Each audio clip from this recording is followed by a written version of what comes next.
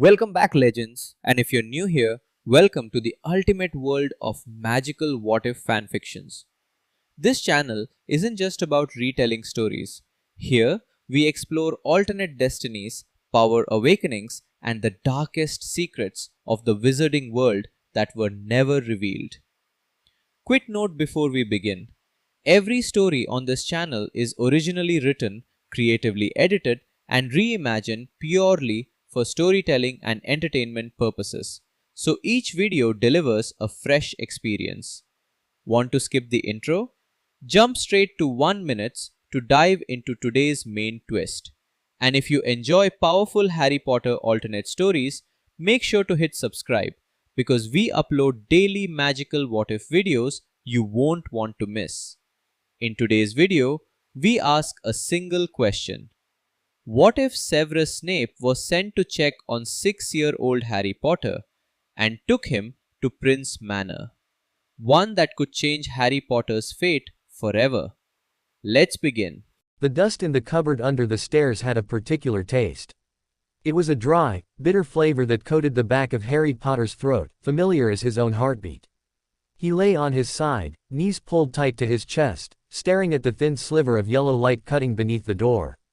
It came from the hallway lamp Petunia Dursley kept on overnight, a concession to Dudley's fear of imaginary monsters. The real monster, Harry thought, wasn't under the bed. It was in the cupboard, small and thin and trapped. A spider picked its way along a trembling thread of web above him. Harry watched its progress, his breath a shallow, silent thing in the dark. He'd learned early that loud breathing could bring Aunt Petunia's sharp rap on the door, her hissed warning about waking decent folk. So he practiced being quiet. He practiced being small. He practiced being nothing at all. The ache in his stomach was a constant companion, a hollow cramp that twisted and growled. Dinner had been half a bowl of cold tin soup, swallowed hurriedly in the kitchen while Aunt Petunia watched with pinched lips, as if he were stealing the very air he breathed. The bruise on his ribs, a parting gift from Dudley's latest game of Harry hunting, throbbed in time with his heartbeat. He closed his eyes, but the dark behind his lids was no different from the dark around him. Sometimes, in this private emptiness, strange things happened.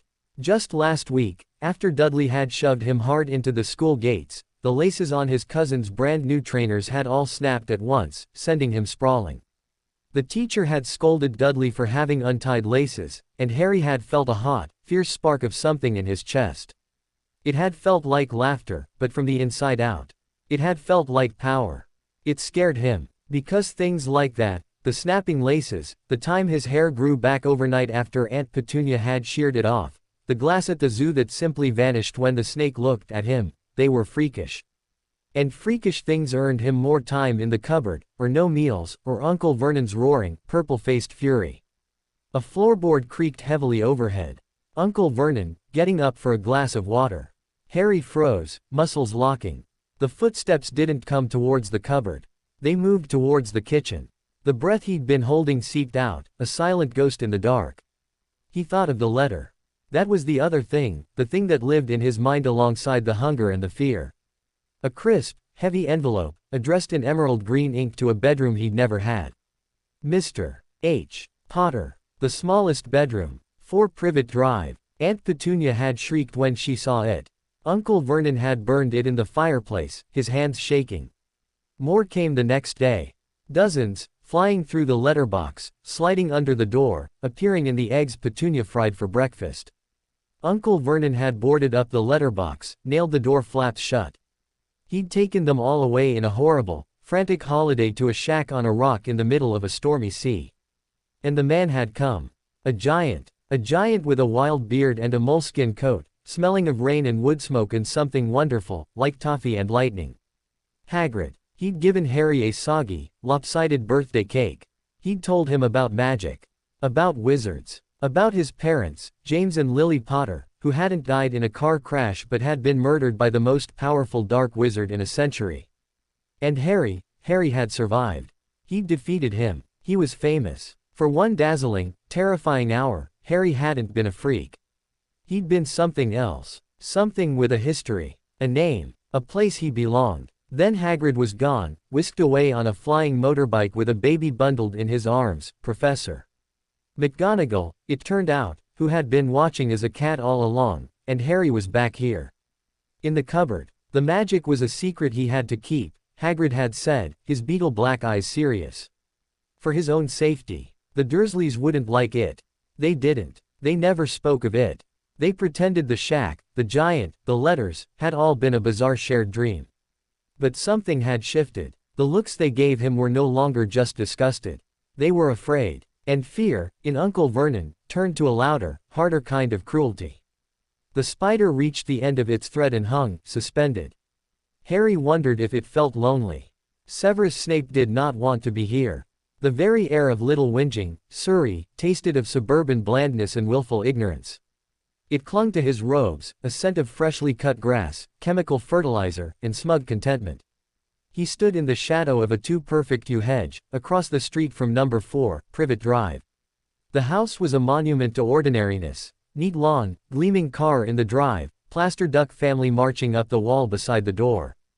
Dumbledore's orders echoed in his mind, a dry, gentle voice laced with unyielding steel. The blood wards require presence, Severus. Lily's sacrifice requires vigilance. He is not just a child, he is the symbol. We must ensure he is prepared. Prepared. As if the Potter spawn could be prepared for anything beyond spoiling and adulation. He would be a miniature James, no doubt. Arrogant, cocksure, lounging in that too-bright house, spoiled rotten by his magic-fearing relatives, already basking in a fame he did not yet comprehend. Snape's lip curled. The very idea of looking upon the child, Lily's child, yes, but his child most of all, filled him with a corrosive brew of obligation and revulsion.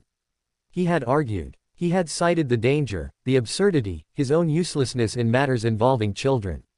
Albus had merely smiled that infuriating, all-knowing smile. Who better than you, Severus, to see what others might miss? So here he was. On a Tuesday evening. Check. His gaze swept over the house, his senses extended not with magic, but with a predator's instinct honed in 2 wars. The windows were dark save for the flickering blue glow of a television in the front room. He could make out 3 figures. A large, lumpy boy sprawled like a beached walrus, a thin, horse-faced woman perched on a sofa edge, a beefy man enthroned in an armchair, his laughter a distant, porcine rumble. No 4th figure. No child in the room. A frown etched itself between his brows. It was past 9 o'clock. Where was the boy? Perhaps sent to bed early. In a house this size, the smallest bedroom would be. His eyes tracked upwards. The upstairs windows were dark. All but one. A larger window, likely the master bedroom, had a small lamp on. Another, smaller window beside it was pitch black. That would be the 2nd bedroom. Dudley's room, he presumed, from the garish rocket ship wallpaper barely visible in the ambient light. His gaze drifted down, to the ground floor, to a barely noticeable, slatted door set into the wall beneath the staircase. A cupboard. Something cold and sharp, utterly unlike his usual simmering bitterness, pricked at his chest. It was an absurd thought. A ridiculous, melodramatic assumption. Petunia Evans, for all her petty jealousies and meanness, was still Lily's sister. She would not. She could not. But Albus had said, check. To see what others might miss. With a fluid, silent motion, Snape melted back into the deeper shadows of the garden behind him. A whispered word, a twist of will, and his body dissolved into a form of smoke and instinct. The bat, small and dark, flitted across the immaculate lawn, unseen. It alighted on the window sill of the front room, clinging to the brick with delicate claws. Through the gap in the curtains, the scene was clear. Vernon Dursley heaved with mirth at the television. Petunia sipped tea, her eyes darting towards her son with vapid adoration. Dudley stared, slack-jawed, at the colorful screen. On the coffee table between them sat a large bowl of sweets. Toffees, chocolates, gleaming wrappers. A smaller, empty bowl sat beside it, licked clean. The cold feeling in Snape's chest grew claws. The bat detached, fluttering along the side of the house. It found a tiny, high-ventilation grate, set into the brick just above the foundation. The smell that wafted out was faint, but unmistakable to his heightened senses. Dust, damp, loneliness, and the faint, sour-sweet smell of a child who has cried himself to sleep. No, it was impossible. It was a storage cupboard. For brooms. For vacuum cleaners. He needed to see. He needed to know. Reforming in the shadowed alley 2 streets over, Severus Snape leaned against the cold brick wall, his breath coming in short, controlled gusts. The logical part of his mind, the spy, the accoutrements, listed facts. Dumbledore had placed the boy here. Dumbledore was wise. Dumbledore was kind. Therefore, the boy was safe. Coddled, perhaps. Pampered even. The cupboard was a coincidence. But another part, a raw, wounded part he kept locked in a deep, dark cell, screamed a different truth. Petunia had seen Lily's magic. She had coveted it, then despised it. She had called Lily a freak. What would she call Lily's magical son? His long fingers twitched at his sides. The oath he had sworn to Dumbledore, to protect the boy, had always been an abstract thing, a geopolitical promise to safeguard a weapon. This was something else. This was a child, in a cupboard. He had to be sure. Drawing his wand from the sleeve of his robes, he pointed it at his own temple. The spell was delicate, treacherous. Modicum memoria. A sliver of his consciousness, his recent memory of the house's exterior, peeled away, shimmering like a silver tear. He deposited it carefully into a small, crystal phial from his pocket. Evidence, should he need to confront Albus. Then, with a resolve that turned his veins to ice, he cast a disillusionment charm over himself. The world wavered, and he became little more than a ripple in the air, a heat haze on a cold night. He strode back to Privet Drive, invisible. The lock on the front door yielded to a silent Alohomora. He slipped inside, into the hallway that smelled of lemon polish and boiled cabbage. The television blared from the front room. He could step in there. He could reveal himself, a nightmare in black, and demand to see the boy. The satisfaction of watching Vernon Dursley's face purple with terror was almost a physical hunger. But that was not the mission. See what others miss. Observe. He stood before the cupboard door. It was so very small. He, a tall man, would have to crouch to enter. From within, there was not a sound. Not a rustle. Not a breath. He reached out. His fingers, pale and long, brushed the cheap wooden slats. He could cast a detection charm. He could use hominum revelio. That would tell him, definitively, if a human child was curled up in the dark behind this door. He did not. Instead, driven by a compulsion he could not name, he knelt. The floor was hard on his knees. He leaned forward, his eye to a gap where 2 slats did not quite meet. The darkness inside was absolute for a moment. Then his vision adjusted. A small, thin mattress. A ragged blanket. A single, dusty toy soldier lying on its side. And curled on the mattress, facing the door, was a boy. Harry Potter. He was dwarfed by a pair of enormous, filthy pajamas. His hair was a wild black nest, even in sleep. His face was pale, smudged with dirt. The infamous lightning bolt scar was a livid, raised line on his forehead. But it was not the scar that held Snape's gaze. It was the face itself. The shape of the jaw, the arch of the eyebrow, it was James Potter, indisputably. A fist of old hatred clenched in Snape's gut. But then the boy stirred in his sleep, a tiny, pained whimper escaping his lips. His mouth turned down, and in the faint light from the hallway, Snape saw it. The curve of the cheek. The set of the eyes, even closed. The long, dark lashes that dusted the pale skin. Lily. The air left Snape's lungs in a soundless rush. The world tilted, the neat hallway with its ugly wallpaper receding into a buzzing distance. All that existed was the gap in the door and the ghost of Lily Evans, sleeping in dust and fear. Her son, in a cupboard. A fury, white-hot and more pure than any he had ever known, ignited in the center of his being. It was not the slow-burning hatred for James Potter. It was not the corrosive bitterness of his own life. This was an inferno of righteous wrath, and it was aimed at the people laughing in the next room, at the old man who had placed this precious, broken thing here, and at himself, forever doubting the depths of Petunia's spite. The spy vanished. The Acclumen's walls shattered. The cold, greasy potions master was burned away in that fire. What remained was a man kneeling in a hallway, staring at a sin so profound it momentarily stripped him of all thought, all strategy. The boy's eyes fluttered open. Green. Brilliant, blazing green. Lily's eyes. They were clouded with sleep, then sharp with instant, animal fear. He had heard something, seen a shift in the light. He didn't scream. He didn't cry out. He just stared at the gap in the door, his small body tensing, ready to absorb a blow, a shout, a punishment. That silence was the worst of it. Slowly, deliberately, Severus Snape stood. The disillusionment charm fell away from him like water. He was a tall, black shape in the narrow hallway, his face a mask of pallid fury in the yellow light. He looked at the cupboard door. He looked at the living room, where the Dursleys' shadows moved against the wall. The plan, the report to Dumbledore, the careful monitoring, was ash. There was only one thing to do. His wand hand rose. Not towards the cupboard, but towards the living room archway. A complex, powerful weaving of magic spilled from his lips, silent and final. A thick, heavy silence fell over the house, punctuated only by the sudden, muffled thump of a body hitting carpet. He turned back to the cupboard. He could not speak. His voice was trapped in the conflagration of his rage and grief. He simply pointed his wand at the lock. Alohomora. The click was deafening in the quiet hall.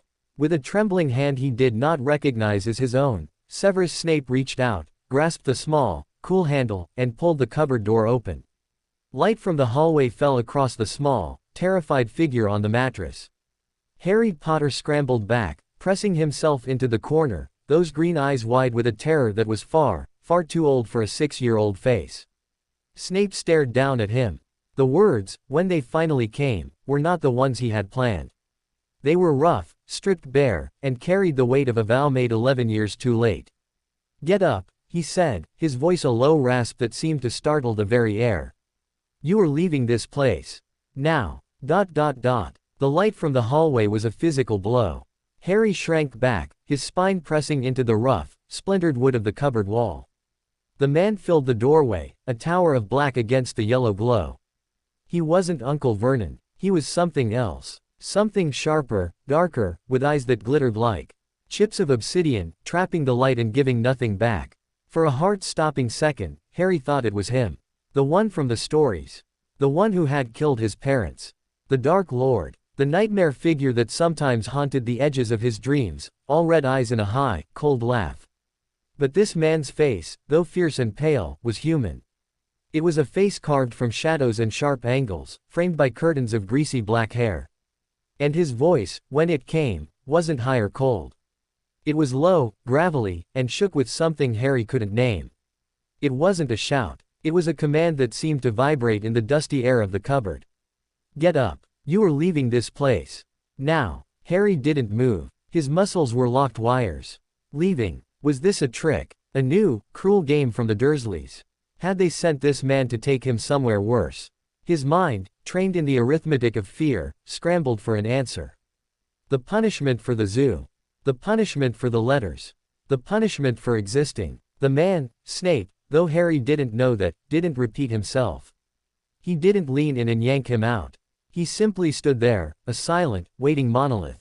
His gaze swept over Harry, a clinical, swift assessment that missed nothing. The two large pajamas, the dirt, the bruise just visible on the sharp line of his jaw, the wild, desperate eyes. That gaze lingered on the scar. For a fraction of a second, something complicated and painful flickered in the dark depths. Then it was gone, shuttered away. From the living room, there was no sound. No blare of the television. No bellow from Uncle Vernon. An unnatural, thick silence pressed against the house. It was wrong. That silence was more frightening than any noise. Who are you? Harry's voice was a dry croak, barely audible. The man's lip thinned. That is irrelevant. You are in danger here. You will come with me. I'm not allowed out of the cupboard, Harry whispered automatically, the rule engraved deeper than bone. Something terrifying happened then. The man's face, already stern, went utterly, dangerously still. The air around him seemed to grow colder. "That," he said, each word precise as a surgical cut, "is about to be the least of your concerns. On your feet. We do not have time for your obstinance." The unfamiliar word, obstinance, hung in the air. It sounded like an accusation. Harry's fear curdled into a spark of defiance. It was a small, frail spark, but it was his. He wasn't being obedient fast enough for this stranger. Just like he was never fast enough, quiet enough, small enough for the Dursleys. "I want Aunt Petunia," he said, the light tasting like dust. He didn't want her. He wanted the devil he knew. Snape let out a short, breathy sound that was nowhere near a laugh. "What you want is of no consequence. What is consequential is that I am currently restraining the impulse to reduce this domicile to kindling with its inhabitants inside. You will leave this cupboard voluntarily, or I will remove you. The choice is yours, but it is fleeting. The words were a puzzle, but the threat underneath was clear. Harry uncurled, slowly. His joints ached from being cramped. He rose to his feet, his head barely reaching the man's chest even standing. He stood on the mattress, making himself as tall as he could, a mouse facing a hawk. Snape stepped back, clearing the doorway. The gesture was impatient, but it gave Harry space. He climbed out, his bare feet cold on the hall laminate. He saw the living room archway. The television was on, a colorful cartoon mouse running silently. Uncle Vernon was slumped in his armchair, head lolled back, mouth open. Aunt Petunia was an angular shape on the sofa, eyes closed. Dudley had slid off his poof onto the carpet, a bag of crisps spilled beside him. They weren't moving. You killed them, Harry breathed, horror drenching him. Do not be absurd, Snape snapped, his voice cutting through the panic. They are stunned. A temporary incapacitation. They will awake with nothing worse than a headache and a gap in their memory. Though the latter is a mercy they do not deserve. He looked down at Harry. You will need shoes. A coat. Where are they? Harry pointed a trembling finger towards a closet under the stairs, a different one, where outdoor things were kept. Snape strode over, yanked it open.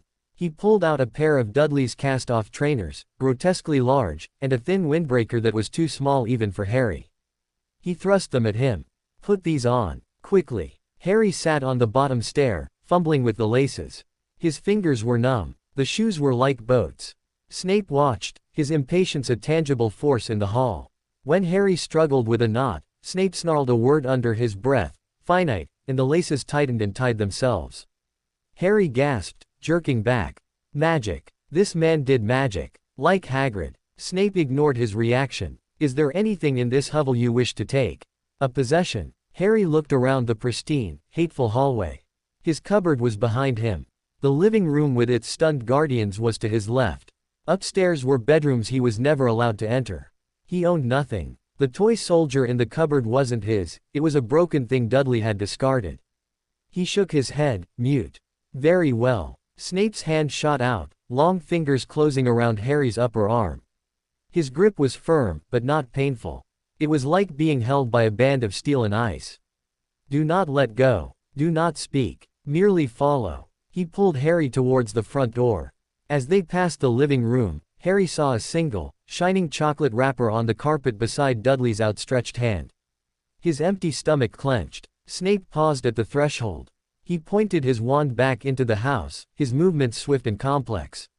Whispered Latin phrases slithered through the air. Harry saw a shimmer pass over the walls, like a heat haze. Obliviation and protective misdirection, Snape muttered, seemingly to himself. They will recall a childless decade. They will feel no urge to report anything. The wards will have to be reconsidered. He opened the front door. The cool night air rushed in, smelling of grass and freedom. It was terrifying. On the front step, Snape stopped. He looked down at Harry, at the ill-fitting clothes, the vast shoes, the face turned up to his, all fear and green confusion. For a moment, the ruthless efficiency faltered. Something almost like uncertainty crossed his features. Can you, he began, then stopped, his jaw tightening. The question was clearly distasteful. Can you hold on? Harry just stared. With a curt nod, as if answering his own question, Snape bent down. It was not a gentle movement. It was pragmatic. He swept Harry up, one arm under his legs, the other supporting his back. Harry was too shocked to struggle. He was being carried. No one had carried him since, ever. Snape's body was lean and hard, nothing like Uncle Vernon's blubber or Dudley's squish. He smelled of strange, sharp things, herbs, ozone, old parchment, and underneath it all, a faint, clean scent of soap. It was nothing like the Dursley smells of frying oil and floral air freshener. Close your eyes if you must, Snape said, his voice a rumble in his chest. Do not scream. He took 3 swift steps off the path onto the dewy lawn. He raised his wand, holding Harry tightly against him. The world dissolved. It wasn't like being squeezed. It was like being ripped apart into a million pieces and fired down a dark, roaring tunnel. Pressure assaulted Harry from all sides. His ears popped. He couldn't breathe. He was a cork in a maelstrom. He buried his face in the black wool of Snape's robes, a silent scream trapped in his throat. It stopped as suddenly as it had begun. Solid ground under Snape's feet. Cool, different air. The roaring ceased, replaced by a profound, ringing silence. Harry dared to open his eyes. They were no longer in Little Whinging. They stood in a narrow, dimly lit alley paved with cobblestones slick with moisture. The buildings on either side leaned inwards, ancient and timbered, their windows dark. The sky above was a strip of velvety black sprinkled with stars. The air held a melange of smells, rotting vegetables, river water, baked bread, and that same undercurrent of ozone that clung to Snape. Diagon Alley, Snape said, setting Harry down on his feet. Harry's legs wobbled, the oversized shoes scraping stone. Or rather, the threshold. We will not be entering tonight. He was breathing slightly heavily, the apparition having taken a toll. He kept a hand on Harry's shoulder, not for guidance, Harry felt, but to steady him, or perhaps to ensure he didn't bolt. What was that? Harry managed to ask, his voice thin. Apparition. Instantaneous travel. A skill you will not attempt for another decade, if you possess the sense you were born with. Snape was already moving, pulling Harry down the alley. At the end was a blank, grimy wall. Snape drew his wand and tapped a specific sequence of bricks. The wall rippled. Then, with a soft grinding sound, the bricks began to rotate, folding in on themselves, rearranging to form a graceful archway. Beyond it, Harry caught a glimpse of a twisting, cobbled street lit by flaming torches, shop fronts with bizarre displaced cauldrons, telescopes, a stuffed troll, but it was all closed and silent, a tableau of wonderful, sleeping magic. Snape did not lead him through. Instead, he turned to the left, just before the archway, to a door so dark and narrow Harry hadn't even seen it. It was made of aged oak, blackened with time, with a heavy iron knocker in the shape of a serpent. Above it, a faded, peeling sign depicted a cracked cauldron. The Leaky Cauldron, Snape said. A public house. We are not staying. He pushed the door open. Warmth, noise, and a thick, greasy smell of cooking and beer washed over them. The room was low-ceilinged, crowded with rough wooden tables. A handful of late-night patrons huddled in corners, witches with tall hats, wizards in patched robes, all talking in low murmurs that died as Snape entered. Every eye in the place turned to them. The silence that fell was brittle.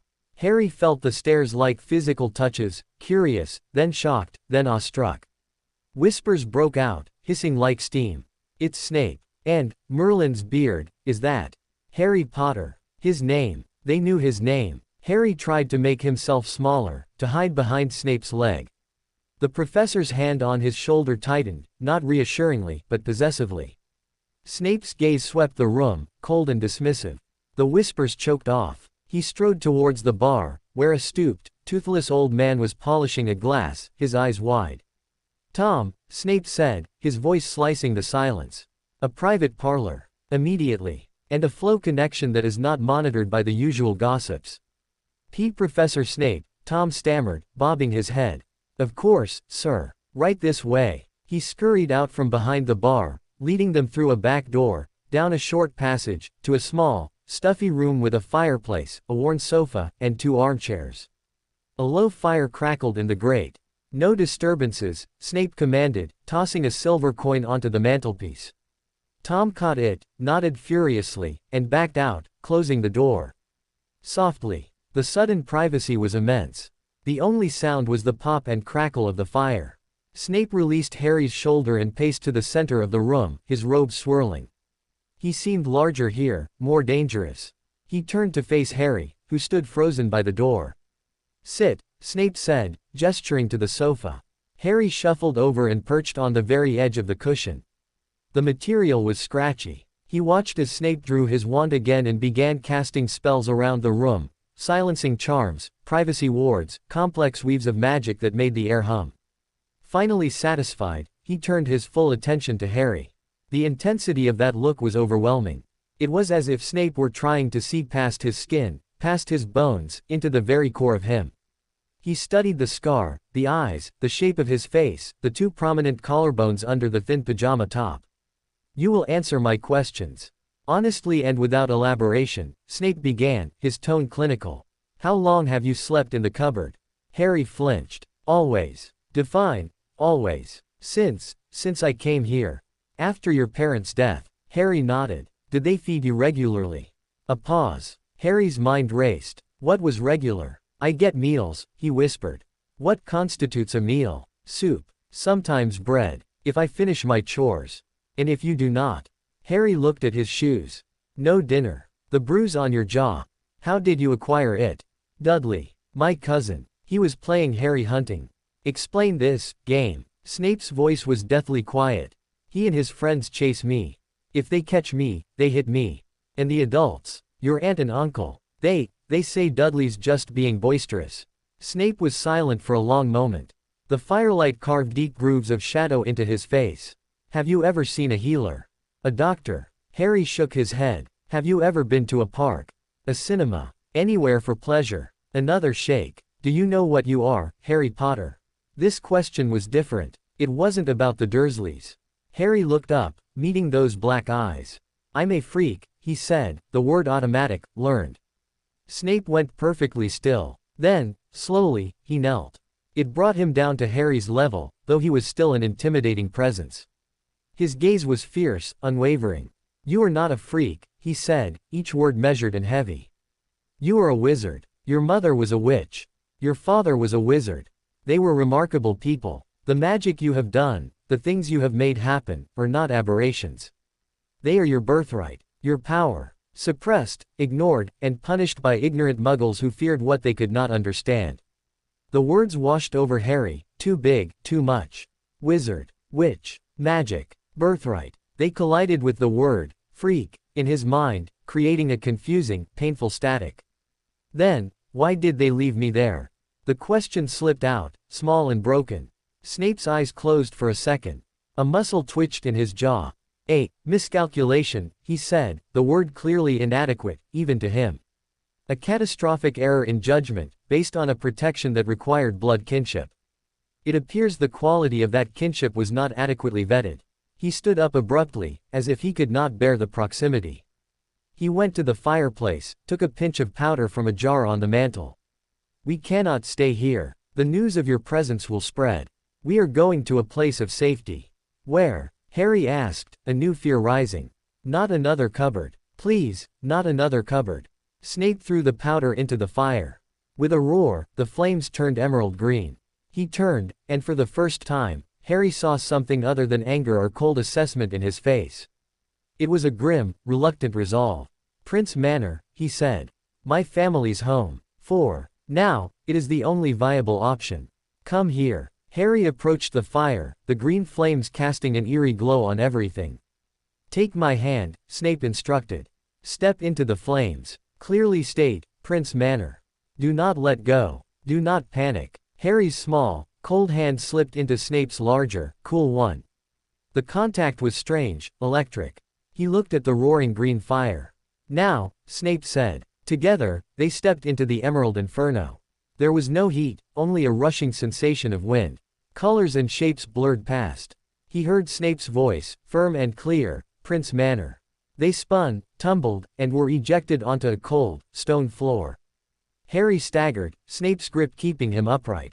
They were in a vast, dark entrance hall. The air was cold and still, smelling of stone, potpourri, and great age.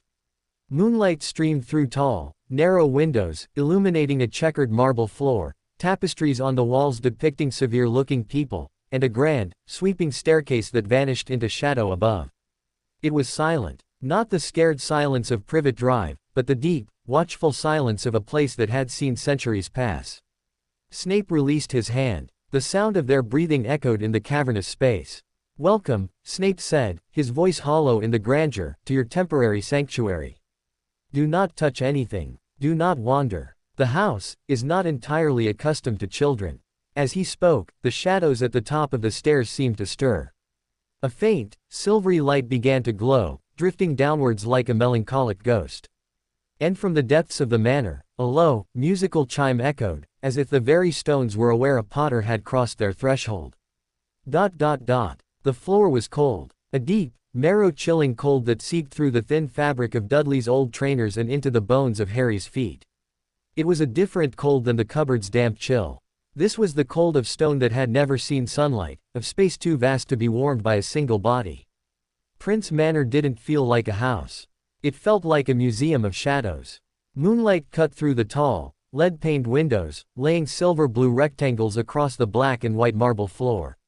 The ceiling was lost in darkness, too high for the pale light to reach. Tapestries lined the walls, their colors muted to grays and blues in the gloom, depicting scenes that seemed to move sluggishly when Harry wasn't looking directly at them. A forest with shifting trees, a lake with lapping waves, a wizard pointing a wand at a starless sky. And the portraits. Dozens of them, in heavy, gilded frames. They were all empty. Not covered in dust sheets, not turned to the wall.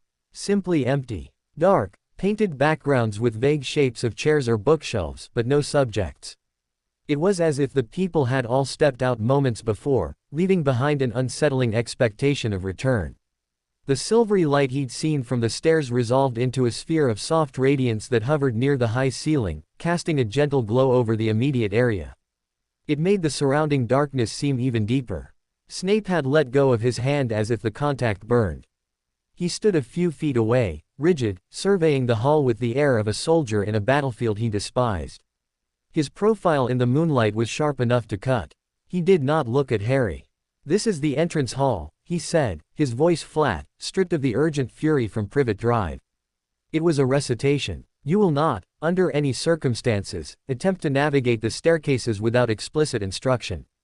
They have a tendency to reconfigure." Harry swallowed, the sound loud in the silence.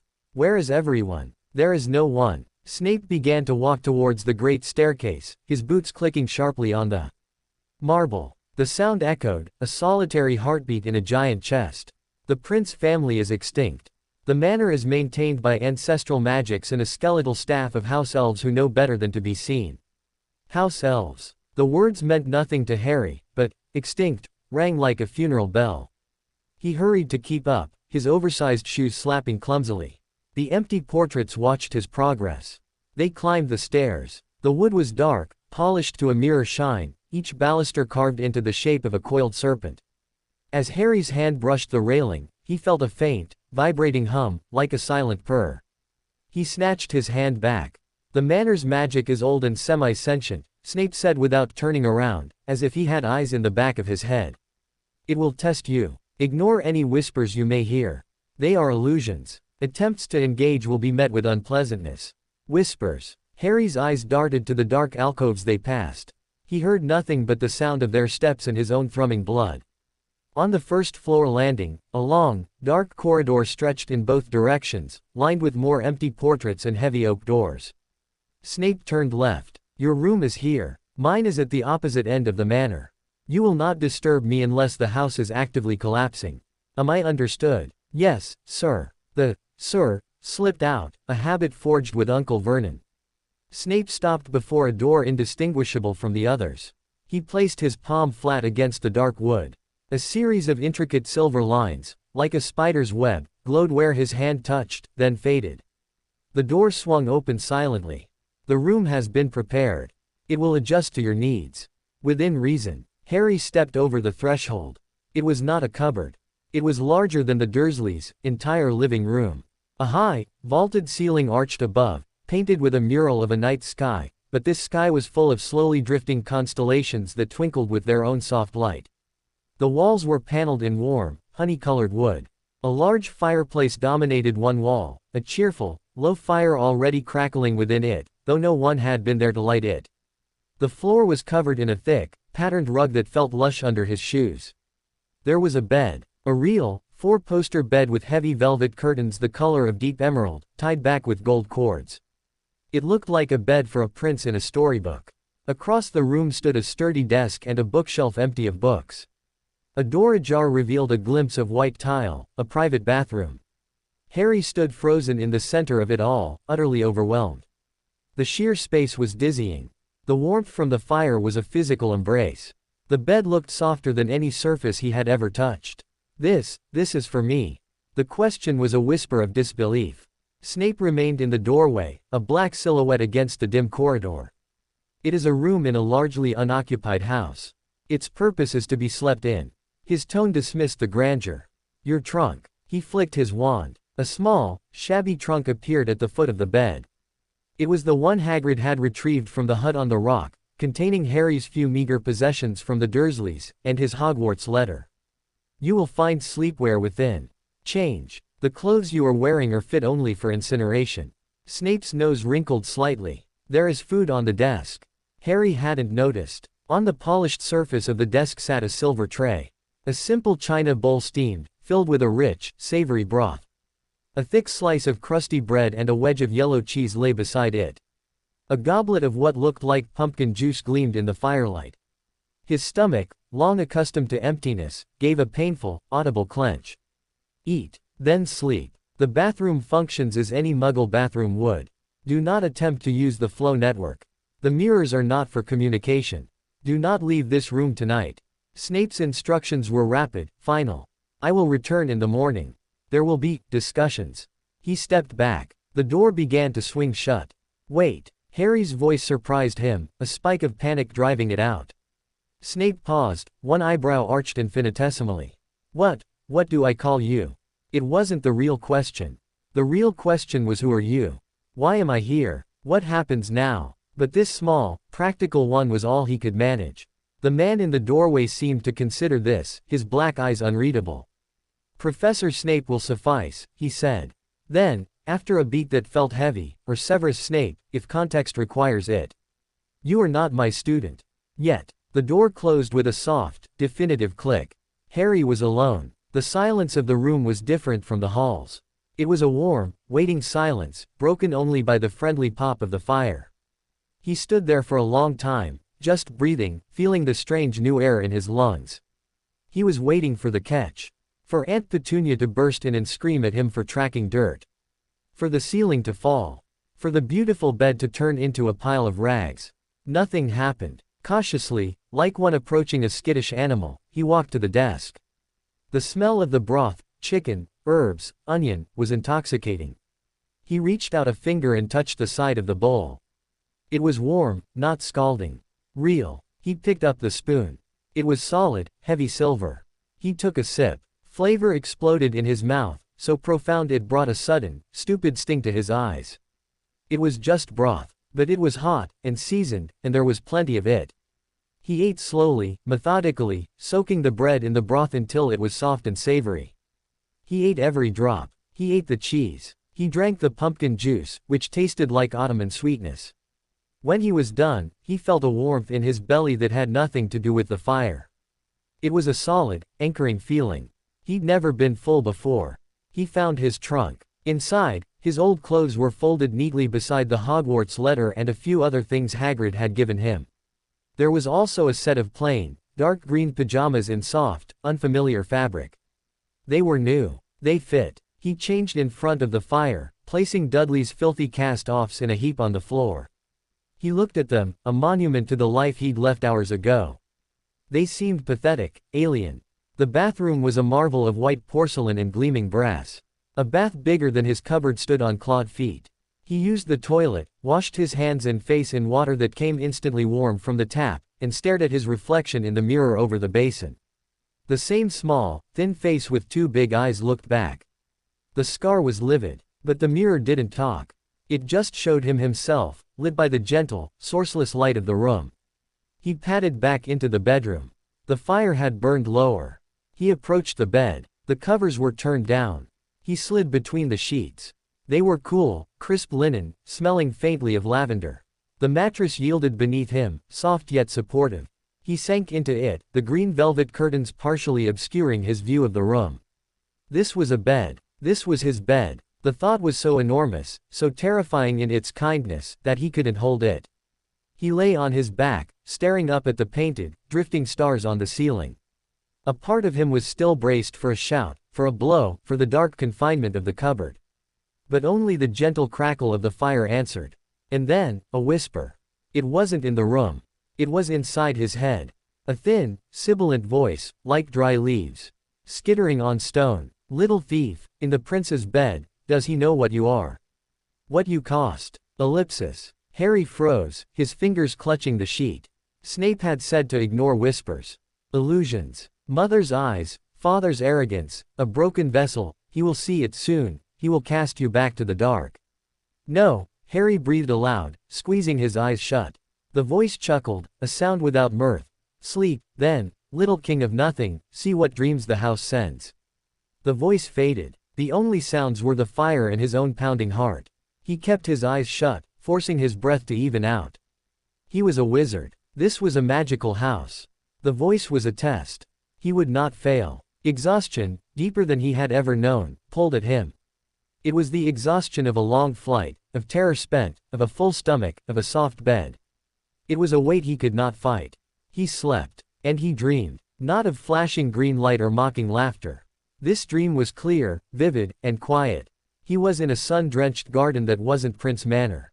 The air was warm, buzzing with bees. A woman with long, fiery red hair laughed, throwing her head back. She was beautiful, and her laughter was a sound that made his chest ache with a joy he didn't understand. She was chasing a black-haired man who ran backwards, grinning, a pair of round glasses slightly askew on his nose. They were young, so young. Lily, be careful. The man called, his voice full of love. James, you're it. The woman cried, and her green eyes sparkled. They were a blur of movement and light. And Harry knew, with absolute certainty, that he was watching from the patio doors. He was small. He was safe. He was theirs. The scene dissolved, melting like sugar in rain. The colors ran, the laughter faded into echoes. Now he was in a darker place. A stone floor. Cold. A different man knelt before him, but this man was younger, his face less lined with bitterness, his black hair not yet lank. His eyes were full of a desperate, aching sorrow. I'm sorry, Lily, I'm so sorry, the man whispered, and a single tear tracked through the grime on his cheek. He reached out a hand. In the dream, baby Harry reached back. But before their fingers could touch, the image shattered. Harry jolted awake in the dark. The fire had died to embers. The stars on the ceiling still drifted. The room was profoundly silent. The echoes of the dream, the joy, the sorrow, clung to him like cobwebs. He didn't understand any of it. The first part felt like a memory that couldn't possibly be his. The second part was just confusing.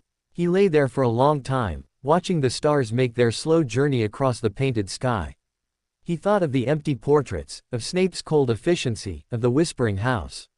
He thought of the warm broth and the soft bed. He was a wizard. He was in a magical manor. He was alone with a man who seemed to hate the very air around him, but who had pulled him from a cupboard. The last thought he had before sleep claimed him again was not of fear, but of a strange, fragile curiosity. What would the morning bring? Sunlight did not so much enter the room as it conquered it. Great, dusty gold beams sliced through the high windows, cutting across the rug and setting the drifting motes of dust in the air aflame. Harry woke slowly, swimming up from the deep, dreamless well of a sleep untroubled by shouts or hunger. For one blissful, disoriented moment, he didn't know where he was. The feeling was not fear, but a profound, soft confusion. Then he saw the emerald velvet of the bed curtains, the carved wooden posts, the painted stars on the ceiling, now faded to gentle pastels in the daylight. Memory returned, not with a crash, but with a steady, undeniable tide. The cupboard, the man, the green fire, the silent, vast manor.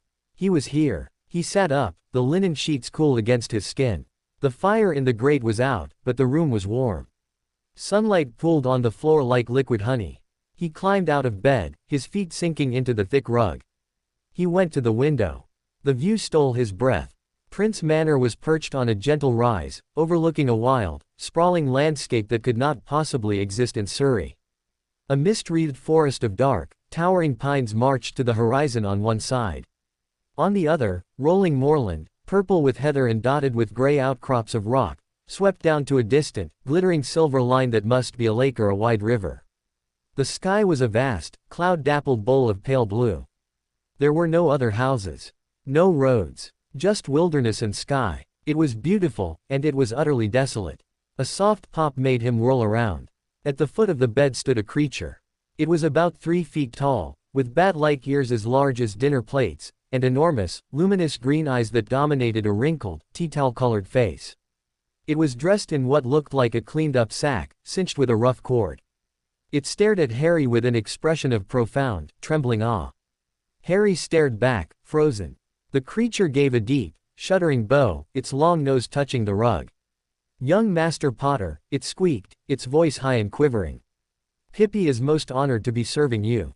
Professor Snape is awaiting you in the morning room. Pippi is to show you the way, if it pleases the young master." Harry could only nod, words stuck in his throat. A house elf. This was a house elf. Pippi straightened, wringing its long-fingered hands. "Does the young master require a bath? Or clothes?" Pippi has taken the liberty. It gestured a spindly arm. On the now-made bed lay a set of clothes. Not Dudley's cast-offs. New clothes. Dark gray trousers of a soft, sturdy material, a plain green sweater, fresh socks, and a pair of leather shoes that looked like they might actually fit. Thank you," Harry managed. Pippi looked as if it might faint from happiness. "Pippi lives to serve. The bath is ready. Pippi will wait." The bathroom was, indeed, ready. Steam rose invitingly from the deep tub, which was now filled with water that smelled faintly of pine and something crisp and clean. A fluffy towel hung on a warmed rail. Harry bathed quickly, scrubbing away the last ingrained grime of Privet Drive. The new clothes fit perfectly. The shoes were snug and solid. Dressed, he felt like a different person. Or perhaps like a person for the first time. Pippi, who had been standing rigidly with its eyes shut outside the bathroom door, peeked. "Oh, very smart. This way, young master. Mind the third step on the grand staircase. It squeaks with purpose today." Following the elf out of his room and into the corridor, Harry saw the manor in daylight. It was no less imposing. The empty portraits seemed even more forlorn in the sun, their lack of inhabitants a palpable absence. The sunlight revealed the rich colors in the tapestries. Now he could see the green of the forest, the blue of the lake, the silver thread in a wizard's robe. It also revealed the dust on the upper moldings, the slight wear on the runner in the hall. This was a place kept functional, not loved. The morning room was on the ground floor, a sun-filled chamber with windows overlooking the wild garden. It was less formal than the entrance hall. Bookshelves lined one wall, stuffed with aged volumes. A round table of polished oak was set for one. And standing before the fireplace, staring into the cold grate as if it held the secrets of the universe, was Severus Snape. He was dressed as he had been the night before, in solid black, though his robes seemed less travel-stained. He turned as Harry entered, his dark eyes sweeping over him with that same clinical assessment. Harry instinctively braced for criticism. "The clothes are adequate," Snape said, which from him sounded like high praise. "Sit. You will eat breakfast." Pippi scurried to the table, pulling out a chair. Harry sat. A plate appeared before him, laden with eggs, bacon, sausages, grilled tomatoes, and toast. A pot of tea steamed beside a cup and saucer. It was more food than he had ever seen on a single plate. He looked from the feast to Snape, who had not moved from the fireplace. "Aren't you eating, sir?" "I have already consumed sustenance," Snape replied, his tone dismissing the subject. "You will eat everything. Your physical development is stunted. It requires correction." It wasn't a kind sentiment, but it was a practical one. Harry didn't need encouragement. He ate. The food was incredible, the eggs fluffy, the bacon crisp, the sausages herby and rich. He tried to be neat, but the sheer volume of flavor was overwhelming. He caught Snape watching him once, a flicker of something unreadable in his gaze before he turned back to the empty fireplace. When Harry finally put his fork down, feeling pleasantly, impossibly full, Snape spoke again. "We will establish rules. They are non-negotiable." He finally turned, folding his arms across his chest. "You will remain within the defined boundaries of the manor house and the immediate garden. The forest, the moor, the cliffs, and the old greenhouses are prohibited. The library is accessible, but the restricted section, marked with a silver rope, is not. You will not attempt any magic, intentional or otherwise. The manor's magic is reactive and poorly suited to untrained outbursts." He began to pace slowly, his voice falling into the cadence of a lecturer. "Your education has been criminally neglected. This, too, requires correction. You will begin with basic literacy and numeracy at a level appropriate for your age, not the substandard one you currently exhibit. I will procure suitable materials. In the afternoons, you will study introductory wizarding history and customs. You are a figure of notoriety in our world. Your ignorance is a vulnerability." Harry listened, the warmth of the food settling into a cold knot of anxiety. Study. Lessons. Rules. It sounded like a different kind of prison. What about playing? The question was out before he could stop it. Snape stopped pacing. He looked at Harry as if he had spoken in Murmish. Play. Dudley had toys. And a playset. He didn't know why he said it. He didn't want Dudley's things. He just wanted to know what he was allowed to want. You are not your cousin, Snape said, his voice low. Your time cannot be squandered on trivialities. There are forces in the world, Potter, that do not play. Your survival depends on understanding them.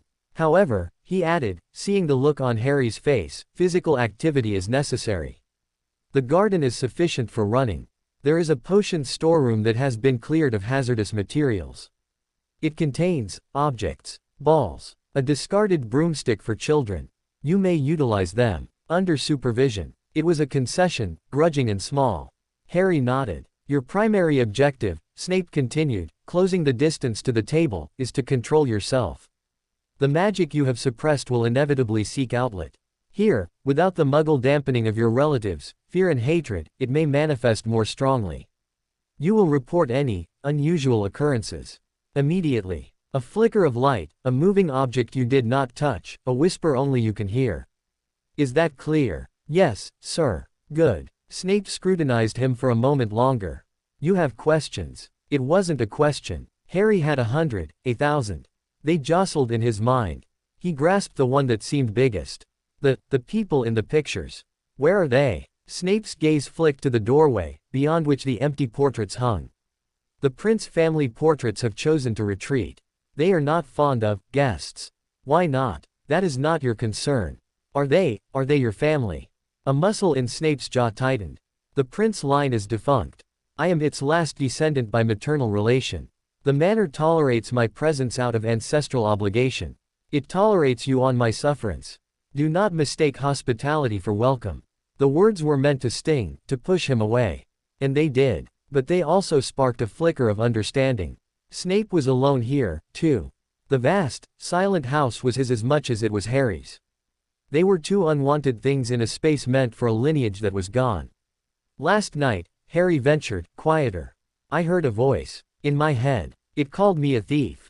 All the cold severity snapped into focused intensity. Snape was suddenly alert, a predator sensing prey.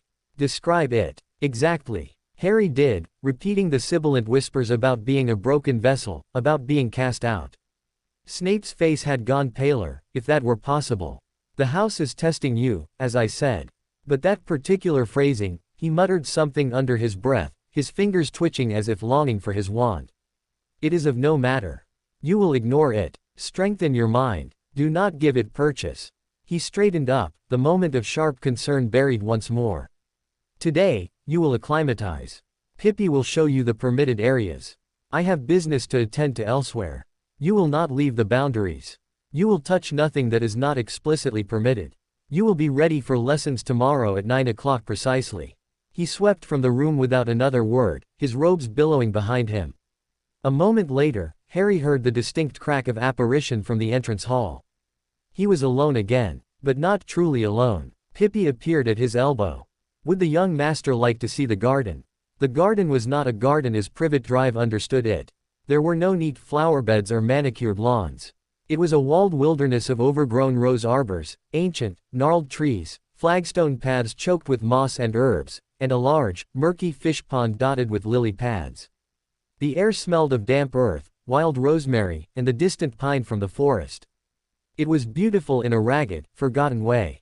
Harry walked the paths, Pippi trailing a respectful few steps behind. He saw a stone bench shaped like a griffin, its wings mossy. A sundial whose inscription was worn smooth. A small, weathered statue of a woman with a cracked face, holding an empty bowl. Who is that? Harry asked. The Lady Eileen Prince, young master, Pippi whispered, as if afraid to wake her. Professor Snape's mother. A great witch, she was. A bit sad, Pippi thinks. Harry looked at the sad stone face. Snape's mother. He tried to imagine the stern, black-clad professor as a little boy, playing in this wild garden. The image wouldn't come. Pippi showed him the cleared-out storeroom. It was a small, sunlit room off the kitchen corridors.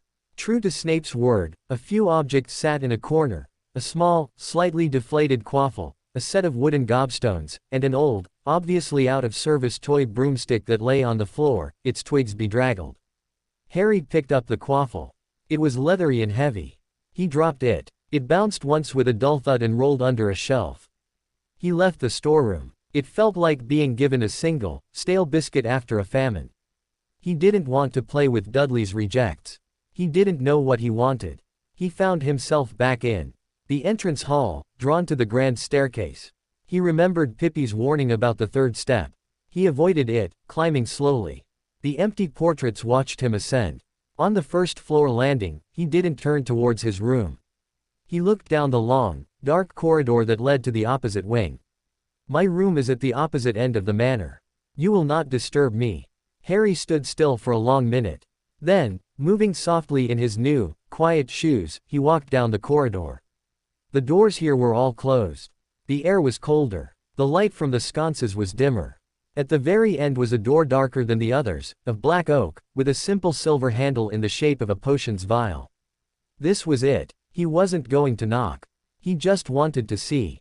To know where the other occupant of this silent kingdom resided. As he stood there, he heard a sound from within. A low, rhythmic scratch of a quill on parchment. Then it stopped. A drawer opened and closed. A sigh, so heavy it seemed to carry the weight of the whole manor's silence. Harry held his breath. Then, a voice, not a whisper from the house, but Snape's own, speaking aloud to the empty room, so low Harry almost missed it. A child, Albus. A child. In a cupboard. And you left him there. What other lies have you woven into this tapestry? There was a long pause. Harry's heart hammered against his ribs. No, Snape's voice came again, firmer, laced with a bitter resolve. The vow was to protect him. Not to deliver him to another gilded cage of your making.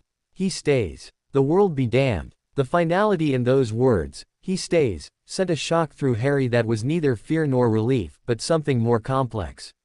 A sense of being claimed, not with love, but with a fierce, unwilling ownership. The scratching of the quill resumed. Harry crept back down the corridor, his mind whirling. He returned to his own room and closed the door. The afternoon sun slanted across the floor. He had the run of a magical manor, food, clothes, safety. And a guardian who argued with the walls and had stolen him in the night. He went to the window again, pressing his forehead against the cool glass. The endless wilderness stretched before him. He was free of the cupboard. But he was now a prisoner of this vast, beautiful, whispering place, and the complicated, angry man who ruled it. A single, treacherous thought formed, clear and bright as the distant lake. He stays. Maybe, for now, that was enough. The clock in the entrance hall had a sound like a heartbeat. A deep, solemn talk, that echoed through the stone corridors, measuring out the silence. Harry heard it from his room as he dressed, a constant reminder that time here was a tangible thing, watched and counted.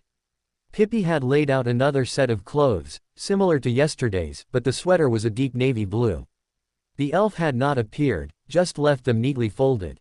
The manor's service was silent, efficient, and mostly invisible. It made the place feel even more like a museum that happened to have a live-in caretaker and a temporary exhibit, Harry Potter.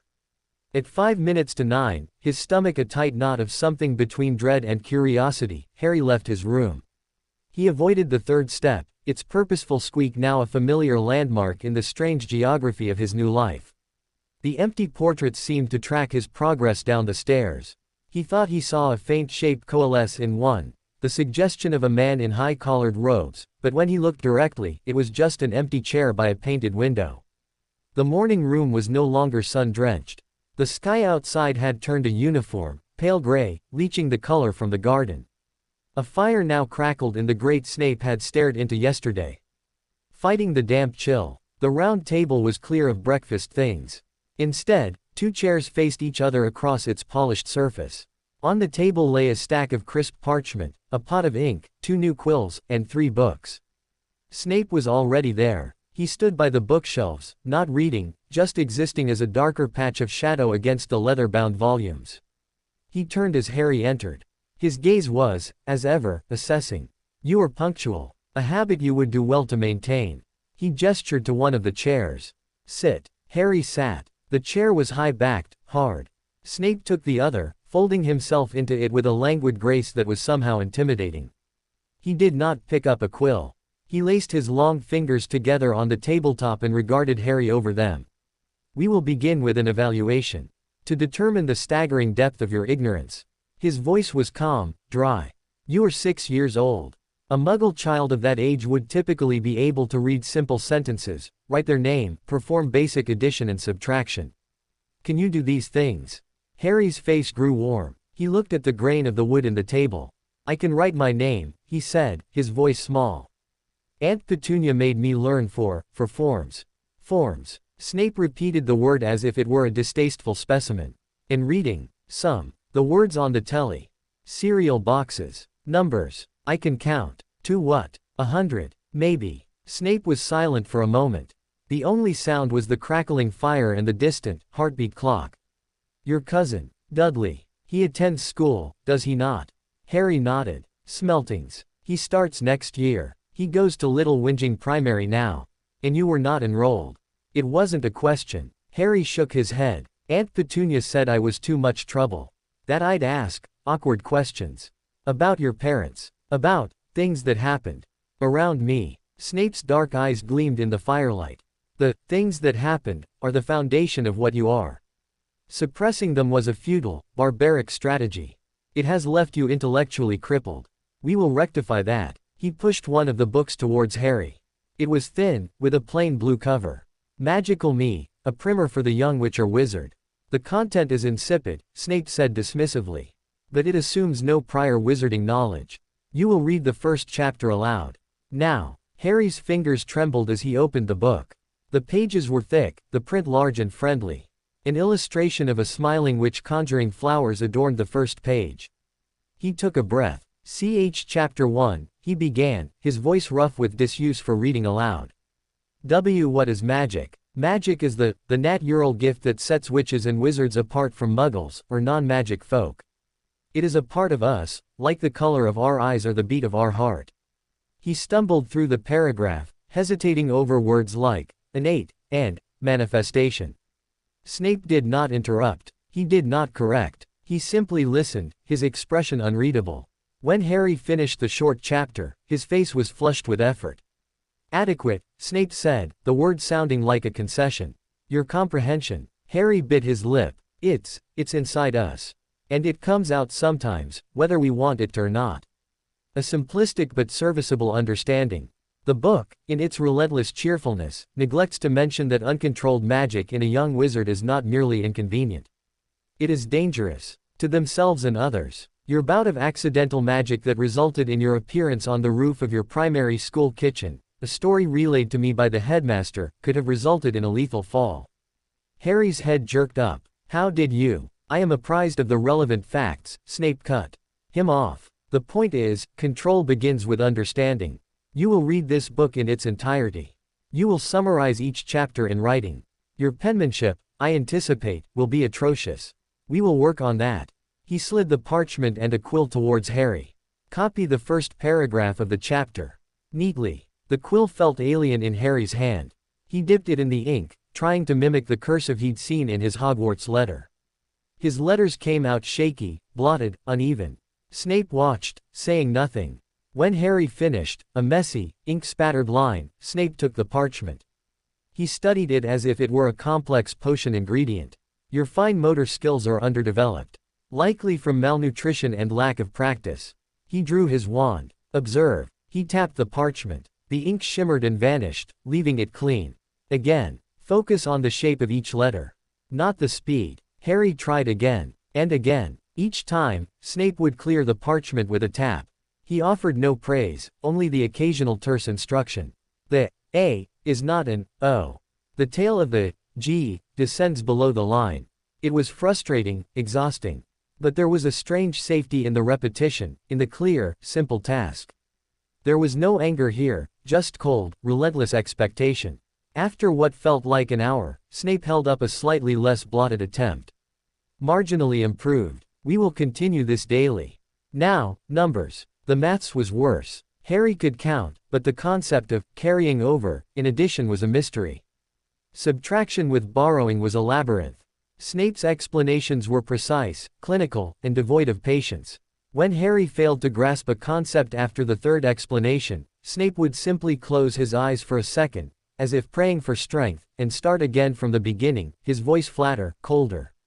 The gray morning wore on. Harry's head began to ache from the concentration. His hand cramped around the quill. The fire spat and crackled. Finally, Snape set down his own quill. He had been making notes in a tight, spidery script on a separate parchment. Enough. Your mind is fatigued. Further drilling would be counterproductive. Harry slumped slightly in his chair, a wave of relief making him feel dizzy. Do not mistake this for an end to your labors, Snape said, standing. This afternoon, we will address wizarding history. For now, you may have 1 hour of recreation. He said the word as if it were a mild obscenity. The garden, the storeroom, do not venture beyond the walls. He swept out, leaving Harry alone with the scattered parchment and the smoldering fire. The garden was damp with a fine, misting rain. Harry didn't care. He ran. Not from anything, not towards anything. Just to feel his legs move, to feel the cold air in his lungs, to break the oppressive focus of the morning. He raced along the mossy paths, past the sad statue of Eileen Prince, around the murky pond. He was a small, dark speck in the vast, gray tapestry of the moorland view. When he was breathless, he went to the storeroom. He looked at the deflated quaffle, the gobstones, the pathetic broom. He picked up the broom. It was just a stick with some twigs tied clumsily to one end. He held it, feeling foolish. Hesitantly, he swung a leg over it, sitting on the handle. Nothing happened. Of course nothing happened. It was a broken toy. A memory flashed, Hagrid saying, "You're a wizard, Harry." Wizards flew on broomsticks. He focused, the way he sometimes focused when he really wanted something to happen, like when he'd wanted the glass at the zoo to vanish. He thought, up. The broom shuddered under him. Just a tremor. Then, with a lurch that nearly threw him, it rose 6 inches off the stone floor and hung there, vibrating.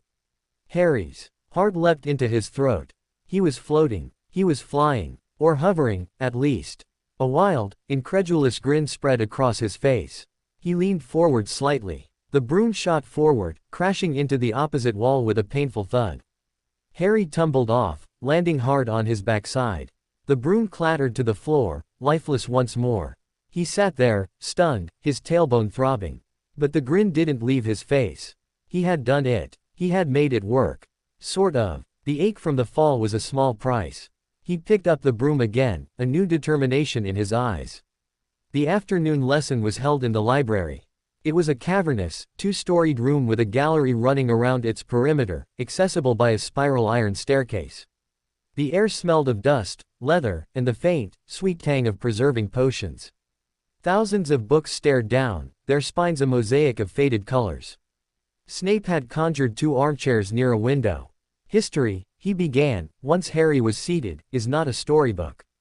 It is a record of power, conflict, and consequence. You are a part of that history. Your ignorance is not merely a personal lack. It is a vulnerability that others will exploit. He didn't open a book. He simply began to speak, his voice low and measured, painting pictures in the dusty air. You know you were left with your aunt and uncle because your parents were murdered. The man who killed them was called Tom Riddle, though the world knew him as Lord Voldemort. Harry flinched at the name, but Snape did not pause. He was a wizard of prodigious, if twisted, talent. He believed in the supremacy of so-called pure blood wizards, those from exclusively magical families, and sought to purge the wizarding world of those he deemed unworthy, muggle-borns, like your mother, and those who defended them. The words were cold, factual. But Harry heard the slight catch-on, like your mother. He gathered followers. They were called Death Eaters. They used terror, dark magic, and murder to spread his ideology. For over a decade, they waged a shadow war. Many died. Many disappeared. The wizarding world lived in fear. Snape's black eyes were fixed on the rain-streaked window, but he wasn't seeing the garden. Your parents were members of the Order of the Phoenix, a secret society founded by Albus Dumbledore to resist Voldemort. They were talented. They were brave. They were, ultimately, betrayed. Betrayed. The word was a whisper. Their secret hiding place was revealed. Voldemort came for them. He killed your father first. He gave your mother the chance to stand aside. She refused. She died protecting you. Snape's voice was like stone now, each word carved and heavy. And then he turned his wand on you. The killing curse. The spell that has no counter curse, no block, that has ended countless lives. It struck you. And it rebounded. It ripped Voldemort from his body, destroying him. It left you with that. He gestured briefly to Harry's scar. You became the boy who lived. A symbol of hope. The vanquisher of the Dark Lord. Harry listened, his insides frozen. He had known bits of this. Hagrid had told him. But hearing it laid out like this, so stark and brutal, stripped of fairy tale gloss, was different. He saw flashes, a green light, a woman's scream, a laugh, but they were fragments, feeling without image. Why? He asked, his throat tight. Why did it bounce off me? Snape finally looked at him. That is the great mystery. Dumbledore believes it was your mother's sacrifice. Love. A magic Voldemort could not comprehend and thus could not overcome. He said the word, love, as if it were a problematic, unstable potion ingredient. It is a plausible theory. It has the benefit of sentiment. What is undeniable is that it happened. You survived. He was reduced to less than a ghost, a fragment clinging to existence. His Death Eaters were rounded up, imprisoned, or they fled into hiding. He leaned forward, his gaze intense. But hear this, Potter. Symbols do not stay vanquished. Shadows regrow. There are those who wait for his return. And there are those who, even in his absence, hold to his ideals. You are a living reminder of his failure. To some, you are a beacon. To others, a target. Your famous name is both a shield and a magnet for danger. This is the world you have been kept ignorant of. This is the reality you must now comprehend. The weight of it settled on Harry's small shoulders, an invisible cloak 1,000 times heavier than the one in his trunk. He wasn't just a boy who'd lived in a cupboard. He was a piece in a war he didn't remember. The man, in the shack, with the turban, he was there to steal something. The thing Voldemort wanted. Harry said the name this time, forcing it out. It felt cold on his tongue. Snape's eyes narrowed in approval, or perhaps surprise. Professor Quirrell. Yes. He was possessed by what remained of the Dark Lord. Seeking the Philosopher's Stone, which could have returned him to a body. You stopped him. Another feat of unlikely survival. I didn't do anything, Harry said, frustration bubbling up. I just touched him. It burned him. Because of my mother. It appears so. Snape studied him. Your life, Potter, is a series of improbable defenses you did not cast and victories you did not earn. That does not make them less real. It makes your need for actual knowledge, actual skill, all the more urgent. You cannot rely on a ghost's protection forever. The rain pattered against the window. The library seemed to hold its breath. What do I do? Harry asked, the question sounding terribly small. You learn, Snape said simply. You become more than a symbol. You become a wizard. Not a powerful one. Power is rarely the point, but a competent one. One who can see danger coming. One who can think. One who can survive. He stood. That is enough history for today. Reflect on what I have said. Dinner is at 7. Do not be late. He left Harry in the vast, silent library with the ghosts of a war and the weight of a prophecy he didn't even know existed. Harry didn't move for a long time. He thought of his mother, standing between him and a killing curse. He thought of his father, trying to fight. He thought of a Dark Lord who wanted to purge people like his mother from the world. The words, pure blood, and, Muggle-born, swirled in his head, new and hateful. He finally stood, his legs stiff. He wandered between the towering bookshelves, trailing his fingers over the spines. His thoughts were a storm. Target, symbol, survivor. He stopped. On a lower shelf, tucked away, was a book that didn't look like the others. Its leather was newer, less cracked. The spine read, in gold lettering that was slightly tarnished, The Potions Master's Log, Volume 7. It was out of place. Not in the restricted section, just, here. As if someone had been reading it and forgotten to put it away. Snape. Harry shouldn't. He knew he shouldn't. But the compulsion was too strong. He glanced towards the door. No one. He pulled the heavy book from the shelf and opened it. It was not a printed book. It was handwritten in that same tight, spidery script Snape had used for his notes. Potion recipes, diagrams, observations. Dates from the late 1970s. Harry's eyes skimmed over complex instructions for drafts of Living Death and Wolfsbane prototypes. Then, near the middle, an entry caught his eye. The date was just a few days after Halloween, 1981. The Dark Lord is gone. The Potters are dead. The child lives. Dumbledore insists on the blood protection, on placing him with her sister. I have argued. The woman is a petty, jealous creature. She will not love Lily's son. She will hate him. My arguments are dismissed. The great man's wisdom is infallible. He sees patterns in the stars, while I see the dirt on the ground. I have made a vow. To protect the boy. A life debt turned into a chain. I will watch. I will wait. But I cannot shake the feeling that this is the first stitch in a shroud. The entry ended there. Harry's blood roared in his ears.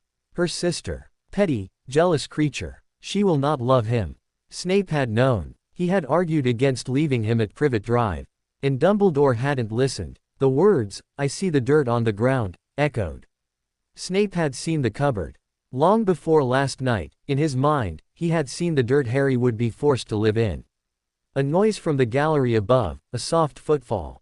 Harry slammed the book shut, shoved it back onto the shelf, and darted away, his heart hammering. He hurried out of the library, down the corridor, not stopping until he was back in the relative safety of his bedroom. He stood by the window, breathing hard. The rain had stopped. A weak, grayish light was breaking through the clouds. He thought of Snape's voice in the study, talking to the walls. He stays. The world be damned. He thought of the cold, clinical lessons, the relentless expectations. He thought of the log entry, the bitter prediction that had come true. The man was a mystery. A harsh, unwilling guardian who had stolen him from hell, who was trying to arm him with knowledge instead of lies, who had seen the dirt coming and been powerless to stop it. That night, after a silent dinner eaten alone at the great table in the dining hall under the gaze of more empty portraits, Harry lay in his enormous bed. The painted stars drifted. The voice did not whisper. Instead, a new sound seeped into the silence of Prince Manor. From deep within the walls, a low, rhythmic thrumming began, like a giant, sleeping heart had decided to beat. It was faint, but it was there. A vibration in the very stones. The house was reacting. Not to a thief in its midst, but to the storm of understanding, of fear, of fragile, burgeoning trust now awakening in the small boy in the green room. The magic of Prince Manor, old and semi-sentient, was stirring. And it was turning its attention, for the first time in decades, towards its unexpected, green-eyed guest. The thrumming didn't stop. It wove itself into the fabric of the night, a deep, sub-audible vibration that Harry felt more than heard. It was in the floorboards under his bed, in the headboard against his back, in the very air he breathed. It wasn't threatening. It was attentive. Like the house had opened one great, stone eye and was watching him in the dark. He lay still, the words from Snape's journal scrolling behind his own eyes. Petty, jealous creature, I see the dirt on the ground, the first stitch in a shroud. He saw Snape's younger hand writing those angry, hopeless words. He'd known, and no one had listened. The man who had pulled him from the cupboard was the same one who had predicted it. The contradiction was a knot Harry couldn't untie. Snape was harsh, cold, and seemed to find Harry's very existence an inconvenience. But he had argued for him. He had stolen him. He was, in his own bleak way, trying to prepare him. The thrumming pulsed, a slow, steady rhythm. Thrum, thrum, thrum, it was soothing, in a primal way. Like the heartbeat of something ancient. Harry's eyelids grew heavy. The painted stars above swirled lazily. He fell asleep to the sound of the house breathing. Morning came with a change.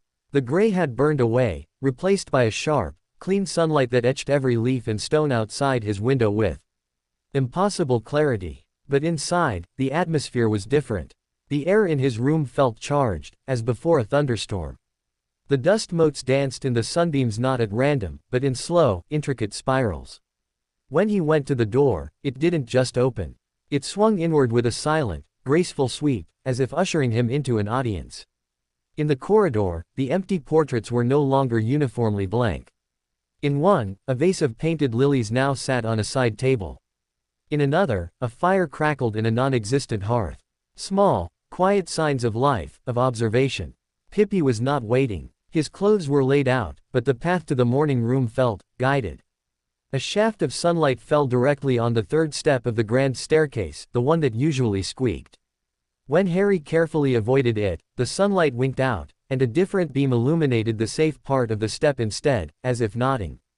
The house was playing with him. Snape was already in the morning room, standing by the window with a cup of black coffee steaming in his hand. He turned as Harry entered. His gaze was sharper than usual, sweeping over Harry and then around the room itself, his dark eyes missing nothing. He seemed to feel the change in the air too. "You slept," he stated. "Yes, sir." The house was active. Again, not a question. Snape set his cup down. "You heard it. Felt it." Harry nodded. "A sort of beating. In the walls." Snape's lips thinned. "It has acknowledged you. An interesting development. It has been dormant for years, responding only to basic maintenance commands." He studied Harry as if he were a rare, possibly volatile fungus. "What did you do?" "Nothing," Harry said, then thought of the journal. Guilt flashed hot in his chest. He had done something. He'd snooped. He'd touched something private. Had the house felt that? Snape's eyes narrowed, catching the flicker of emotion. He said nothing, but the suspicion lingered in the set of his shoulders. Regardless, its attention is a double-edged sword. It may provide conveniences. It may also become unpredictable. You will report any further anomalies. Now, sit. The lesson began. Penmanship again. But today, the quill felt different in Harry's hand. Lighter. More responsive. His letters, while still childishly clumsy, flowed onto the parchment with fewer blots, the lines a fraction steadier. He glanced up at Snape, who was watching the quill's tip with intense focus. "The house is helping," Harry ventured. "It is interfering," Snape corrected, his voice tight. "True skill comes from control, not ambient magical assistance. But for now, we will use it. Your formation of the letter Q is still abysmal." Again, the maths lesson that followed was similarly affected. The numbers on the parchment seemed clearer. A simple word problem about dividing up potion ingredients. If you have 12 newt eyes and 3 cauldrons, how many go in each? Made intuitive sense where yesterday it would have been a confusing jumble. Harry solved it quickly. Snape observed in silence, his expression unreadable. When Harry looked up, expecting the usual terseness, he found Snape simply staring at him, a strange, almost hungry look in his eyes. It wasn't malevolent. It was calculating, as if he were seeing a complex equation finally begin to balance. "Your magical core, suppressed and starved, is beginning to resonate with the Manor's ambient magic," Snape said quietly. "It is accelerating your cognitive processes. Temporarily. Do not become reliant on it. My magical core, the source of your power. Imagine a muscle, atrophied from disuse. The house is stimulating it. A dangerous game. Too much, too soon, and the muscle tears." He stood abruptly. "The practical lesson today will be control. Not of magic, but of self. Come." He led Harry not to the library or the garden, but to a part of the manor Harry hadn't seen. A long, narrow gallery on the ground floor, lined with windows on one side and, to Harry's shock, occupied portraits on the other. These weren't the empty frames from the entrance hall. These were full of people. Severe-looking witches and wizards in antique dress stared down from their canvases, their eyes following Harry and Snape with cold, ancient curiosity. They did not speak, but their whispers rustled at the edge of hearing, like dry leaves. At the end of the gallery was a single, heavy door of black oak, bound with iron. Snape placed his hand upon it.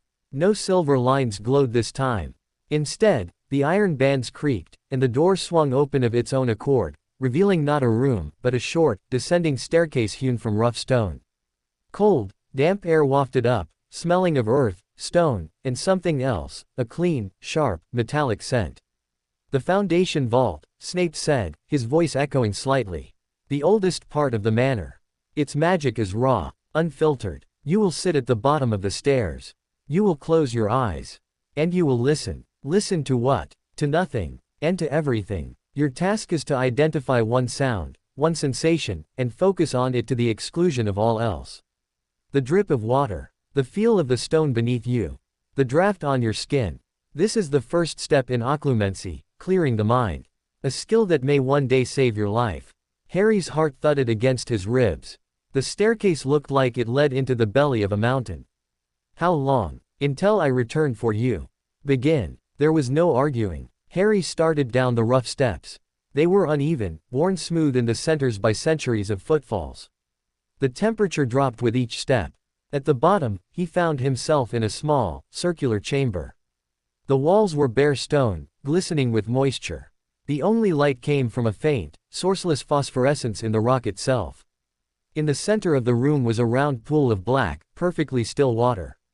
The air hummed with a deeper, more potent version of the thrumming from last night. He sat on the cold stone floor, as instructed, and closed his eyes. At first, the sensory assault was overwhelming. The drip, drip, drip of water from a stalactite into the pool was a hammer blow in the silence. The thrumming was a physical pressure in his ears. The cold seeped through his trousers. The metallic smell was a taste at the back of his throat. Identify one thing. He tried to latch onto the drip. But the thrumming pulled his attention away. He switched to the feeling of the cold stone, but then a skittering sound, real or imagined, from a dark corner made him flinch. His mind, far from clear, was a riot of noise and sensation. He saw flashes of the Dursleys, shocked faces, the green flow flames, the words in the journal, Snape's calculating eyes. He squirmed, frustrated. He was failing. Then, he remembered the trick he'd used in the cupboard.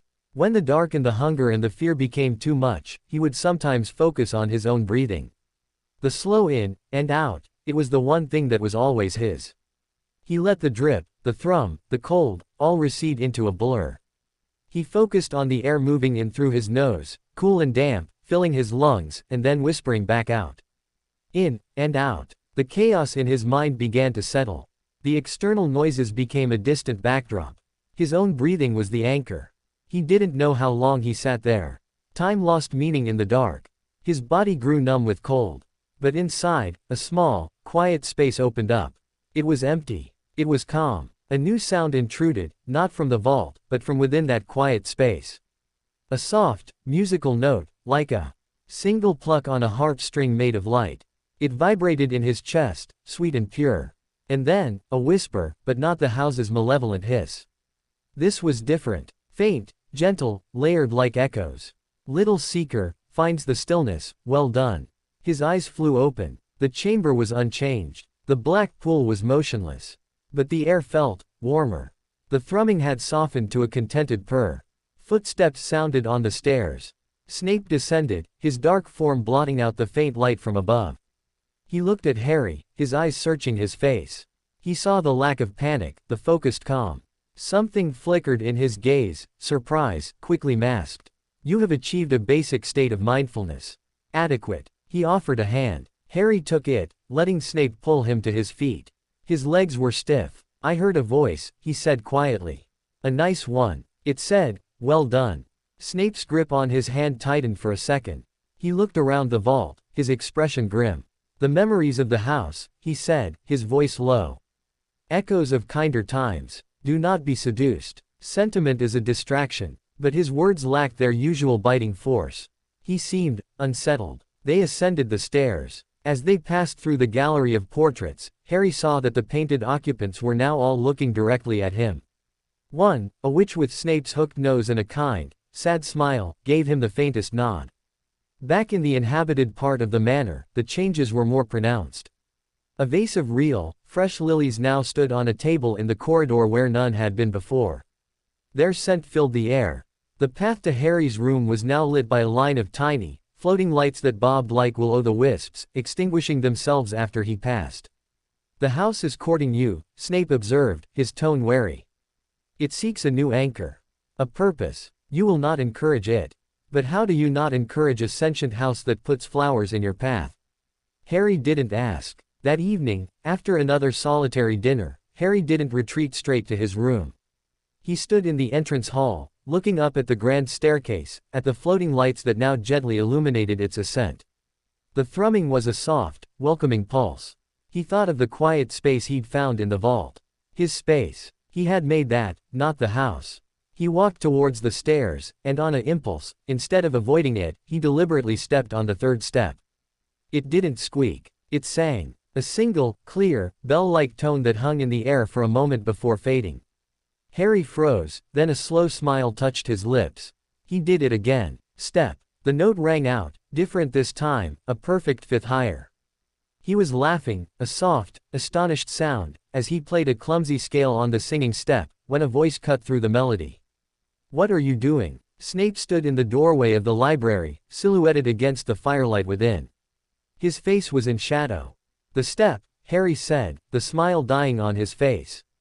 "It sings." Snape walked forward slowly. He looked at the step, then at Harry. "You activated a harmonic ward laid by my great-grandfather. A man not known for his frivolity."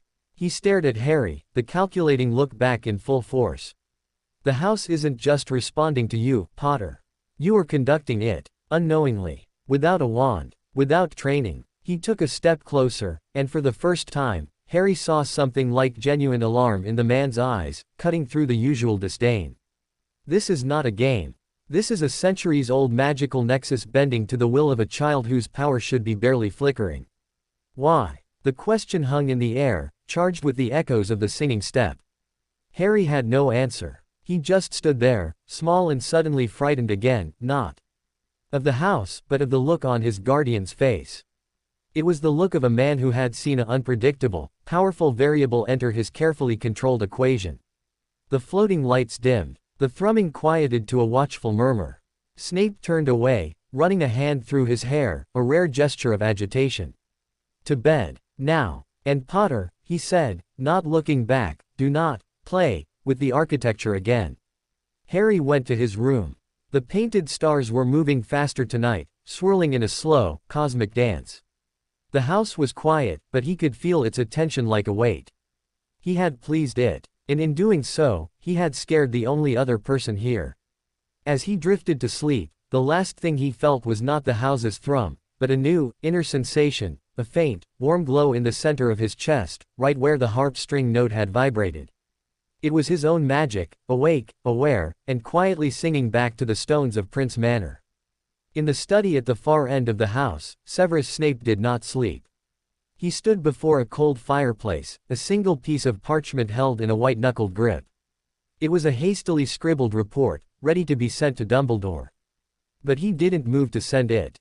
He stared into the flames he had not lit, seeing instead a black pool in a vault, and a small boy finding a silence that should have been impossible. He saw singing steps and courting magic. With a sudden, savage movement, he crumpled the parchment and threw it into the grate. A flash of his wand set it ablaze. The truth was too dangerous. The boy's potential, sparked by the manor's ancient power, was a wild, glowing thread. To report it was to hand that thread to the old puppeteer. To weave it into another of his grand, sacrificial patterns. The ash of the parchment settled in the grate. Snape made his decision, not out of kindness, but out of a razor-sharp instinct for survival, both the boy's and his own. This secret, this development, would stay within the walls of Prince Manor. For now. The warm glow in Harry's chest didn't fade with morning. It lingered, a small, steady sunbeam held within, separate from the slanting, real sunlight that painted his floor. The house's thrum was a quiet, companionable presence, like a large cat purring in a distant room. But Harry remembered the alarm on Snape's face, the burned parchment in the study fireplace he'd glimpsed when passing by an open door. His magic had done something unexpected. Something that worried the one person who wasn't afraid of anything. Breakfast was a tense, silent affair. Snape observed him over the rim of a black coffee mug, his eyes cataloging every movement. Harry ate his porridge meticulously, hyper-aware of his own hands, his breathing, the faint, inner warmth. Was it glowing? Could Snape see it? "Today," Snape said, setting his mug down with a precise click, "we will attempt a controlled magical exercise." Harry's spoon froze halfway to his mouth. "Do not look so astonished. Your magic is awakening. Leaving it to manifest through architectural vandalism or emotional outburst is unacceptable. We will channel it, minimally." He stood. "Follow me." He led Harry not to the vault, nor the library, but to a small, windowless chamber on the ground floor Harry hadn't seen before. It was perfectly circular, the walls, floor, and ceiling a seamless, polished black stone that absorbed the light from the single crystal globe floating in the center. The air was still and dead, devoid of the manor's usual whispering presence. It felt sterile, a bubble of nothing.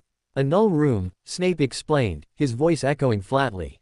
"It dampens ambient magical interference. Here, what happens will be yours alone. No helpful whispers. No singing stones. He gestured to the center of the room, where a single, white feather lay on the dark floor. Your task is to make the feather rise. Not fly. Not zoom about. Simply lift off the ground and hover. You will not wave your hands. You will not shout. You will it to happen. Harry stared at the feather. It looked impossibly small, impossibly light, yet the task felt like moving a mountain. How? Focus. On the feather. On the concept of up. Imagine the air beneath it thickening, supporting it. Your magic is an extension of your intent. It is not a separate thing you summon. It is a part of you that you direct.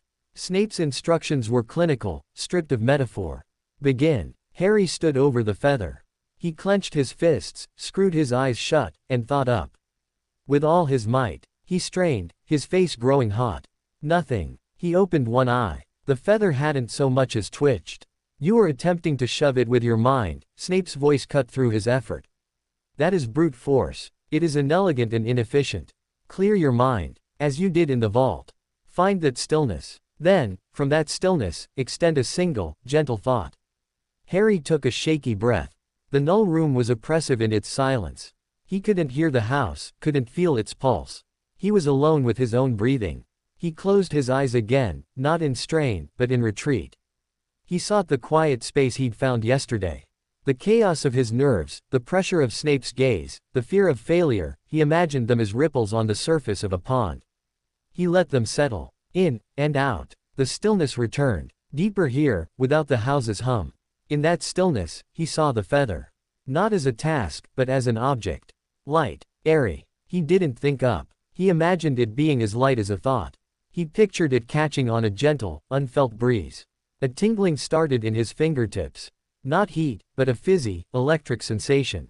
It traveled up his arms, coalescing in the warm spot in his chest. The warmth spread, flowing down his arms again, a current of want. A gentle, precise want for the feather to be weightless.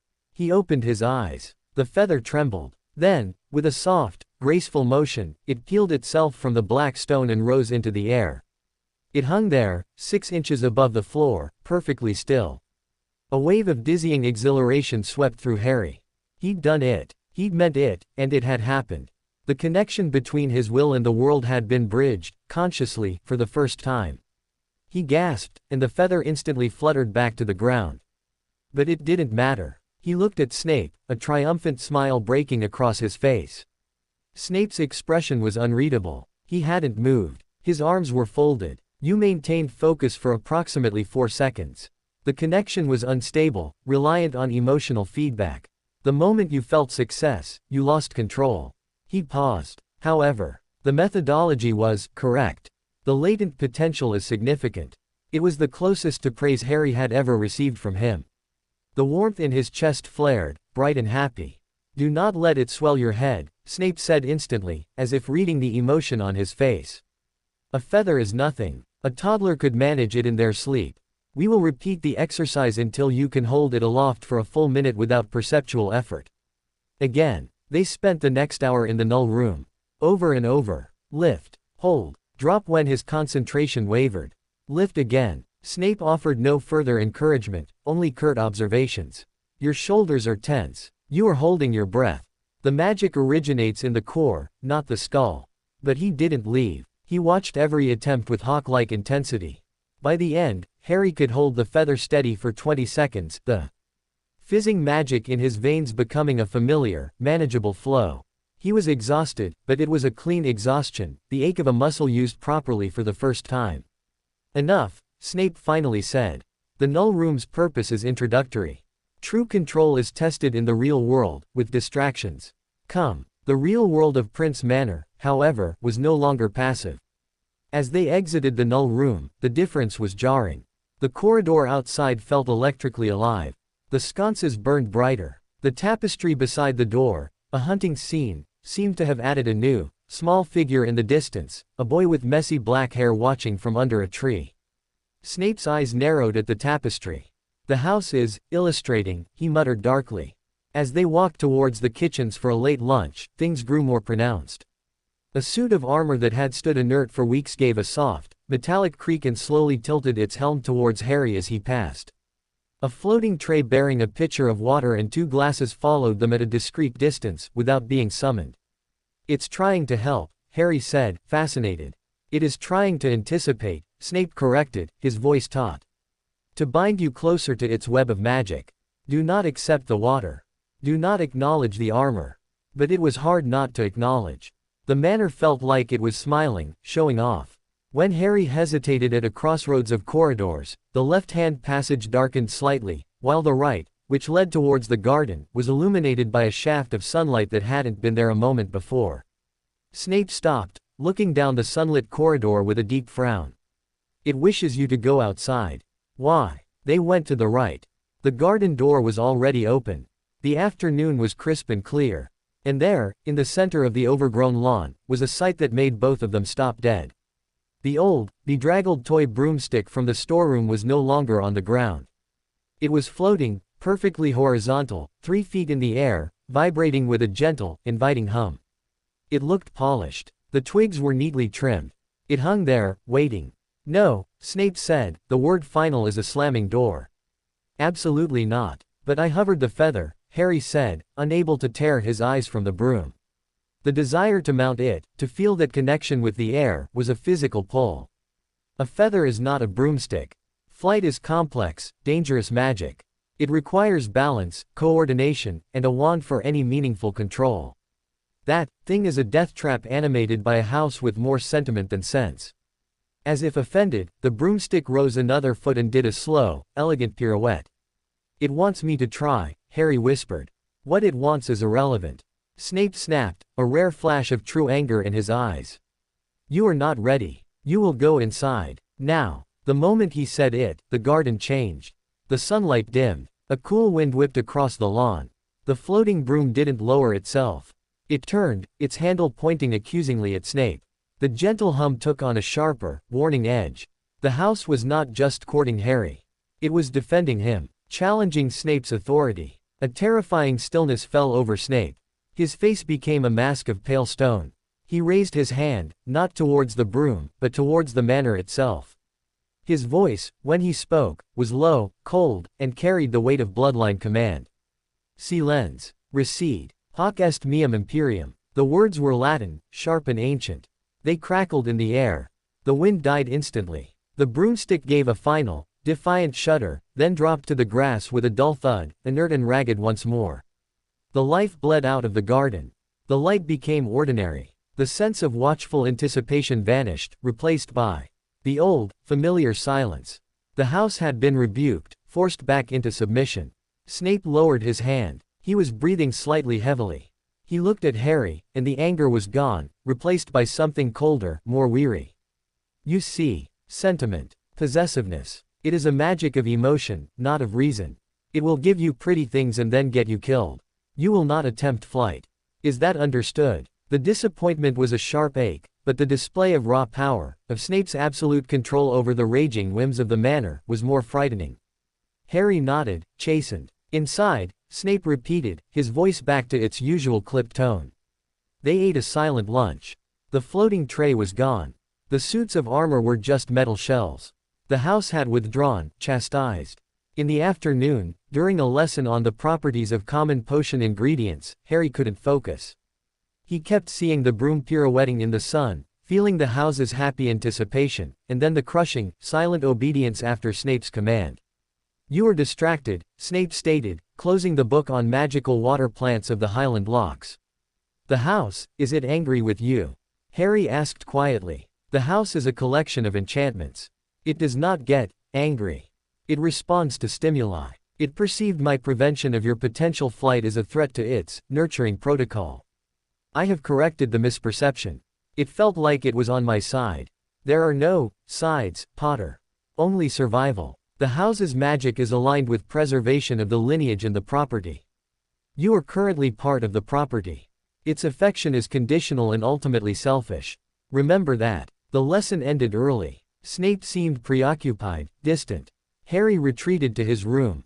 The painted stars were moving at their normal, slow pace. No will-o'-the-wisps lit his way. The warmth in his chest was still there, but it felt lonely. That night, sleep wouldn't come. He lay awake, the encounter in the garden replaying in his mind. He missed the house's friendly hum. He wanted to try the broom. He also knew, with a certainty that felt older than his 6 years, that Snape was right. He would have fallen. The house, in its eagerness, wouldn't have caught him. He got out of bed and padded to the window. The moon was high, silvering the moors. A movement caught his eye, down in the garden, near the fish pond. A figure. Tall, dark, standing perfectly still. Snape. He was just looking out over the wilderness, his face turned towards the distant forest. He stood there for a long time, a solitary silhouette against the moon-washed landscape. Then, he did something strange. He raised his hand again, not in command, but slowly, palm open, towards the manor.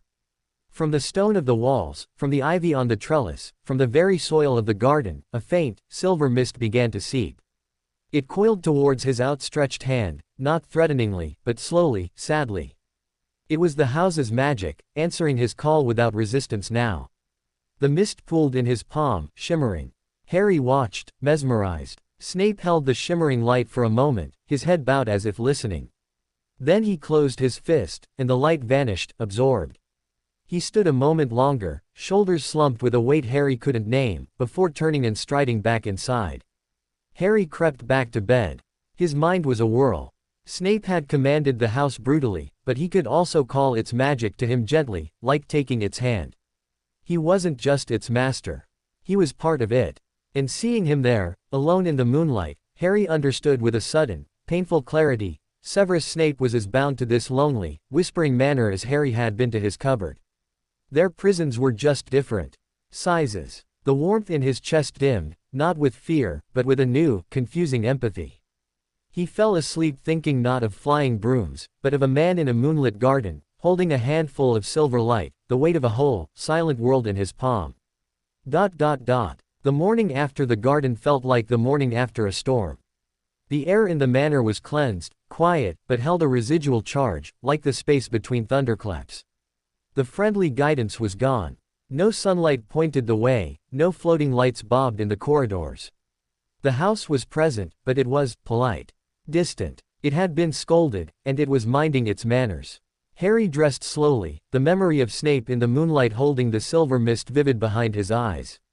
The man was a paradox, a harsh disciplinarian who could command a sentient house with a word, yet who stood alone in the dark, communing with its magic like a lonely priest at an altar. Breakfast was a silent affair. Snape seemed more exhausted than usual, shadows like bruises under his eyes. He sipped his coffee, his gaze fixed on some middle distance beyond the window. He didn't mention the previous day's events. He didn't ask about Harry's magic. The lesson plan, it seemed, had been disrupted. Today, Snape began, his voice a dry rasp, you will have a reading period in the library. Select a book on introductory magical theory, not the inane primer, something with substance. I will be occupied. Occupied with what? The question slipped out before Harry could stop it. Snape's eyes snapped to him, sharp and warning. Matters that do not concern a 6-year-old. The library. Do not touch the restricted section. Do not attempt any practical magic. Read. That is all. He stood and left the room, his robe sweeping behind him with a finality that brooked no argument. Pippi appeared a moment later, wringing its hands. Young master is to go to the library. Pippi can show the way. I know the way, Pippi. The elf looked nervous. Yes, but, the house is listening. But it is being quiet. It is a strange listening.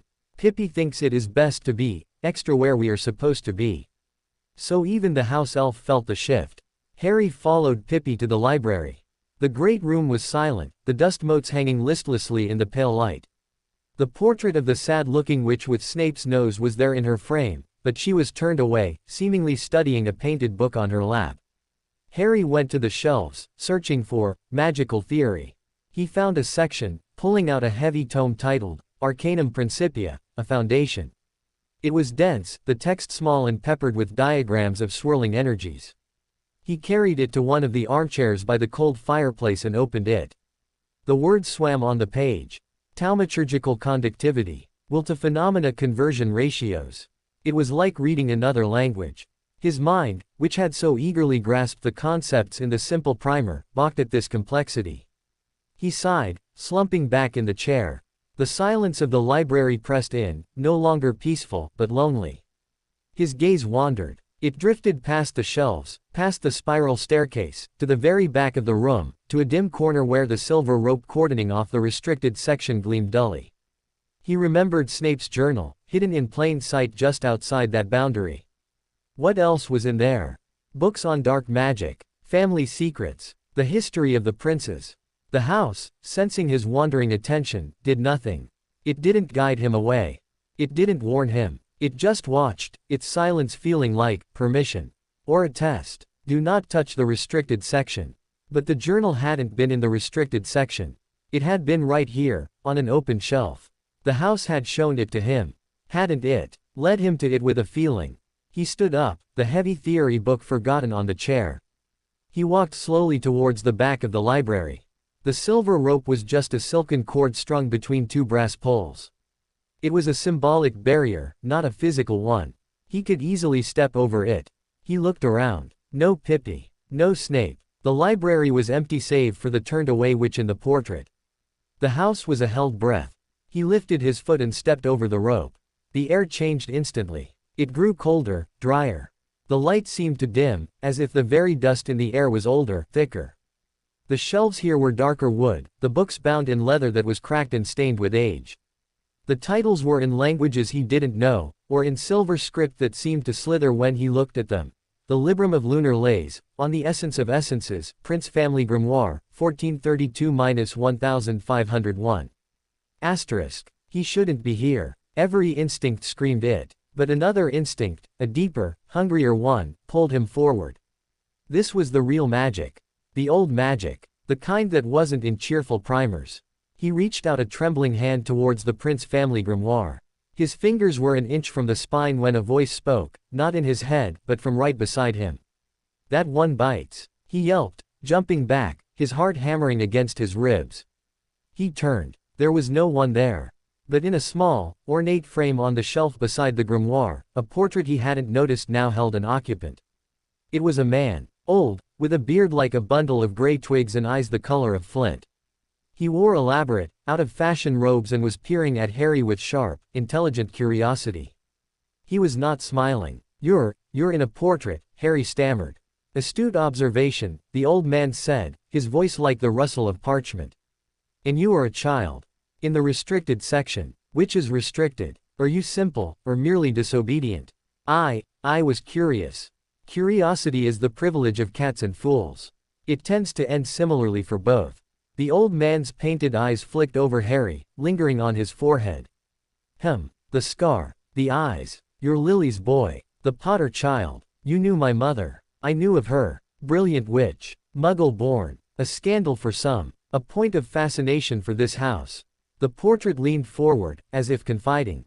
It likes her kind. The new blood. The bright, sharp talent unburdened by centuries of inbred tradition. It's why it's singing to you, even now, even after Severus shouted at it. The house sings. It's a metaphor, boy. It resonates. It hasn't resonated like this since Eileen was a girl. And before that, when the first Prince Witch married a Muggle-born alchemist and invigorated the line. The old man sighed, a whisper of pain and memory. Severus tries to silence it.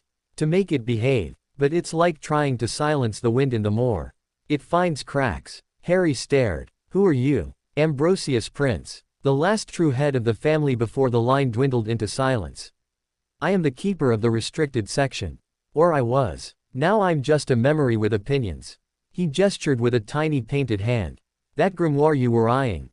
It contains blood wards and protective curses that would unravel your untrained mind. Look at this instead. He pointed to a lower shelf. There, tucked away, was a slender volume bound in faded blue cloth. A child's garden of enchantments. It's not restricted, Ambrosius said. Just forgotten. My daughter, Eileen, Severus's mother, she loved it. It's simple. Foundational. The magic in it is kind. The house remembers. Hesitantly, Harry pulled the blue book from the shelf. It was light, the cloth soft under his fingers. He opened it. The pages were filled with beautiful, hand-drawn illustrations, flowers that could sing lullabies, stones that held the day's warmth, little charms to find lost buttons or make dandelion clocks tell truer time. The spells were written in a looping, feminine script, with notes in the margins in a child's careful print, practice more. Papa helped. It worked. Eileen Prince's book. She was a quiet child, Ambrosius said, his voice softening. The house loved her. It tried to cheer her. It made the stairs play tunes and grew flowers in her room in winter. Then she grew up. She fell for a muggle. A bitter, small man. She left. The house grieved. It's been grieving ever since. Until you. Harry hugged the book to his chest. It felt like holding a ghost's hand. Why me? Because you are both, Ambrosius said simply. You are new blood, like Lily. Bright and untainted. And you are a child in need of cheering, like Eileen was. The house doesn't see the famous scar, Potter. It sees a lonely little boy. And it is, at its heart, a motherly place. A terrible, powerful, ancient mother. Footsteps sounded in the outer library. Swift, sharp, familiar. Ambrosius's painted face became stern. Go. Now. Take the book. Don't let him see you here. Panic surged. Harry clutched the blue book, turned, and hurried back towards the silver rope. He scrambled over it just as Severus Snape strode into view from between the shelves. Snape stopped dead. His eyes went from Harry's flushed face, to the blue book in his arms, to the restricted section behind him. His expression hardened into something dangerous. What, he said, each word dropping like a chip of ice, are you doing? I found a book. Harry's voice was a squeak. I can see that. Where did you find it? Harry's mind blanked. He couldn't lie. On a shelf. Snape crossed the distance in 3 long strides. He snatched the book from Harry's hands. He looked at the cover, and his entire body went rigid.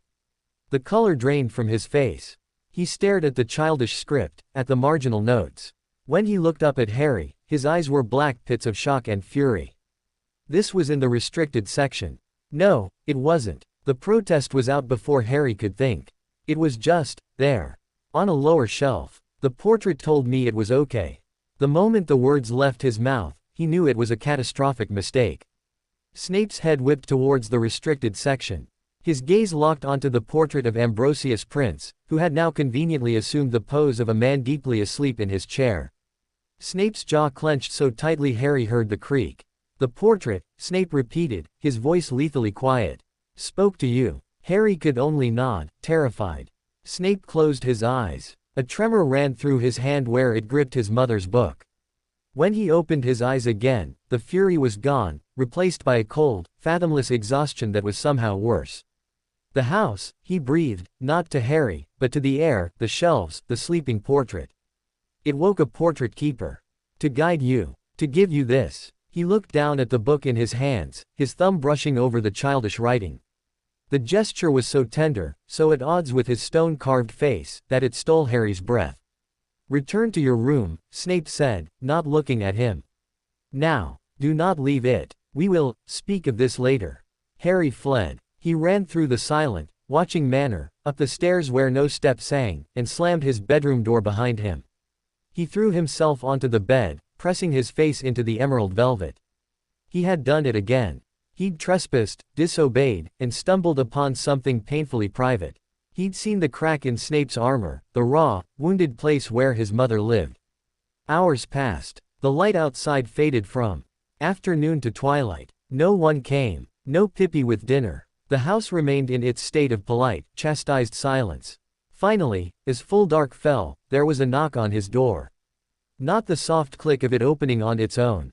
A real, human knock. Come in, Harry whispered, sitting up. The door opened. Snape stood there. He held the blue book. His face was a mask, but his eyes were red-rimmed, as if he'd been rubbing them. He entered and closed the door behind him. He didn't speak for a long moment. He just stood there, looking at the book in his hands. My mother, he began, his voice rough, was the only good thing in this house. The only kind thing. She loved this garden. She talked to the portraits. She believed the house was alive, and she loved it too. When she left, it was as if the heart of this place stopped. The portraits retreated. The magic dulled. It became a tomb. He looked at Harry. And then you arrived. A boy with her eyes in another woman's face. A boy the house recognizes, on some primal level, as the same kind of child she was, magical, neglected, in need of shelter. He held out the book.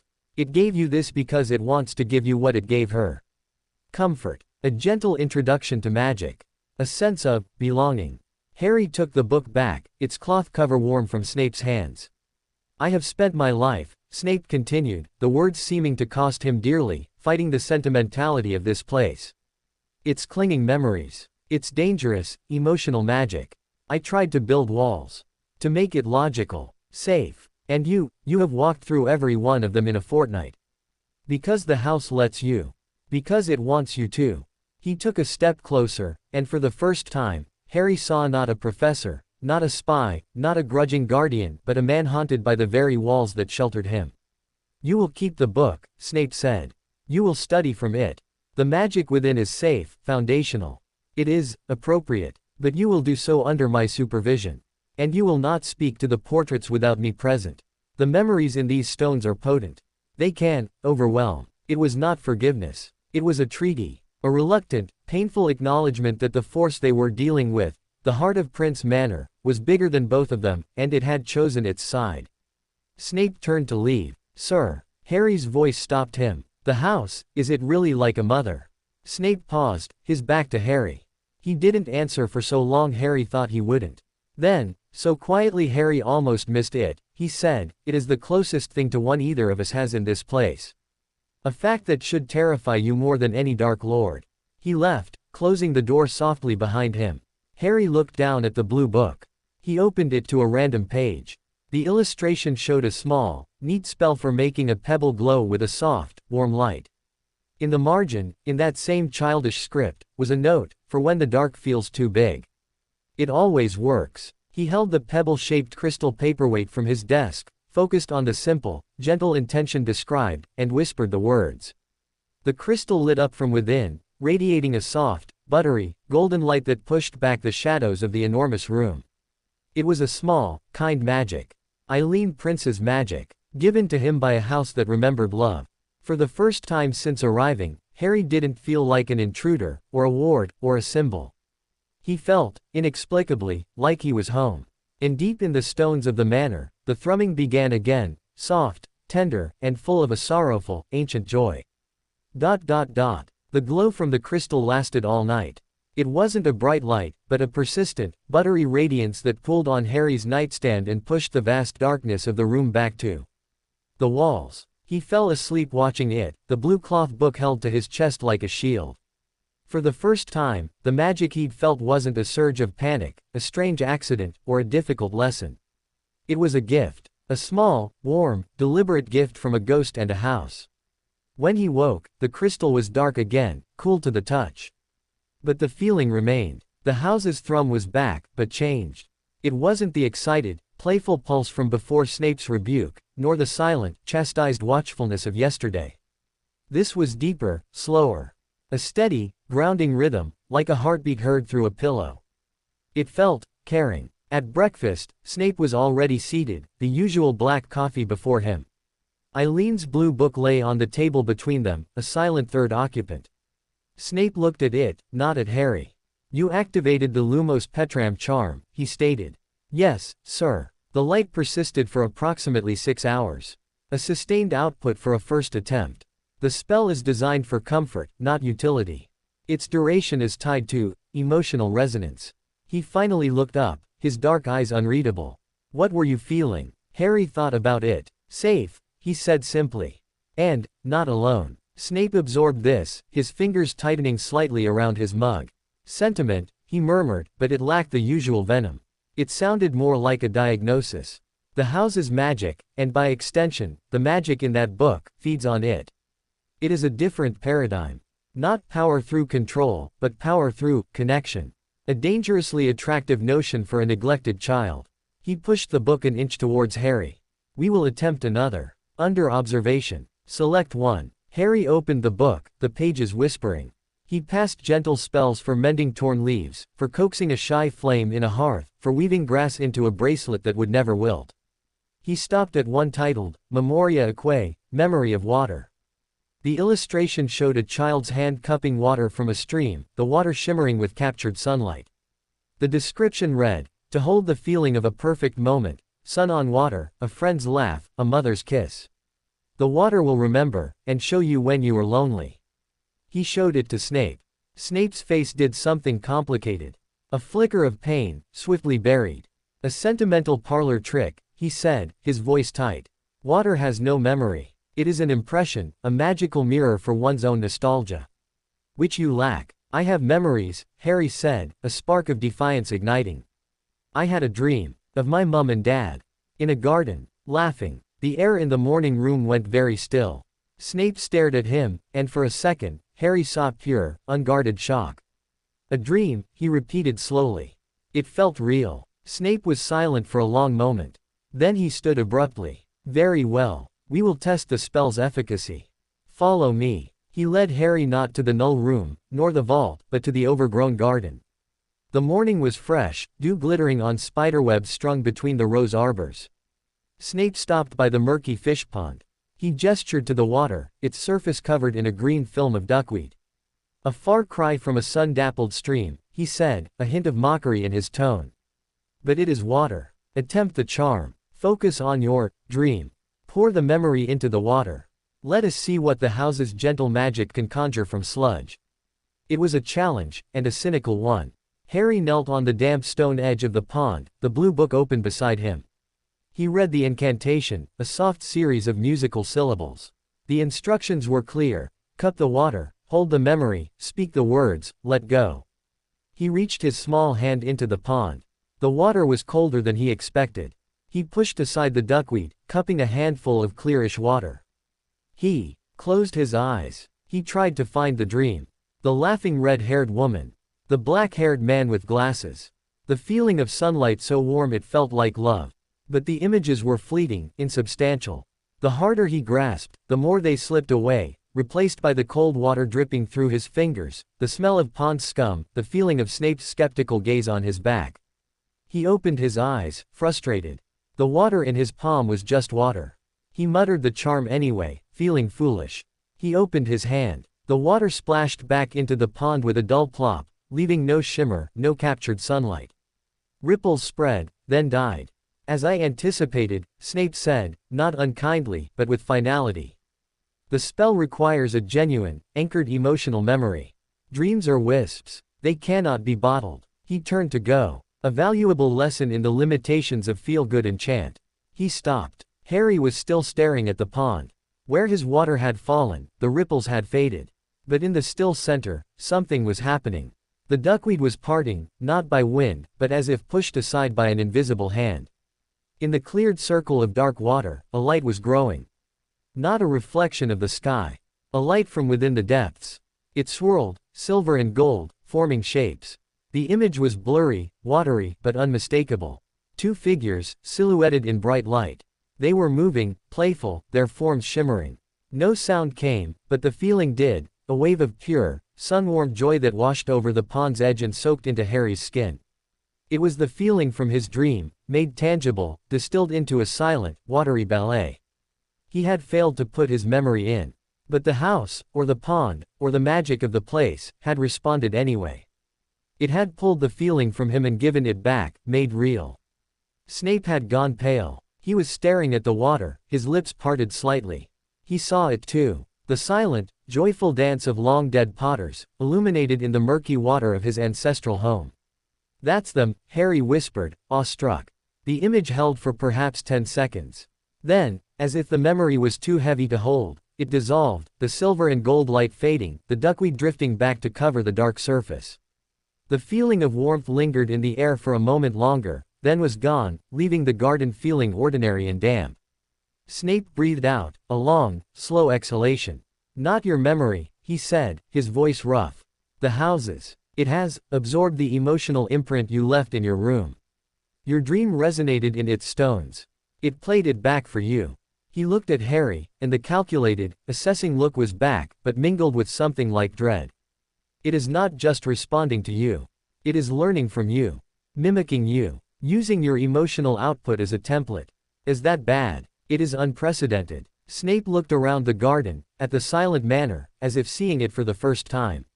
This magic, it is supposed to be passive. A recording. A comfort. But this was active. Curative. It gave you what you could not grasp yourself.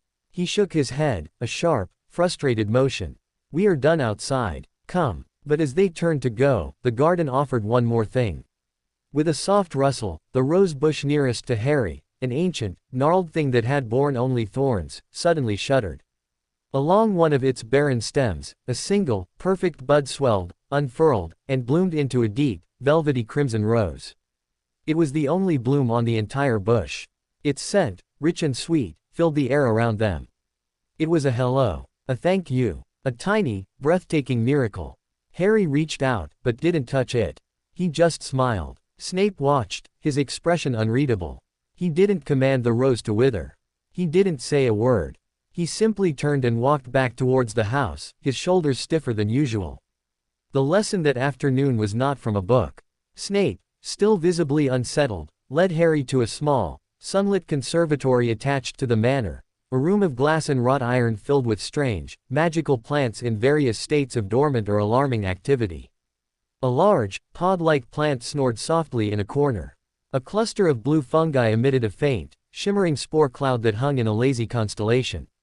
"This is a more conventional branch of magic," Snape said, his voice regaining some of its lecturer's cadence.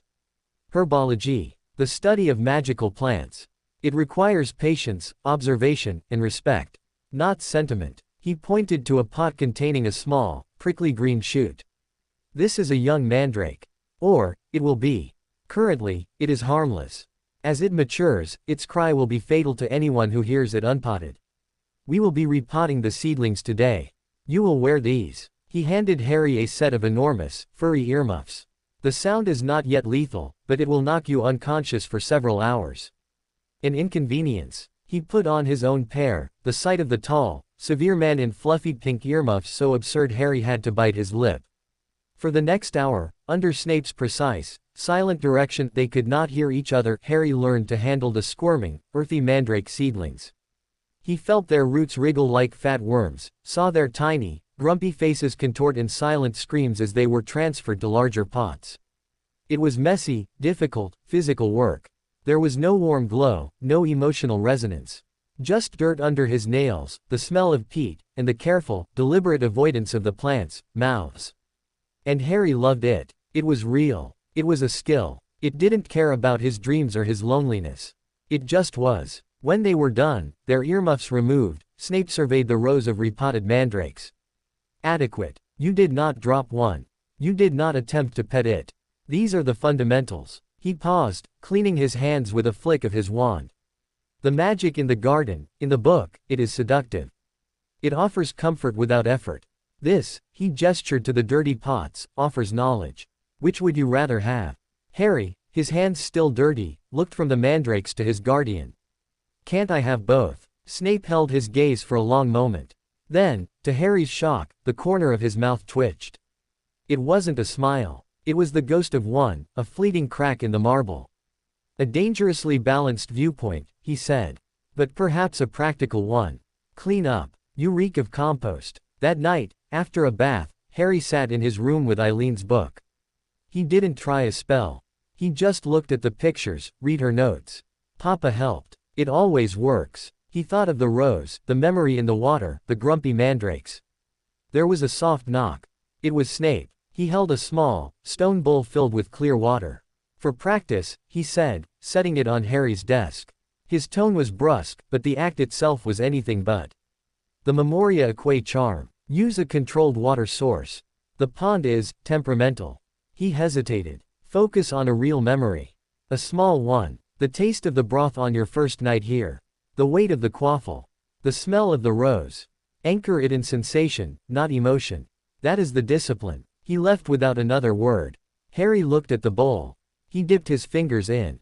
The water was cool. He thought of the first bite of that broth, the shocking, wonderful flavor after a lifetime of blandness. He focused on the taste, the heat, the feeling in his hungry stomach. He whispered the charm. The water in the bowl shimmered, not with images, but with a soft, golden light that smelled faintly, wonderfully, of herbs and chicken. He'd done it. A real, controlled, gentle magic. He lay in bed later, the bowl of softly glowing water on his nightstand beside the dark crystal. The house thrummed its low, steady lullaby. He thought of his mother's laugh in the pond, of Snape in fluffy earmuffs, of a single crimson rose blooming in a wasteland of thorns. He wasn't just learning magic. He was learning the language of this strange place, a language of stone and memory, of harsh lessons and unexpected roses, of a mother's long-ago kindness echoing through the years to find him. And for the first time, he dared to think the word he'd been afraid to form.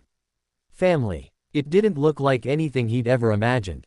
It was made of silences and scowls, of sentient houses and borrowed memories. But it was his. And as he drifted to sleep, he thought he heard, woven into the house's thrum, a new sound, a faint, sorrowful, but hopeful sigh, like a mother watching her two damaged, lonely boys finally start to speak the same tongue. The bowl of glowing water sat on his nightstand for 3 days. Each night before sleep, Harry would touch the surface, reactivating the soft shimmer and the ghost of that first, perfect taste. It was a small, private ritual. Proof he could make something beautiful and hold it. Proof he could learn. The house approved. The thrumming in the walls settled into a contented, almost drowsy pattern. The guiding sunlight and singing steps didn't return, but small, considerate adjustments appeared. His window would crack open at night to let in the cool, pine-scented air just as the room grew stuffy. A book he'd left in the library would materialize on his desk when he needed it for lessons. His shoes were always found perfectly polished by the door. It wasn't obedience. It was symbiosis. Snape observed this quiet integration with wary eyes. His lessons grew more rigorous, as if to counterbalance the house's gentle influence. Maths drills stretched longer. History lessons delved into the gritty, political aftermath of Voldemort's fall, the corruptions within the ministry, the families who had swayed with the wind, the ones who had vanished into Azkaban. It was a world of gray moral landscapes, a stark contrast to the clear, emotional magic of Eileen's book. "The house gives you comfort," Snape said one afternoon, during a lesson on the properties of Moonstone. "The world will not. You must understand both. To rely solely on one is to be crippled." Harry, carefully grinding the Moonstone to a fine powder with a mortar and pestle, nodded. He understood the duality now. The house was the warmth of the hearth. Snape was the sharp, clean edge of the knife on the table. Both were necessary. It was during a lesson on protective runes, basic ones, to ward a door against minor pests like pixies or dust bunnies, that the house decided to participate more directly. They were in the null room, the sterile space suppressing the manor's usual ambient magic. Harry was painstakingly copying a simple, Repello nuisance, sigil onto a piece of parchment, his tongue between his teeth in concentration. Snape stood nearby, arms crossed, critiquing the wobble in his lines. "The power is in the precision, Potter. A sloppy rune is worse than none. It can backfire, attract what you mean to repel." Harry's hand cramped. The chalk slipped, drawing a ragged tail on the final symbol. A faint, golden spark fizzled from the mismatched line and died. "As demonstrated," Snape said dryly. Again. Frustrated, Harry wiped the slate clean. He started over, focusing with all his might on making each line straight, each curve even. But his hand, tired from hours of writing and grinding, betrayed him. The lines were shaky. Just as he was about to finish, a strange sensation bloomed in his chest, not his own warm glow, but a cool, silvery current, like a stream of mercury. It flowed down his arm, into his fingers. His hand steadied. The chalk moved of its own accord, finishing the rune with a crisp, flawless line that hummed with a soft, blue light. He jerked back, staring. The rune was perfect. More than perfect. It looked professional. Snape was at his side in an instant. He didn't look at the rune. He grabbed Harry's wrist, his fingers cold and firm. "What did you do?" "Nothing. My hand, it did it by itself. It felt cold. Like silver." Snape's eyes darted to the walls of the null room, as if they had betrayed him. "This room is warded. It shouldn't be possible." He released Harry's wrist and pointed his own wand at the completed rune. Revelio. The blue light of the rune intensified, and within its glow, tiny, intricate patterns emerged, filigree-like extensions to the basic design, subtle amplifications and refinements Harry could never have conceived. It was the Repello nuisance rune, but elevated, perfected. It was also unmistakably styled in a manner Snape recognized. Prince family work. His mother's touch. "The house," Snape breathed, a mixture of fury and awe in his voice. "It bypassed the null wards. It channeled its knowledge through you. A direct magical conduit." He looked at Harry, not as a student, but as a phenomenon. You are not just resonating with it. You are becoming a vessel for its memory. Is that bad? Harry asked, for what felt like the 100th time. It is, unprecedented. And dangerous. Your magical core is a sapling. The house is an ancient oak. Using you as a branch could shatter you. He waved his wand, vanishing the rune. We are done here. Do not attempt any practical magic, with or without that book, until I say otherwise. But the house, it seemed, had other ideas. That evening, after a tense, silent dinner, Harry retreated to his room. He tried to read, but the words blurred. He felt restless, the cool silver current from the afternoon a phantom memory in his veins. The house's thrum was more insistent now, a low, beckoning pulse. Driven by a compulsion he didn't understand, he left his room. He didn't head for the garden or the library. He found himself walking down the main ground floor corridor, past the morning room, past the closed door to Snape's study. The sconces lit softly ahead of him and extinguished behind, marking his path. He was being led. He stopped before a section of wall that held a large, worn tapestry depicting a massive, gnarled tree, the Prince family tree, he realized. Names and dates were woven into its roots and branches, the highest ones faded with age. The last visible name, on a lower, lonely branch, was Eileen Prince. Below it, the tapestry was blank, the threads cut short. The thrumming centered here, strong and deep. Harry reached out, not to touch the tapestry, but to the stone wall beside it. The moment his fingertips brushed the cool, rough-hewn rock, the world dissolved. Not in a spin of apparition. It was a slip. He was standing in the same corridor, but it was different. The stones were newer, cleaner. The light was warmer, from oil lamps, not floating crystals. The air smelled of beeswax and baking bread, not dust and potpourri.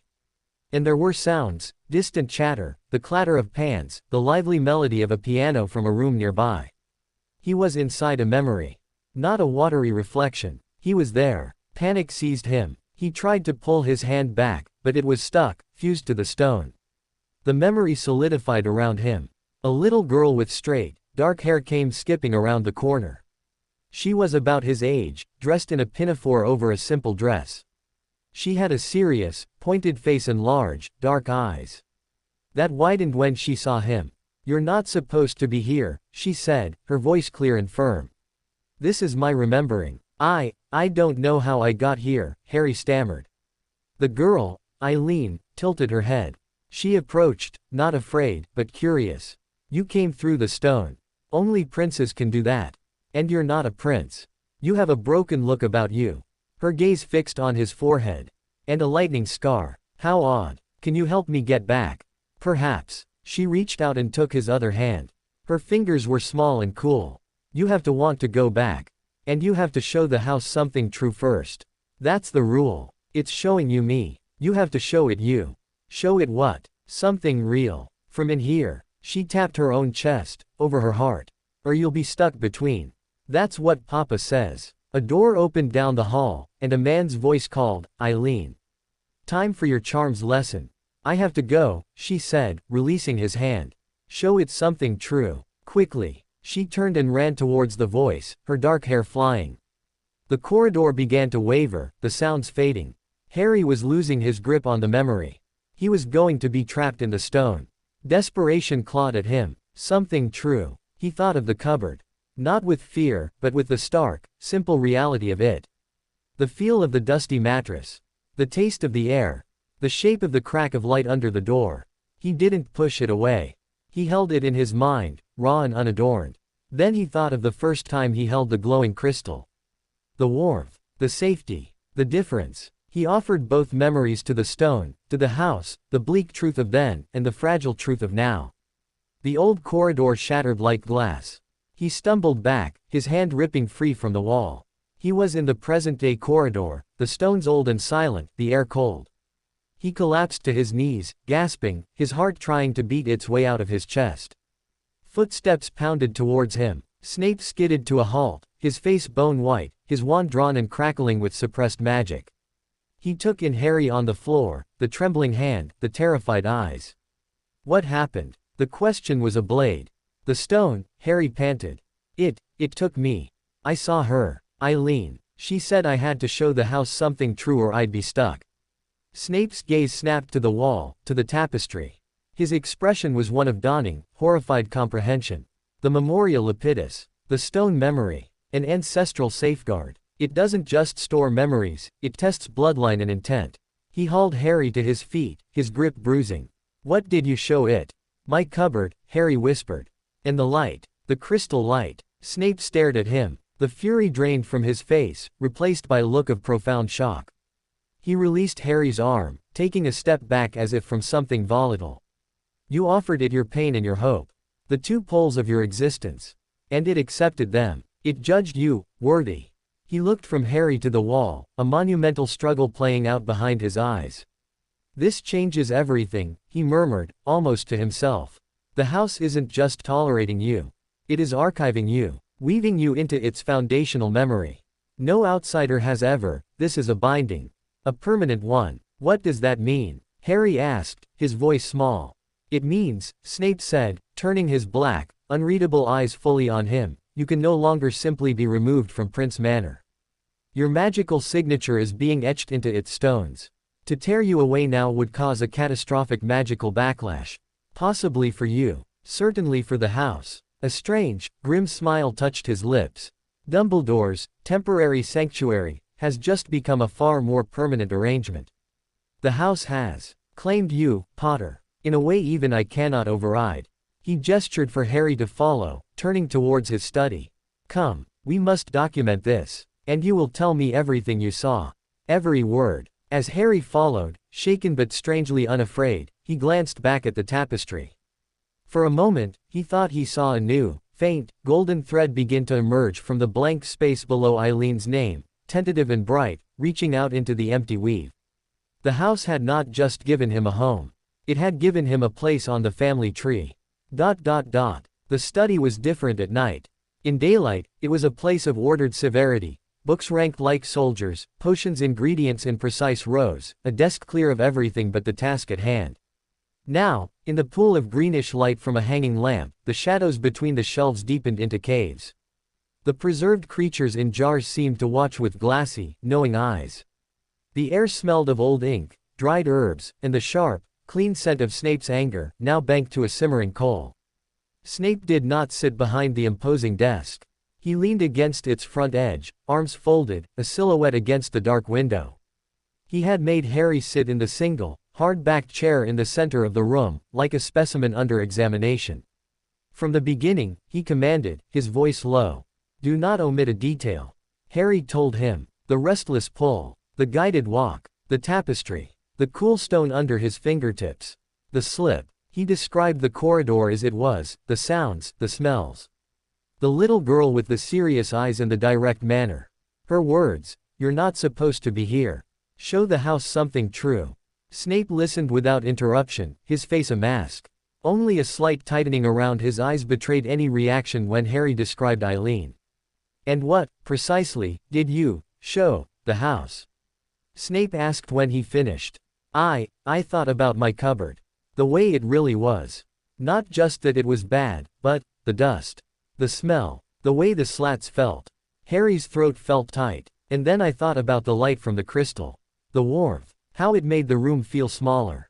Safe. He waited for the reprimand, for the lecture on sentiment and vulnerability. It didn't come. Snape pushed off from the desk and paced to the fireplace, staring into the cold, ash-filled grate.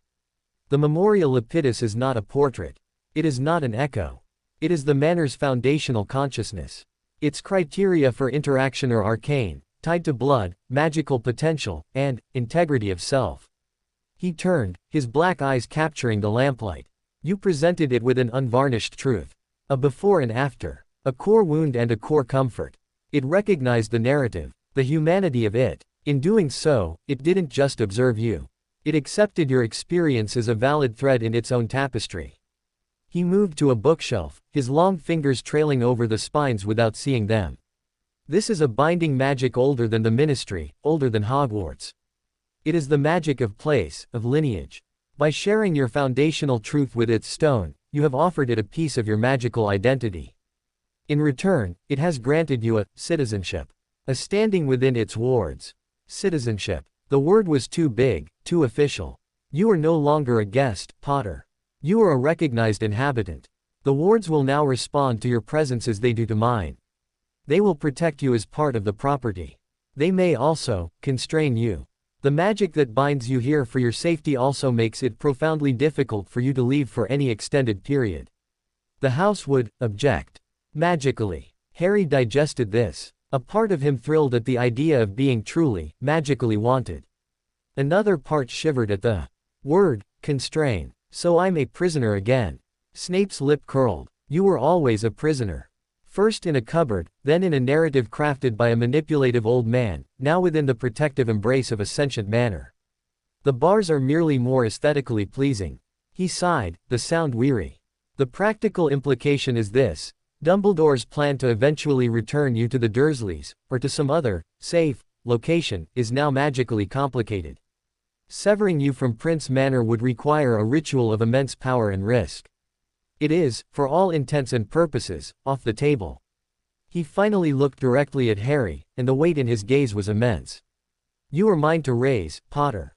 By accident, by intervention, and now by the immutable magic of this house. There is no longer a temporary solution. This is permanent. The word hung in the air. Permanent. It should have been terrifying. This stern, bitter man, this echoing, haunted house, his forever. But after the relentless temporariness of the cupboard, after being a burden to be shifted, a problem to be hidden, permanent, held a strange, dark comfort. It was a fact, an anchor. What do we do now? Harry asked. Now, Snape said, straightening, the practical professor reasserting himself, we understand the extent of the bond. And we control it. He walked to a cabinet, unlocked it with a tap of his wand, and withdrew a small, velvet-lined box. Inside, on a bed of black silk, lay a simple, silver ring. It was unadorned, its surface dull with age. This is a Prince family ring. It attunes to the manor's magic. It was my mother's. He did not pick it up. He simply looked at it. If the house has bound you, this ring may react. It will give us a measure of the connection's depth. He gestured for Harry to approach. Touch it. Harry reached out, his finger hovering over the cool silver. He touched it. The ring flared with a soft, moon-bright glow. It wasn't a flash, but a steady, increasing luminescence, as if warming to his touch. Then, fine, hair-thin lines of gold began to trace themselves across the silver surface, not random, but forming intricate patterns that resembled the veins of a leaf or the tributaries of a stream. They pulsed once, gently, with a light that felt familiar. It was the same golden warmth as his crystal, the same buttery radiance from Eileen's spells. Snape stared, utterly still. Not just acceptance, he whispered. Assimilation. He looked from the ring to Harry's face, his own pale in the silver gold light. Your magical signature is compatible. More than compatible. It is harmonious with the Prince magical matrix. This shouldn't be possible. You are a Potter. By all accounts, your magic should be brash, fiery, disruptive. Like your father's. My mother was Muggle-born, Harry said quietly, remembering Ambrosius Prince's words in the portrait. The house likes new blood. Snape's eyes snapped to his. What did you say? The portrait. Ambrosius. He said the house likes Muggle-born magic. That it's bright and sharp. Unburdened. For a long moment, Snape was silent. A parade of emotions crossed his face: anger, bitterness, dawning, reluctant understanding. Of course, he finally said, the words dripping with irony. Lily's magic. It's not just your eyes you inherited. Her magical core, its quality, its texture, it resonates with the Prince enchantments. A family that valued innovation and power over pure pedigree.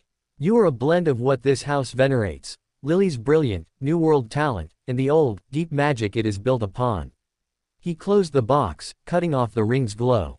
The study felt darker afterwards. This changes the curriculum. Your magical education can no longer be a standard Hogwarts preparatory track. The house will interfere. It will teach you in its way, through feeling and memory. We must formalize that. Integrate it. He began to pace again, thinking aloud. You will continue your mundane studies. Literacy, numeracy, history. But your magical practice will be bifurcated. Mornings will be spent in the null room or the vault, learning control, occlumency, the discipline of magic as a tool. Afternoons, you will work with the house. In the garden. With Eileen's book, you will learn its language, but you will report every sensation, every whisper, every unintended effect to me. We will document this symbiosis. You will be the researcher and the subject. It was a colossal responsibility. Harry felt both excited and daunted. And, Snape added, stopping his pace and fixing Harry with a stern look, you will learn to defend yourself. Not in 10 years. Now. The world believes you are safe and hidden with muggles. That fiction cannot hold forever. Your bond with this house offers protection within these walls, but it also makes you a brighter beacon to certain kinds of magic. We will begin with shielding. Elementary, but essential. Defense. Not a game. Not a story. A necessity. Harry nodded, his throat dry. Go to bed, Snape said, his energy seeming to drain away, leaving him looking tired and older. Tomorrow begins in earnest. And Potter, what happened tonight, the nature of your bond, this stays within these walls. It is not for Dumbledore. It is not for anyone. It is our vulnerability. And our advantage. Our. The word resonated more deeply than the house's thrum. Harry left the study. The corridors felt different. He was aware of the stones in a new way. It was as if he could feel their age, their patience, their slow, storied consciousness. They knew him now. Not as a passing shadow, but as a resident. A recognized soul. In his room, he went to the window. The moon was high, bathing the moor in silver. He placed his palm flat against the cold glass. Thank you, he thought, not knowing if the house could understand words, or only feelings. In response, the painted stars on his ceiling swirled into a new, temporary constellation, a shape that looked, for all the world, like a small, sleek cat curling around a tiny, bright star. It was the constellation for Protector and Ward. He didn't know how he knew that. The knowledge was just there, slipped into his mind from the stones. He climbed into bed. The house's thrum was a lullaby, a steady, reassuring pulse that echoed the new, warm certainty in his chest. He was bound. He was claimed. It was a chain, but for the first time in his life, the chain was not made of fear and neglect. It was made of ancient magic and a bitter man's reluctant vow, of a mother's long-ago kindness and a house's lonely, maternal heart. He was home, and tomorrow, he would begin to learn how to fight for it. Deep in the manor, in the oldest foundation stone, the golden thread below Eileen's name on the tapestry grew a little brighter, a little stronger. And in the restricted section, the portrait of Ambrosius Prince allowed himself a small, satisfied smile, before returning to his feigned sleep. The Prince line was not extinct after all. It had simply been waiting for a boy with his mother's magic and a lightning-scarred soul to stumble in from the cold. The morning of the first shield lesson dawned with a sense of portent. The sky was a flat, iron gray, pressing down on the moor like a lid. Inside the manor, the air was still, watchful. The house's thrum was subdued, a low, attentive frequency, as if it too knew today was different.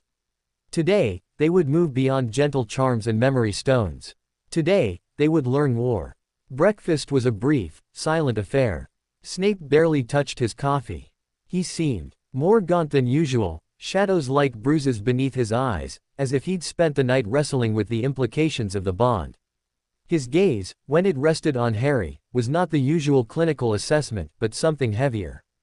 It was the look of a man loading a weapon, knowing the weight of it would one day be borne by small, untrained hands.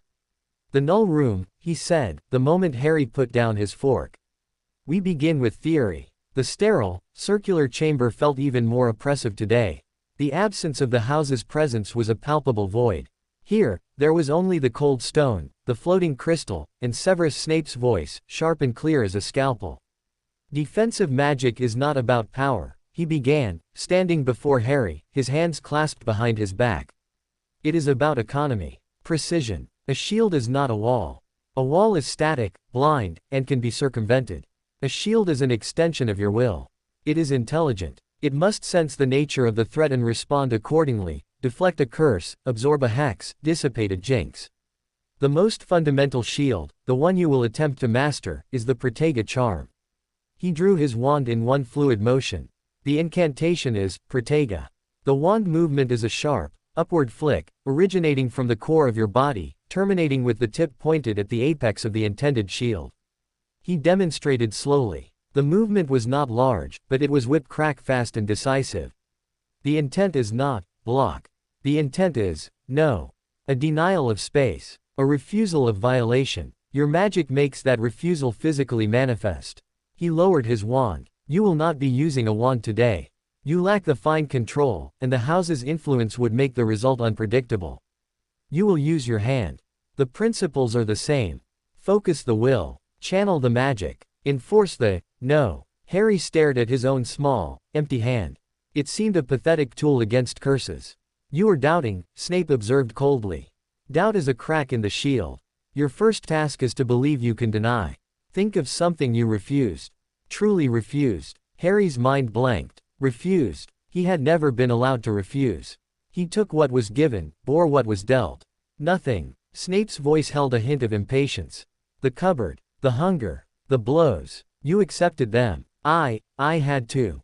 You survived them. That is a form of refusal. You refused to break. You refused to disappear. That stubborn, silent core that kept you breathing in the dark, that is the seat of your shield.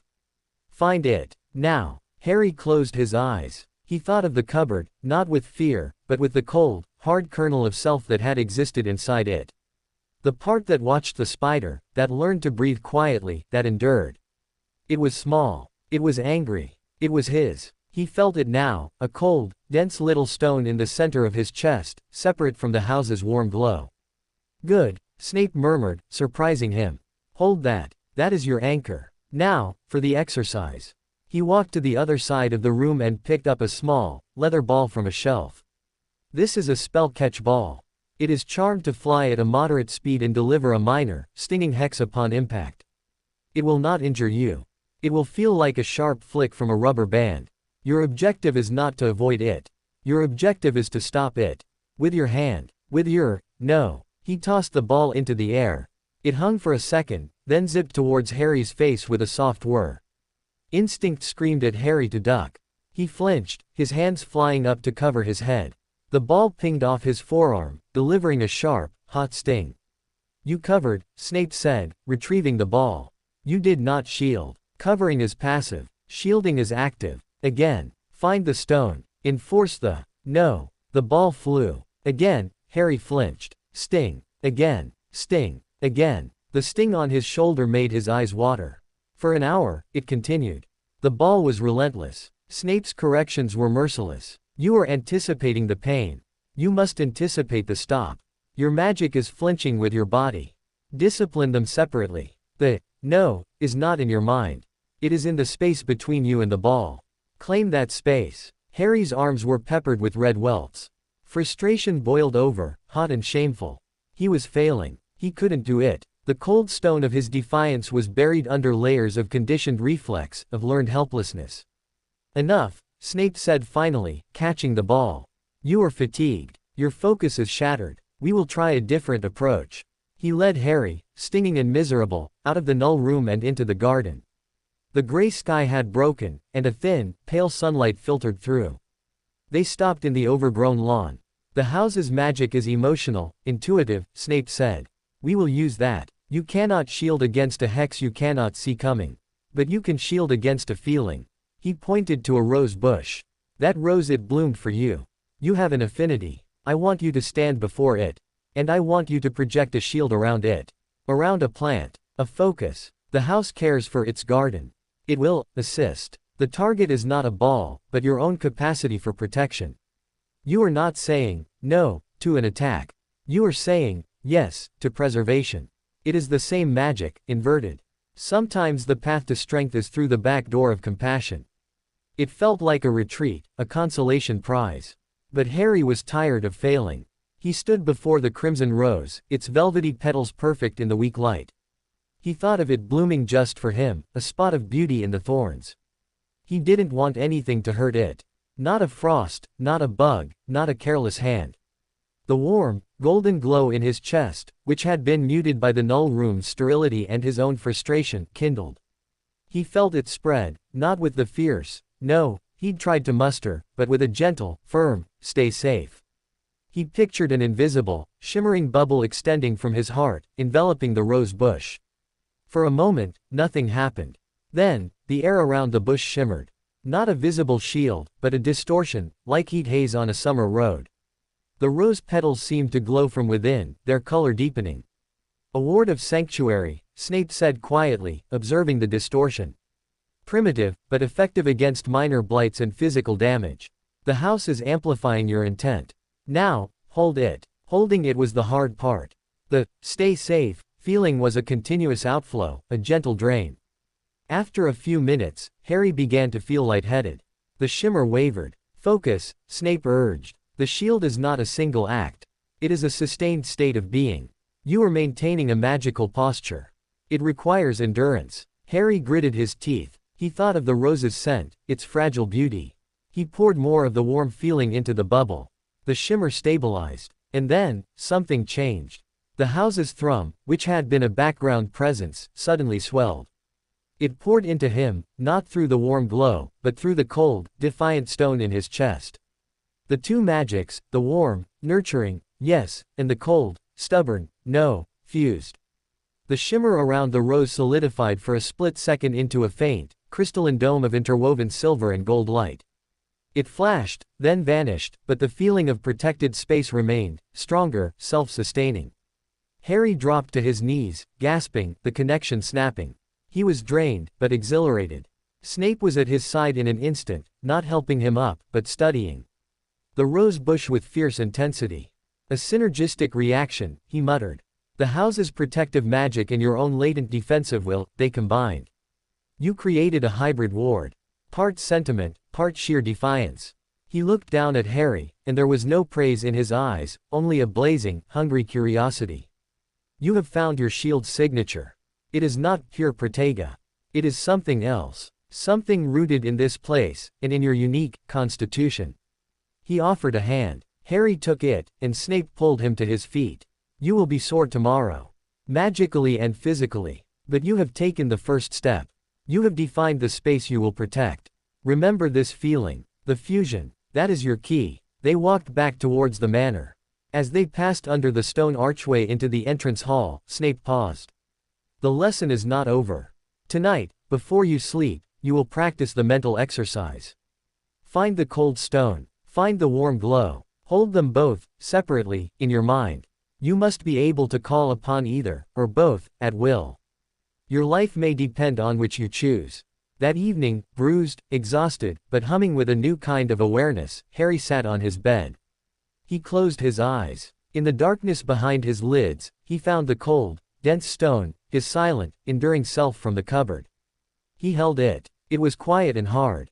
Then, he found the warm, golden glow, the gift of the house, the memory of the rose, the taste of broth. It was soft and vibrant.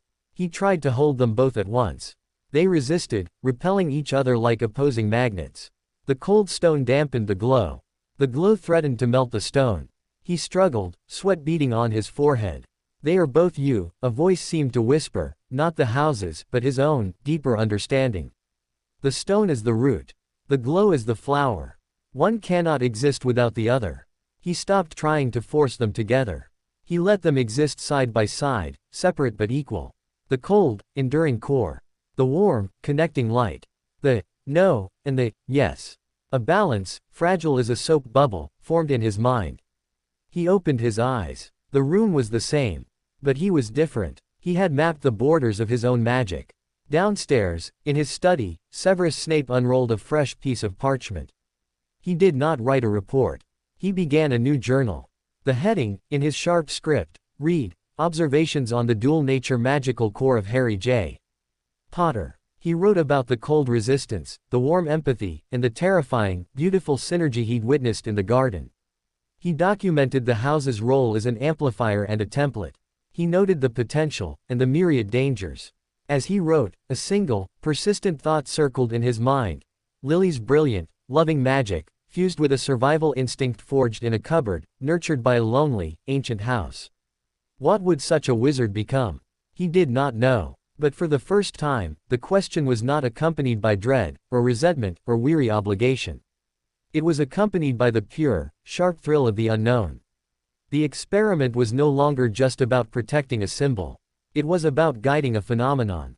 And Severus Snape, spy, potions master, and unwilling guardian, had always been fascinated by unpredictable reactions.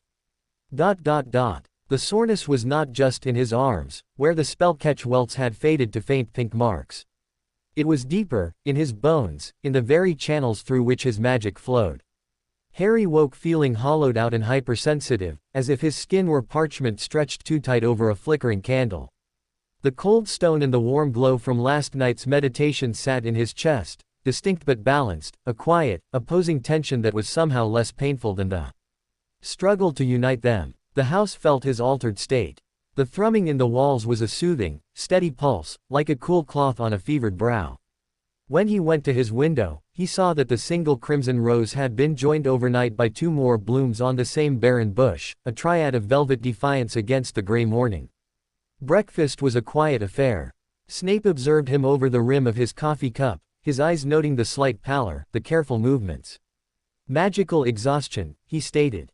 A predictable outcome of channeling more than your core is accustomed to. It will pass. Today, we establish structure. He set down his cup with a precise click. Your education will now follow a bifurcated path. Mornings, from 9 until noon, will be spent in disciplined study. The null room for occlumency and magical control. The library for theory. The laboratory for potions fundamentals. This is the magic of the mind. Of will. Of control. He stood, pacing to the window. Afternoons, from 2 until 4, you will work with the house. In the garden, the conservatory, the memory-rich areas of the manor. You will practice from Eileen's book. You will listen to the portraits, under supervision. This is the magic of feeling. Of intuition. Of connection. He turned, his gaze piercing. You must learn to separate these 2 worlds in your mind. To build a wall between them. The cold stone for the morning. The warm glow for the afternoon. Confusion between the 2 could be catastrophic. The schedule was a fortress. Harry felt both reassured and imprisoned by its clarity. Begin, Snape said. The null room. We continue with occlumency. The foundation of all control is a disciplined mind. The null room was a relief. Its sterile silence, its utter lack of the house's personality, allowed Harry to retreat into the cold, quiet stone of himself. Here, there was no comforting thrum, no whispering memory. There was only his breath, the cold floor, and Snape's voice guiding him into deeper layers of mental silence. The mind is not empty. It is a landscape. Occlumency is not about making it blank, it is about controlling the weather. You must learn to still the storms of emotion, to hide the landmarks of memory. Today, you will visualize a single, featureless plain. A gray sky. Nothing more. When a thought arises, a memory, a feeling, a sound, you will not fight it. You will acknowledge it, and then let the gray wind sweep it away. It was harder than it sounded. Harry's mind was a riot of impressions. The sting of the ball, the shimmer around the rose, the ghost of his mother's laugh in the pond, the feel of the cupboard's dusty mattress. Each one was a splash of color on his gray plane. Each one threatened to pull him into its story. But the cold stone in his chest was an anchor. It was the part of him that had watched without feeling, endured without engaging. He clung to it. He let the thoughts come, and then, imagining a wind scouring the plain, he let them go. It was a constant, gentle effort, like bailing water from a leaky boat. Exhausting, but purposeful. After an hour, Snape called a halt. Adequate. You have a natural propensity for detachment. A survival skill, no doubt. We will build upon it. There was no praise, only assessment. Now, potions. The laboratory was a new room to Harry, a bright, high-ceilinged space off the kitchen corridors, lined with shelves of glittering ingredients and copper instruments. The air was thick with 100 sharp, sweet, and acrid smells. Snape, in this environment, was a different man. His movements were fluid, reverent, each gesture economical and exact. He was no longer just a teacher, he was a master in his temple. Potions is the magic of the physical world, he said, handing Harry a silver knife and a pile of shriveled roots. It requires no wand, only knowledge, precision, and respect. The magic is in the ingredients, in their combination, in the fire, in the stir. The brewer is a conductor, not a source. This will teach you patience, and humility before forces greater than your own will. The lesson was on the boil cure potion, the simplest in the standard repertoire. Harry's job was to prepare the dried nettles, removing the leaves from the stems with the knife, then chopping them to a uniform fine grade. It was tedious, exacting work. His fingers, clumsy at first, soon learned the rhythm. The focus required was total. A stray thought, a moment of distraction, and the knife could slip, ruining the ingredient. Here, in the clean, sharp world of measurement and mineral, the warm glow of the house had no place. It was just Harry, the knife, the nettle, and Snape's silent, watchful presence. By noon, his mind felt honed, sharp, and pleasantly empty. He had a neat pile of perfectly chopped nettles. It was a small, tangible achievement. Acceptable, Snape said, storing the prepared ingredient in a glass jar. The afternoon will be a different kind of focus. Lunch was a quiet, solitary meal. At 2 o'clock precisely, Harry felt a change in the air. The house, which had been politely holding itself at bay, seemed to lean in. The thrumming grew warmer, more inviting. A shaft of sunlight, breaking through the gray clouds, fell directly on the garden door. His afternoon classroom was the overgrown knot garden at the manor's south side, a labyrinth of low, fragrant hedges that had long since run wild. The portrait of Ambrosius Prince had been brought out and placed on a stone plinth, the old man looking around with a faint, nostalgic smile. "Ah," Ambrosius said as Harry approached. "The dual citizen. How does it feel to be torn between the dungeon and the garden?" "I'm not torn," Harry said, though he wasn't sure it was true. "Aren't you? Severus wants to make you a fortress. The house wants to make you a garden. Both are forms of protection. One keeps things out, the other nurtures what's within." The portrait's eyes twinkled. "Your task, I suspect, is to become both." A formidable prospect. Snape arrived, standing a little apart, a silent observer with a notebook in hand. "Proceed," he said simply. Harry opened Eileen's book to a charm called Vox Flora, Voice of the Flower. It was a spell to understand the basic needs of a plant: thirst, hunger for sunlight, pest infestation. The magic was one of empathetic listening, not command. He chose a drooping lavender bush at the labyrinth's center. He knelt, placed his hands in the soil at its base, and tried to quiet his mind not into gray stillness, but into open, receptive warmth.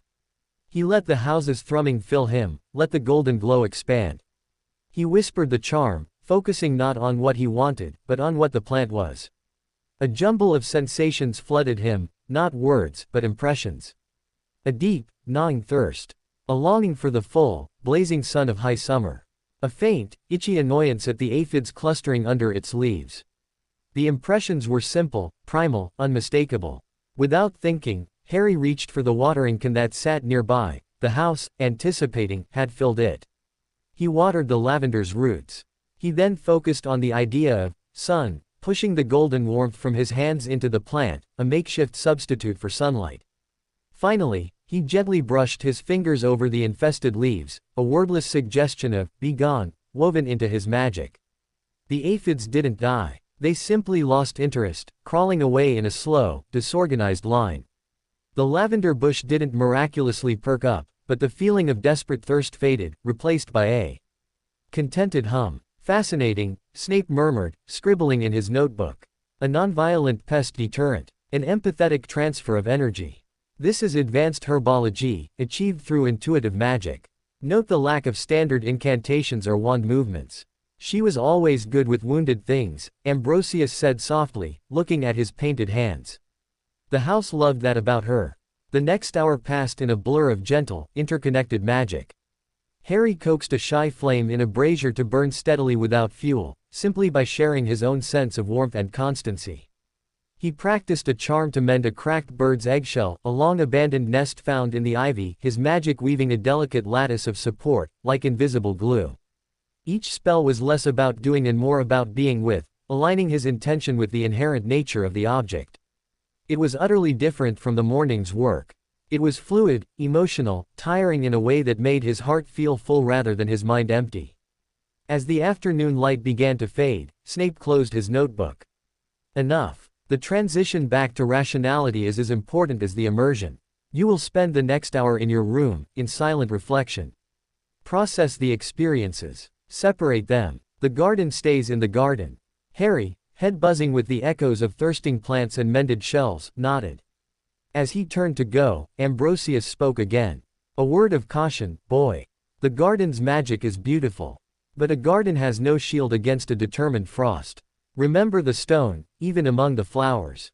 Harry carried the warning with him back to his room.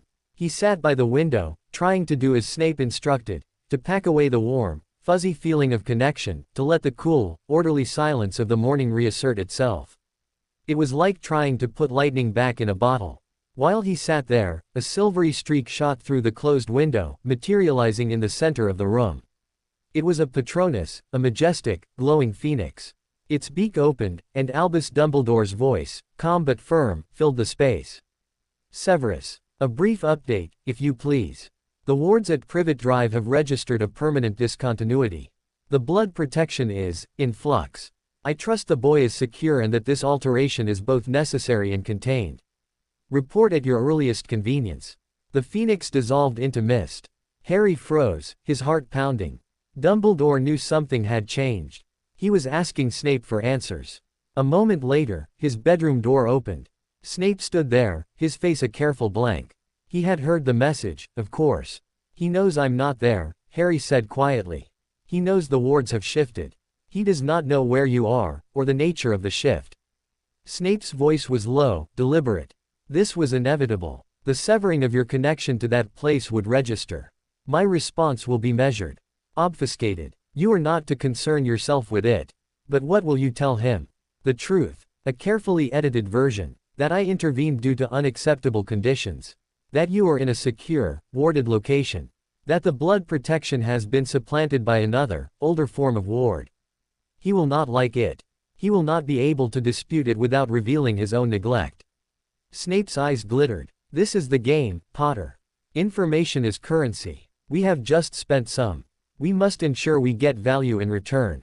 He turned to leave, then paused. The balance you seek. Between stone and garden. This is part of it. The garden must be hidden, protected by the stone. What happened here, the bond, the magic, it is our garden. Dumbledore, the world, they must see only stone. Do you understand? Harry nodded, the cold core in his chest solidifying. He understood. The afternoon's warmth was a secret to be buried deep, guarded by the occlumency he practiced in the mornings. Snape left to craft his lies. Harry remained at the window, watching the twilight bleed across the moor. The house thrummed around him, a worried, protective frequency. He felt the two magics within him, side by side. The stone, cold and hard, ready to build walls and tell lies. The glow, warm and soft, holding the memory of mended eggshells and understood thirst. One cannot exist without the other, he thought. And as the last light faded, he made a silent vow to the darkening land, he would learn to be both. A garden within a fortress. A warm heart behind a wall of stone. For now, that was the only magic that mattered. The week that followed Dumbledore's message passed in a state of suspended animation. The rigid schedule, stone mornings, glow afternoons, continued, but beneath the surface, Prince Manor was a held breath. The house's thrum became a low, watchful hum, the magic in the walls feeling coiled, anticipatory. The portraits, even the usually chatty Ambrosius, were silent and tense. Pippi moved through the halls with a terrified, skittish energy, muttering about great wizards and broken promises. Snape was a study in controlled tension. His lessons were even more precise, more demanding, as if he could arm Harry with enough knowledge in a few days to withstand an army.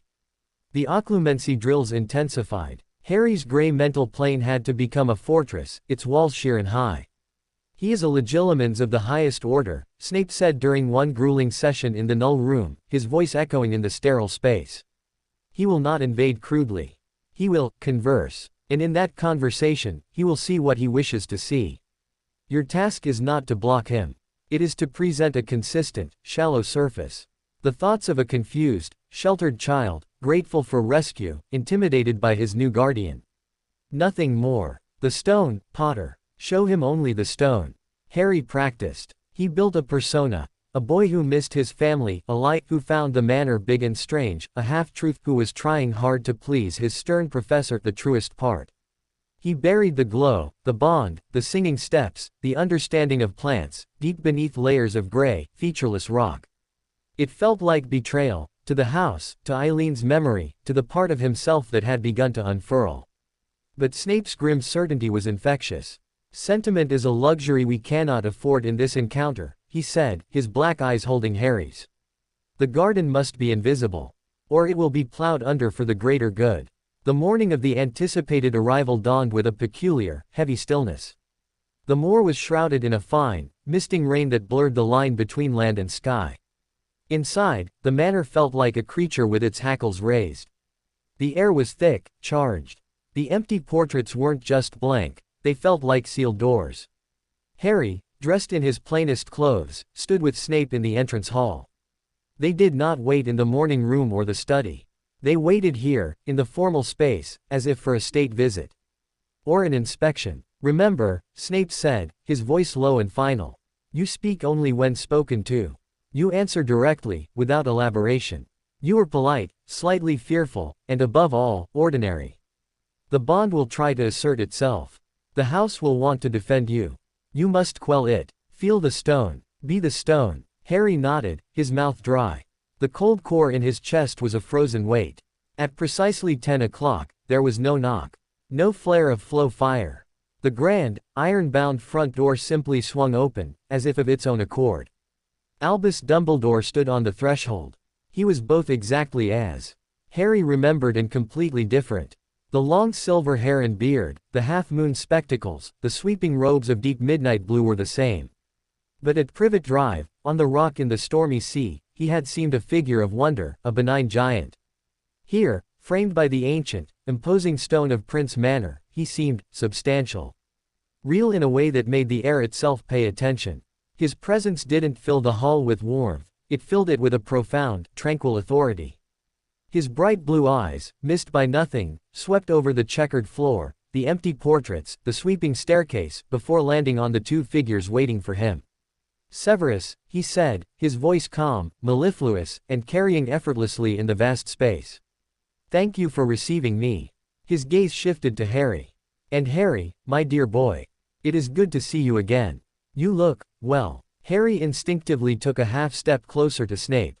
It wasn't entirely an act. "Headmaster," Snape said, giving a curt, minimal nod.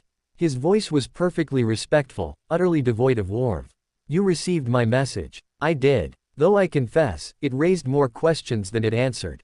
Dumbledore stepped inside, and the door closed softly behind him.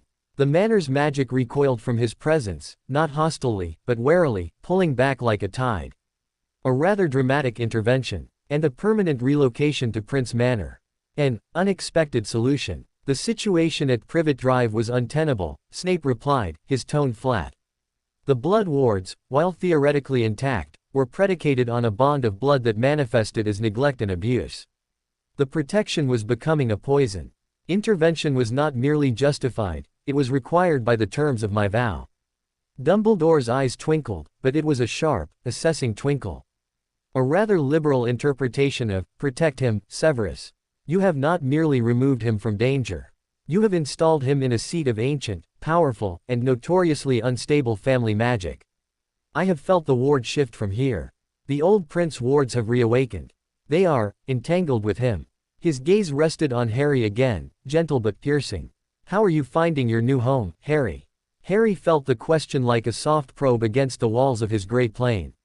He kept his mind shallow, his face cautiously polite. "It's very big, sir. And quiet. Professor Snape is teaching me lessons." "Lessons. Excellent. And the house? Does it feel comfortable?" "It sings to me," Harry thought, and immediately buried the thought under a layer of rock. "It showed me my mother's laugh." More rock. "It's old," he said aloud, shrugging slightly. "Sometimes the stairs creak funny." Dumbledore's smile remained, but something in his eyes deepened. "I see. May I suggest we continue this conversation somewhere less echoing? My knees are not as fond of stone floors as they once were." Snape led them to the study, not the morning room. This was his territory, his arsenal.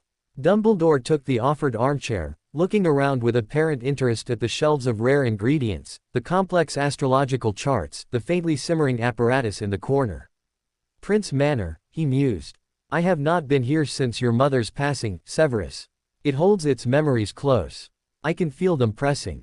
And now it holds Harry." He steepled his fingers. "You understand my concern. The blood protection at Privet Drive, while imperfect, was predictable. It tied him to Lily's sacrifice through her sister. This," he gestured vaguely at the walls. "This is a wild card. The prince magic is potent, but it is not sociable. And it has a history of absorbing those it claims. He is not being absorbed, Snape said, standing rigidly by the fireplace. He is being educated, shielded. The prince wards offer a different kind of protection, one based on magical saturation and secrecy, not familial proximity. He is safer here, unknown, than he ever was in a Muggle suburb under a thinning veil of blood magic. Safer from external threats, perhaps, Dumbledore conceded. But what of the internal ones? The influence of the manor itself. The whispers of portraits long dead. The weight of a legacy that is not his own. He looked at Harry, his expression kindly. Harry, my boy, have you heard voices? Seen things that perhaps were not entirely solid? This was the test. Harry met the bright blue eyes, letting a flicker of childlike fear show on the surface. The house is old, like I said. It makes noises. Sometimes I have bad dreams. About the cupboard. That was safe. That was expected. Dumbledore studied him for a long moment. Harry felt the lightest, most delicate brush against his mental walls. Not an attack, but an invitation, a gentle push on a door to see if it was locked. Harry held his gray plane, letting only the surface thoughts of a boy scared of strange noises and old memories ripple where they could be seen. After a pause, Dumbledore leaned back. Understandable. Trauma leaves echoes. He turned back to Snape. I cannot deny the gravity of what you found at Privet Drive. My failure there is one I must bear. And your oath to Lily compelled you to act. However, the solution cannot be to simply exchange one form of isolation for another, especially one so magically charged. What do you propose? Snape's voice was dangerously quiet. Integration. Controlled exposure. Harry cannot live his life sealed in a magical tomb. He will need to enter the wizarding world eventually. I propose a compromise. He remains here, under your guardianship and the manor's protection, for the majority of the time. But periodically, he will come to Hogwarts. For assessments. For socialization with others his age in a controlled environment. To remind the world, and himself, that he is part of it. Harry's heart gave a hopeful, terrified leap. Hogwarts. The castle from the letters. Other children. But to leave the manor. The house's magic, listening, gave a sub-audible groan of protest, a vibration of distress in the floorboards. Snape's face was a mask. You wish to make him a periodic exhibit. To prove he is still tame. I wish to ensure he does not become a creature of this house, Dumbledore corrected softly. That he grows into a wizard who can function in the world he is destined to shape. The first visit could be at the start of the next term. A week. Under my direct supervision. The silence that followed was thick enough to chew. Snape was weighing, calculating. To refuse would be to admit Dumbledore's fears were valid, that Harry was being changed in ways he couldn't control. To agree was to risk exposure, to take the garden into the frost. A week, Snape said finally, the words clipped. At the start of the Christmas term. And I will be present. Not as an observer. As his guardian. Dumbledore smiled, a genuine one this time that crinkled the corners of his eyes. Agreed. I am glad we understand each other. He rose, his movements fluid. Now, I would very much like to see the famous Prince Gardens. I understand they are quite expressive. It was a command, not a request. A final test of the manor's mood. Snape's jaw tightened, but he led the way. Harry followed, a cold dread pooling in his stomach. The garden was the heart of the glow. It would not like this intrusion. The misting rain had stopped, leaving the world jewel-bright and hyper-clear. The overgrown garden glistened. Dumbledore walked slowly, his eyes missing nothing. The wild beauty, the ancient statuary, the single, triumphant rose bush. With its 3 crimson flowers. Ah, he said, stopping before it. A survivor. He reached out a hand, as if to touch a petal. The air around the bush shimmered. Not the full, crystalline shield Harry had accidentally created, but a visible, heat-haze distortion. A silent, firm no. Dumbledore paused, his hand hovering. He didn't look surprised. He looked deeply interested. The manor is most protective of its treasures. He turned his gaze to Harry. Did you do this, Harry? The garden is old, sir, Harry repeated his mantra, his heart hammering. It does strange things. Indeed it does, Dumbledore murmured. He glanced at Snape. The synergy is already remarkable. And concerning. We have much to discuss before his visit, Severus. He must learn to compartmentalize this connection. For his own sake. He took his leave soon after, at the same front door. His departure was as silent as his arrival. One moment he was there, a splash of color against the gray stone, the next, he was gone, apparating away without a sound. The moment he was gone, the manor exhaled. The tension in the air shattered. The house's thrum returned, a loud, aggrieved vibration. From the garden, a chorus of birds erupted, as if they had been holding their breath. Snape stood in the doorway, looking out at the empty moor. He didn't speak for a long time. "He knows," Harry finally whispered, the stone facade crumbling, fear leaking through. "He knows it's not just an old house. He suspects," Snape corrected, his voice tired. "He sees the effect, not the cause. He does not know about the bond, the memorial impetus, the true depth of the connection. He sees a powerful magical environment influencing a sensitive child. That, we can manage. That, we can explain." He turned, his black eyes meeting Harry's. "But he has laid down a marker, Potter. In 4 months, you will go to Hogwarts. And the garden you have built here, the magic you share with this house, you must learn to hide it so completely that not even the greatest wizard of our age can sense its roots. You must become 2 people.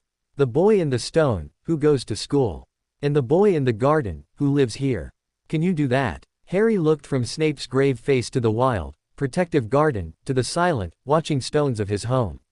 He felt the cold core and the warm glow, side by side. He had to. "Yes," he said, and his voice, for the first time, held the steel of the stone, and the quiet resolve of the growing things. "I can. The 4 months stretched before Harry like a vast, treacherous moor he had to cross. The goal, Hogwarts at Christmas, was a distant beacon, but the path was littered with invisible pitfalls, his own magic, the house's affection, Dumbledore's piercing gaze. The comfortable bifurcation of his life was over. Now, it was a siege. The garden had to be made invisible, its walls fortified not with beauty, but with lies. Snape's methodology was brutal in its simplicity. He called it, the compartment. "Inside your mind, you will construct a room," he instructed Harry the morning after Dumbledore's visit. They were in the null room, but the usual exercises in emptiness were abandoned. Now, they built. "This room will hold everything you are here. The bond, the glow, the whispers, the memories of the stones. It will be your garden. You will visit it only when you are safe within the manor's deepest wards. The rest of the time, especially at Hogwarts, it will be locked behind a door of solid, acclimatic stone. You will not think of it. You will not feel its pull. You will be the boy from the cupboard, grateful for magic, a bit behind in his studies, and nothing more." It sounded impossible. How could he not think of the thing that was woven into his very breath? "You did it. For years at Privet Drive," Snape said, his voice cutting. "You buried your magic, your questions, your very self. You are an expert at compartmentalization. We are merely applying the skill to a different set of secrets." So, Harry built. In the gray plane of his occlumency, he constructed a door. Not a metaphorical one, but a vivid, tactile image, heavy black oak, iron-banded, with a lock that required a specific, complex key of thought to open. Behind it, he placed his garden. Not the real one, but the feeling of it. The warmth in his chest. The understanding of the lavender's thirst. The melody of the singing step. The protective shimmer around the rose. He packed each sensation, each memory, into imagined trunks and stacked them in the room. Closing the door was agony. It felt like cutting off a limb. The moment it shut, a hollow, aching cold spread through him, worse than the null room's sterility. It was the absence of himself. "Good," Snape would say, monitoring his magical signature with a series of subtle detection spells. "The ambient resonance is dampening. The stone facade is holding. Now, walk out of the null room. Maintain it." The first time Harry tried to walk through the manor with the mental door locked, the house rebelled. It didn't understand. The friendly guidance lights flickered and died. The comforting thrum stuttered into a confused, distressed tremor. A portrait he passed, a painting of a sunny meadow, suddenly clouded over with a painted thunderstorm. "You are hurting us," the stones seemed to weep. Harry's resolve almost broke. He wanted to throw the door open, to reassure the house, to feel its warmth again.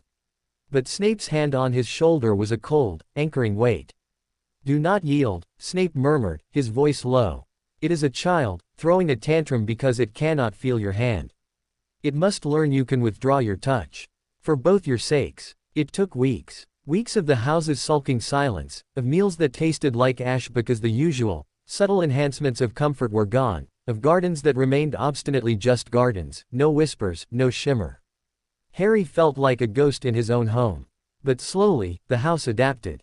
The magic didn't fade, it retreated, becoming a watchful, quiet presence in the background, respecting the new boundary.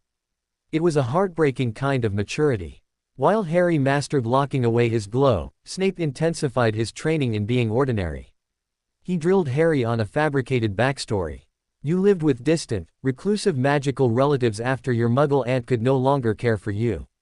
Professor Snape, as a favor to the headmaster, took you in for tutoring. You find magic difficult but interesting. You are shy. You know nothing of sentient manners or memory stones.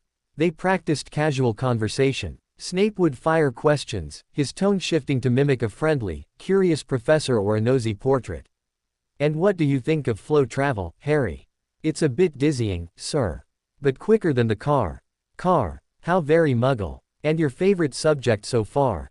I like history of magic, sir. The stories are good, bland, inoffensive, boring. The afternoons of garden magic were replaced with something new, controlled, wandless magic of the most mundane variety.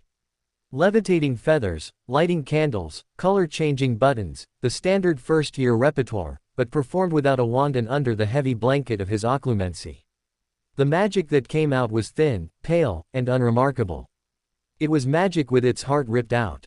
It was perfect. One rainy October afternoon, a breakthrough, or a disaster, occurred. They were in the laboratory, and Harry was attempting a simple switching spell between two pewter cups. It was a spell that required clear intent and a pinch of mischievous will. His mental door was firmly shut, his magic a sluggish, obedient trickle. He focused, recited the incantation in his mind, and flicked his finger. The cups didn't switch. Instead, the stone wall behind them breathed. A section of mortar between two blocks shimmered, and for a split second, it became transparent, like a window. Through it, Harry saw not the next room, but a memory. A young Severus Snape, perhaps 16, hunched at a stone bench in what looked like a dungeon, furiously scribbling in a potions journal, his face sharp with concentration and a deep, lonely anger. It was a flash, gone in an instant. The wall was just a wall. The cups remained stubbornly separate. Snape, who had been observing, went preternaturally still. He had seen the window. He had seen himself. The silence in the lab was broken only by the hiss of a simmering cauldron. Harry stared at the wall, horrified. His compartment had cracked. The house, sensing a sliver of his true magical intent, had responded not with the spell he wanted, but with a piece of itself, a memory tied to the stone, to him. The bond, Snape said, his voice strangely hollow. It is bypassing your occlumency. It responds to your magic, not your mind. He walked to the wall, placing his palm flat against the stone where the window had been. A complex series of emotions warred on his face. Even suppressed, your magic is now keyed to the Manor's consciousness. When you perform magic, it answers. Not with what you ask for, but with what it thinks you need. I'm sorry, Harry whispered, the cold hollow inside him filling with dread. Do not apologize. This is data. Snape turned, his eyes alight with that fierce, analytical fire. It confirms the depth of the integration. And it presents our greatest challenge. At Hogwarts, you will need to perform magic. Simple magic. But if every Lumos risks showing a portrait your deepest memories, or conjuring a ghost from the castle stones, he trailed off, the implications chilling. He paced, thinking, we must teach the house to misinterpret. To respond to your suppressed, stone, magic with equally suppressed, ordinary effects. We must train it, as we are training you. It was a bizarre, backward kind of lesson. That evening, instead of closing his mental door, Harry was instructed to open it a crack, just a sliver, while performing a simple charm. He had to project, alongside his intent to light a candle, a strong, accompanying thought, ordinary. Small. Nothing to see. The first few attempts were failures. The candle would ignite with a flare of rainbow-colored flame, or the wick would sprout tiny, singing flowers. The house, thrilled to be acknowledged again, showed off. Snape was relentless. Again, your will must be dominant. You are not asking the house for help. You are commanding it to be quiet. Use the stone. The cold stone as your authority. Harry dug deeper. He found the cold, enduring core, the part that had survived the Dursleys. He wrapped his magical intent in it, a layer of frost around a tiny spark. He pictured his magic not as a request to the house, but as a decree from a stern little king. Light the candle. Only the candle. Nothing more. He focused. He pushed. The candle's wick glowed, red, then orange, and settled into a small, steady, perfectly normal yellow flame. No rainbows. No singing. Across the table, Snape let out a slow breath. Good. It was exhausting, this constant, dual-layered effort, performing magic while simultaneously policing the bond, wearing the stone-like armor over the glow. But it worked. Over the following weeks, Harry learned to cast a feeble lumos that produced a wand-like light. He could levitate a book, but it wobbled pathetically, as if he were straining. He could warm a cup of tea, but it took minutes of visible concentration. It was the performance of a struggling, average magical child. It was a masterpiece of deception. As the autumn deepened and the Christmas term at Hogwarts loomed, the manor itself seemed to enter a state of grim preparation. The friendly, guiding magic was gone, replaced by a silent, vigilant strength. The walls felt harder, the shadows deeper. It was no longer a mother humming a lullaby, it was a soldier checking the perimeter. The night before they were to leave for Hogwarts, Harry stood in his room, packing the small trunk Snape had provided with dull, ordinary robes and his few schoolbooks. The blue cloth book, Eileen's book, lay on his bed. He wasn't allowed to take it. He picked it up, tracing the faded lettering on the cover. It felt like leaving a part of his soul behind.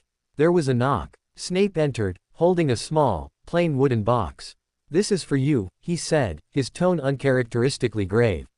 He opened the box. Inside, on a bed of black velvet, lay a wand. It was simple, 11 inches, made of a straight, pale wood, willow, Harry would later learn, with a subtle spiral carving along its length. It hummed with a faint, quiet energy. "Every witch or wizard needs a wand for school," Snape said. "This was a spare in the family collection. It is serviceable, but unremarkable. It will respond adequately to the limited magic you will perform there. It has no special affinity. It will not gossip with the castle walls." Harry took it. The wood was warm, the hum a gentle buzz in his palm. It felt like a tool. Like a part of his disguise. "Remember," Snape said, fixing him with a stare that allowed no weakness. "You are Harry Potter, orphan, raised in obscurity, behind in your studies.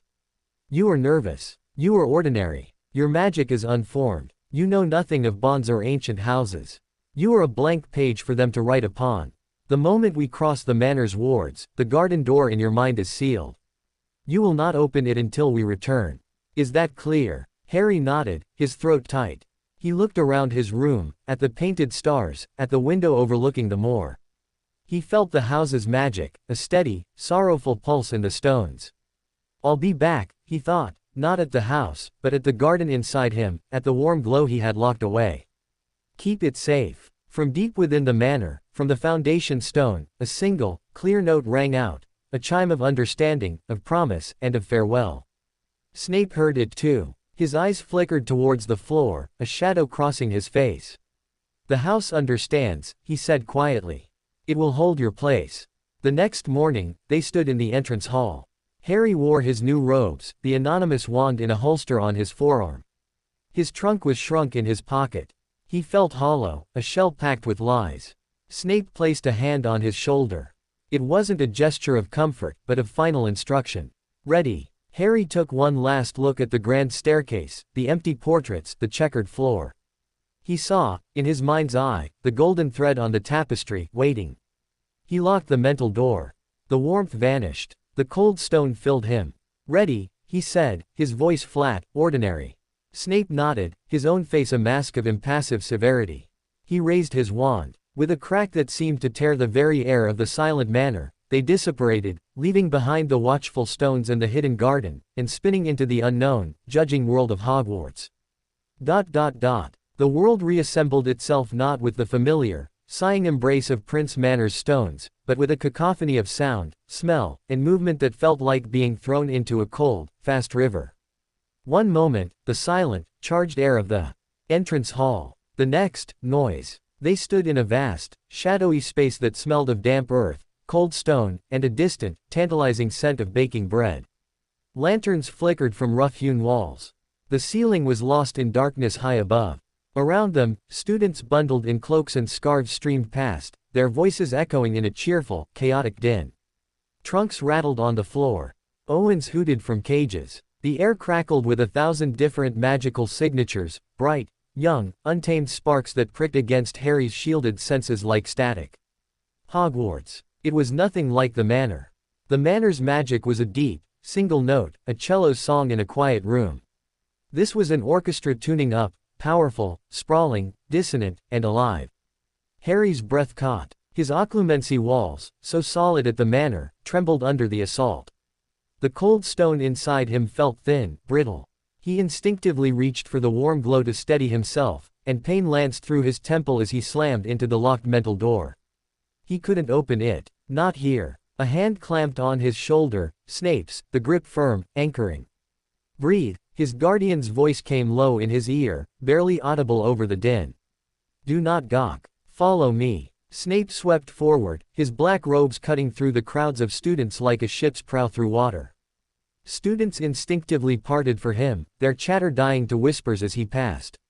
Harry hurried to keep up, his eyes wide behind his glasses, taking in the moving staircases in the distance, the spectral glimmer of a ghost floating through a wall, the animated suits of armor that stood sentinel. It was wonderful. It was terrifying. And he had to pretend it was all new. They ascended a grand staircase, leaving the main flow of students behind. The noise faded, replaced by the tap of Snape's boots and Harry's own quick, nervous breaths on stone. They turned down a corridor lined with sleeping portraits, then another, and another.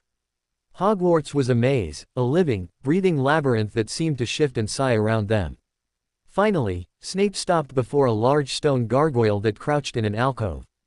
Cockroach cluster, he said, his voice dripping with distaste. The gargoyle sprang aside, revealing a spiraling stone staircase that began to move upward, carrying them smoothly to a polished oak door. Snape didn't knock. He pushed it open. Dumbledore's office was an explosion of gentle chaos. Whirring silver instruments puffed smoke on every surface. Portraits of old headmasters and headmistresses snoozed in their frames. A magnificent, crimson and gold bird the size of a swan dozed on a perch near a large, claw-footed desk. The room was warm, cluttered, and hummed with a deep, peaceful magic that felt like sunlight on a dusty library shelf. Dumbledore stood by a window, looking out at the grounds. He turned as they entered, his face breaking into a warm smile that didn't quite reach the assessing look in his blue eyes. Ah, Severus, Harry. Right on time. I trust the journey was uneventful. His gaze swept over Harry, taking in the two large robes deliberately chosen, the pale face, the white-knuckled grip on the handle of his trunk. It was adequate, Headmaster, Snape said, his voice neutral. The boy is overwhelmed.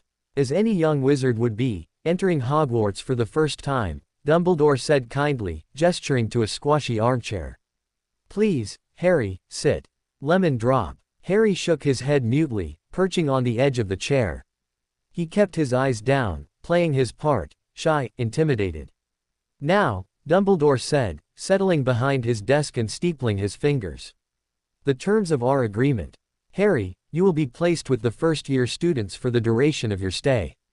You will attend their classes, take your meals in the Great Hall, and sleep in a private dormitory adjacent to the hospital wing, for both your safety and our observational convenience.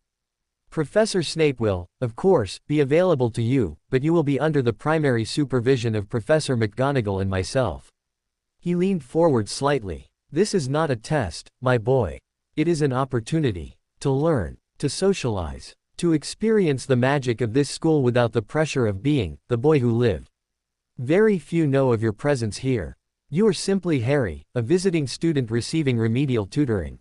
Harry nodded, swallowing. Thank you, sir. Professor McGonagall will show you to your quarters and your schedule. Severus, a word, if you please.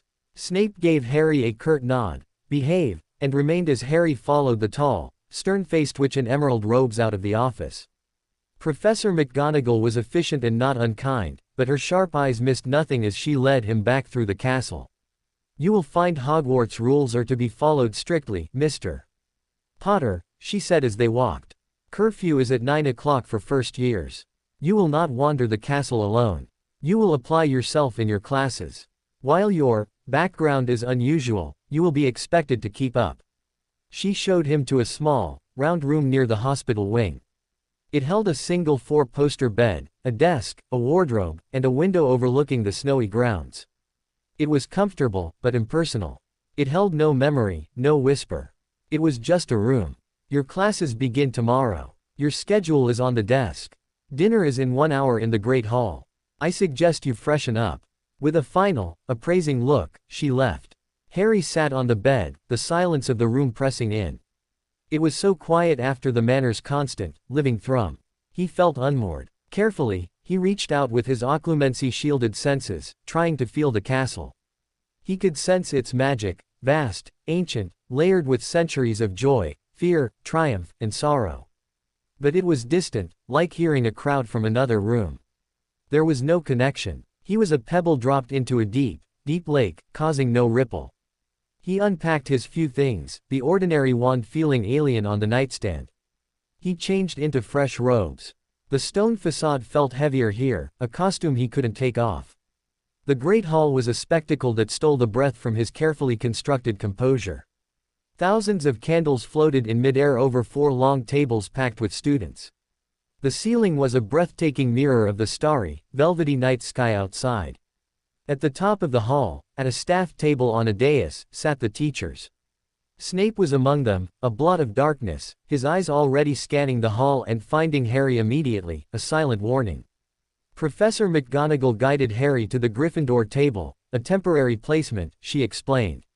He slid onto the bench, drawing a few curious glances from the students around him, first years with rounded, excited faces. "Who are you?" A boy with sandy hair and a smattering of freckles asked bluntly. "Harry," he said, keeping his voice soft. "I'm Colin. Colin Creevey. Are you a new first year? You're a bit late, aren't you?" "I'm visiting. Getting some extra help." The conversation moved on as plates magically filled with food. Harry ate slowly, listening to the chatter around him. Talk of homework, Quidditch, a poltergeist named Peeves, a recent transfiguration test. It was so normal, so utterly foreign. He answered questions in monosyllables, fabricating a vague story about homeschool tutors. He could feel Dumbledore's gaze from the high table, gentle but persistent. He could feel Snape's watchful glare like a physical weight. After dinner, as the students streamed out, a voice called his name. "Harry." A moment. It was Dumbledore. He led Harry not back to his room, but on a slow, meandering walk through the castle. "I thought you might appreciate a small tour," the headmaster said, his twinkling eyes observing Harry's reactions. "Hogwarts has many secrets. She likes to reveal them to those with a receptive heart." They passed the massive oak doors of the entrance hall. "I understand you have been living in a rather old and magical house yourself," Dumbledore remarked casually as they walked. "Prince Manor is a place of great history. Does Hogwarts feel similar?" The test. Harry kept his mental door locked, his surface thoughts bland. "It's bigger, sir. And louder. The manor is quiet. Indeed. Silence can hold its own kind of magic. Tell me, Harry, when you are in a place like this, so saturated with magic, do you ever feel a pull? A sense of conversation with the stones?" Harry's heart hammered. He thought of the wall in the lab, showing young Snape. He shoved the memory deep. "I don't know what you mean, sir. The portraits talk, though." Dumbledore smiled. "So they do." He stopped before a seemingly blank stretch of wall. "This, for instance, is a particularly useful room. It becomes what the seeker most needs. A room of requirement. I wonder what it would become for you." He gestured for Harry to walk past the wall 3 times. Harry did, feeling foolish, thinking desperately, "I need a place to be alone, I need a place to be alone." A door shimmered into existence. Dumbledore opened it. Inside was a small, cozy room with a crackling fire, a squashy armchair, and shelves filled with books on basic magical theory. It was perfect. And utterly generic. Dumbledore's smile remained, but his eyes held a flicker of something, disappointment. Curiosity. A study room. How very practical. The castle has provided you with a tool, not a toy. That is instructive. He led Harry back to his bedroom soon after. "Sleep well, Harry. Tomorrow is a new day of discovery." Alone again, Harry leaned against the closed door. The castle had given him exactly what he'd asked for, a boring, useful room. It had responded to his surface need, the stone persona. It hadn't sensed the garden, the bond, the hidden hunger for connection. His compartment was holding, but as he lay in the unfamiliar bed, staring at the unfamiliar ceiling, a new sensation began to itch at the edges of his awareness. It was faint, easy to dismiss as imagination. A soft, rhythmic pulse, deep, deep below the castle. Not the lively, chattering magic of the halls and classrooms. Something older, slower, a heartbeat under the foundation. It felt aware, and it was listening. Classes were another kind of trial. Charms with Professor Flitwick, a tiny wizard who squeaked with excitement. Harry used his bland, willow wand to make a feather twitch, his magic thin and unimpressive. Flitwick was encouraging but unremarkable in his praise. In Transfiguration, McGonagall had them turning matchsticks into needles. Harry's needle was blunt, lumpy, and gray. Adequate for a first attempt, Mr. Potter, she said, her tone suggesting it was anything but. He ate meals, walked the corridors, and listened. He heard snippets about the famous Harry Potter, the boy who lived, who was supposedly safe somewhere, hidden. He heard whispers about the Chamber of Secrets being opened 50 years ago, about students being petrified. It was history to them. To him, it was a reminder that this beautiful castle held its own darkness. He saw Snape in Potions class, where the Slytherin first years were. His guardian was every bit the feared professor, sarcastic, cutting, dismissing poor work with a curl of his lip. He never looked at Harry with anything more than detached, clinical interest. The performance was flawless. It was on the third day, during a free period, that the castle's deeper magic finally stirred. Harry had wandered to the library, seeking solitude. He found a secluded table in the back, near a section on magical archaeology. He was trying to read a simple book on the basics of magical theory, but the words blurred. The isolation was wearing on him. The stone facade felt like it was cracking. He missed the manor's understanding silence with a physical ache. Unthinking, he placed his palm flat on the wooden table, seeking a solid connection, an anchor. The library was in one of the oldest parts of the castle. The wood of the table was centuries old. And as his magic, even suppressed, brushed against it, something responded. Not the castle's lively, general magic. The deeper, slower pulse. The foundation. A single, clear image flashed behind his eyes, bypassing his occlumency walls not as an attack, but as a shared memory rising from the stone and wood itself. 4 children, centuries young, huddled at this very table under a guttering candle. One, a witch with wild black hair and laughing eyes, was sketching an intricate diagram of a moving staircase. Another, a serious-looking boy with a penknife, was carving a tiny, smiling serpent into the table's leg. A sense of fierce friendship, of secret creation, of building something together, flooded Harry. It was the memory of the founders. Not a portrait, not a story. A raw, emotional imprint left in the very bones of Hogwarts. He snatched his hand back as if burned. The image vanished. He looked around, panting. No one had seen. Madame Pants, the librarian, was far away, scowling at a group of whispering Hufflepuffs. His heart raced. The castle's deepest memory had recognized something in his magic. Not the bond with Prince Manor, but the quality of it, the receptivity, the ability to listen to stone and wood. Hogwarts, in its own way, was also a sentient place. And it had just said hello. That night, in his sterile room, Harry lay awake. The itch was now a whisper. The ancient heartbeat under the castle was a little louder. He had come here to hide his garden. But Hogwarts, it seemed, had gardens of its own, wild, ancient, and deep. And it had felt the gardener in him. He had locked away the Prince Manor's magic to pass Dumbledore's test. But what if he had inadvertently unlocked a different kind of attention? One even Dumbledore might not fully comprehend. The stone facade felt more precarious than ever. Because now, behind it, he wasn't just hiding a warm glow. He was hiding a spark that had just been seen by the oldest magic in Britain. And he didn't know if that was a disaster, or the beginning of something even Dumbledore couldn't predict. The whisper under the castle didn't fade with morning. It became a constant, subterranean companion, a deep cello note beneath the orchestra of Hogwarts.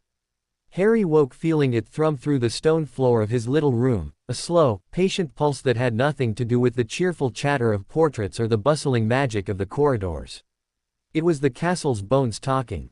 And they were talking to him. He dressed with careful, ordinary movements, locking the mental door until it felt like a vault inside his skull. But the whisper got in anyway, not through cracks in his occlumency, but through his soles on the floor, his palms on the wooden banister as he walked downstairs. It was a physical sensation, not a mental one. The castle was communicating through its substance, and he was made of the same stuff that listened. Breakfast in the great hall was a trial of attention.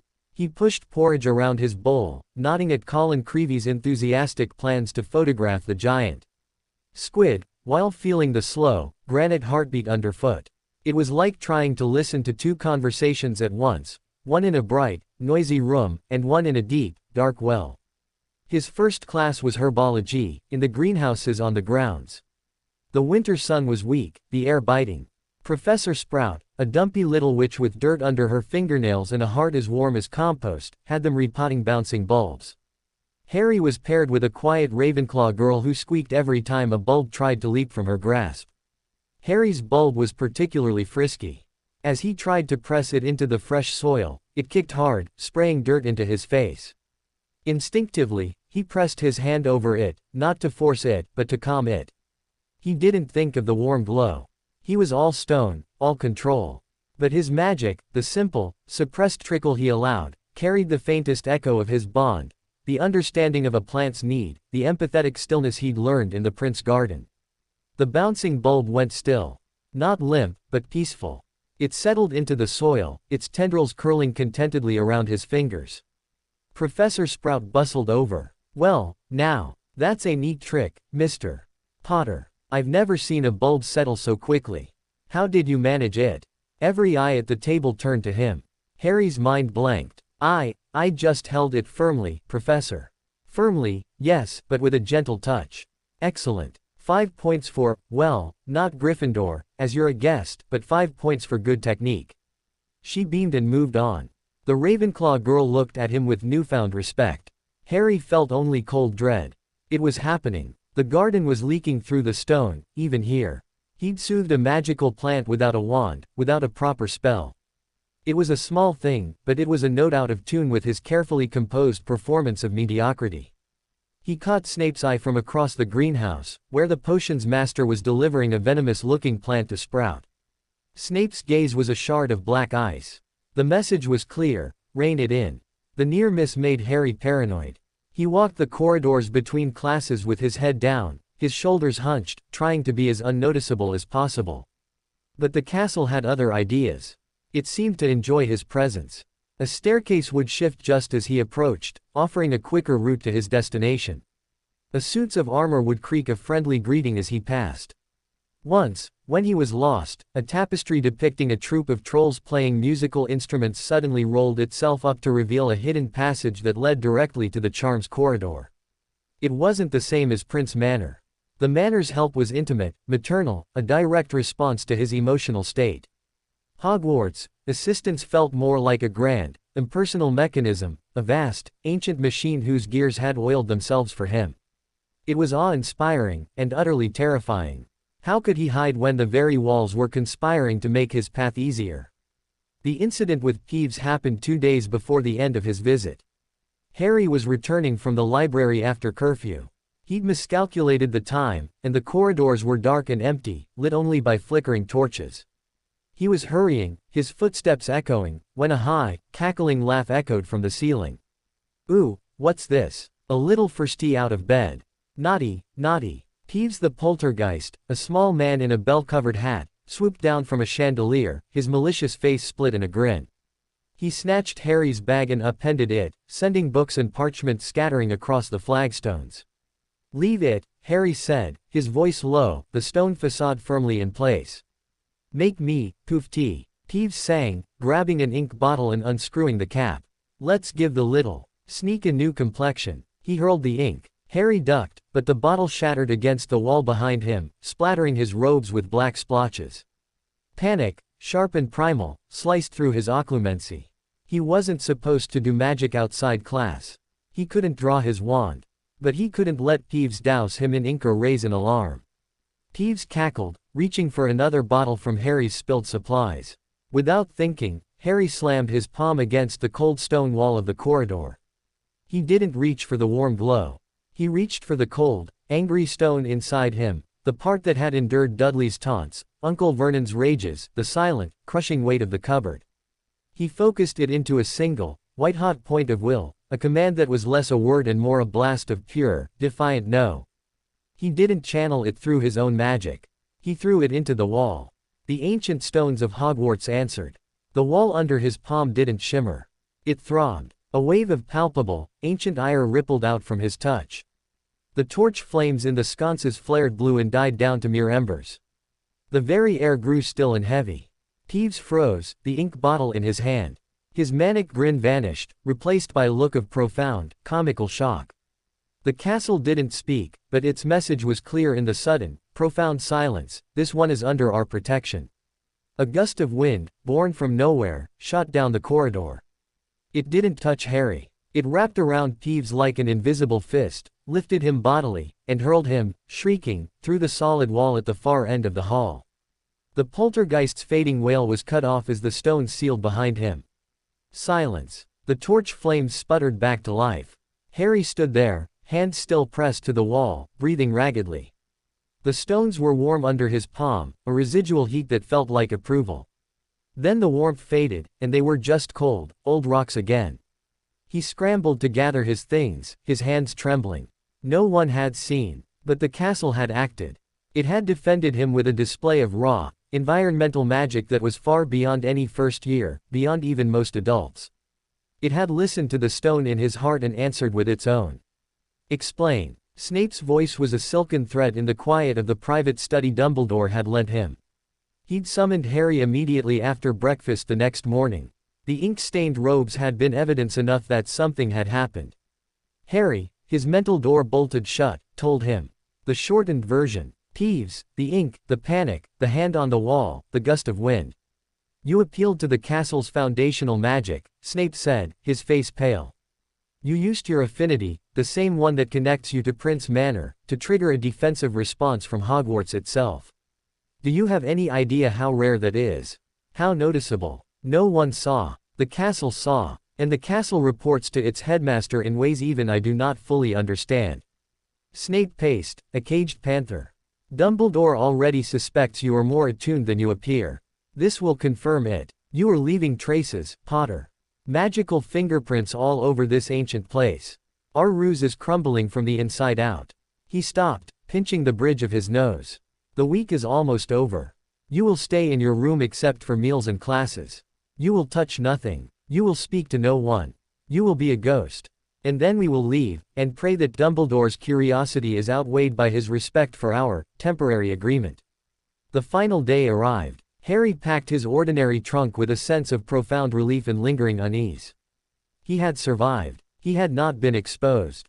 But he felt changed. The whisper under the castle was now a part of his internal landscape, a second deep pulse beside the memory of Prince Manor's thrum. As he carried his trunk to the entrance hall where Snape would meet him, a voice called from behind.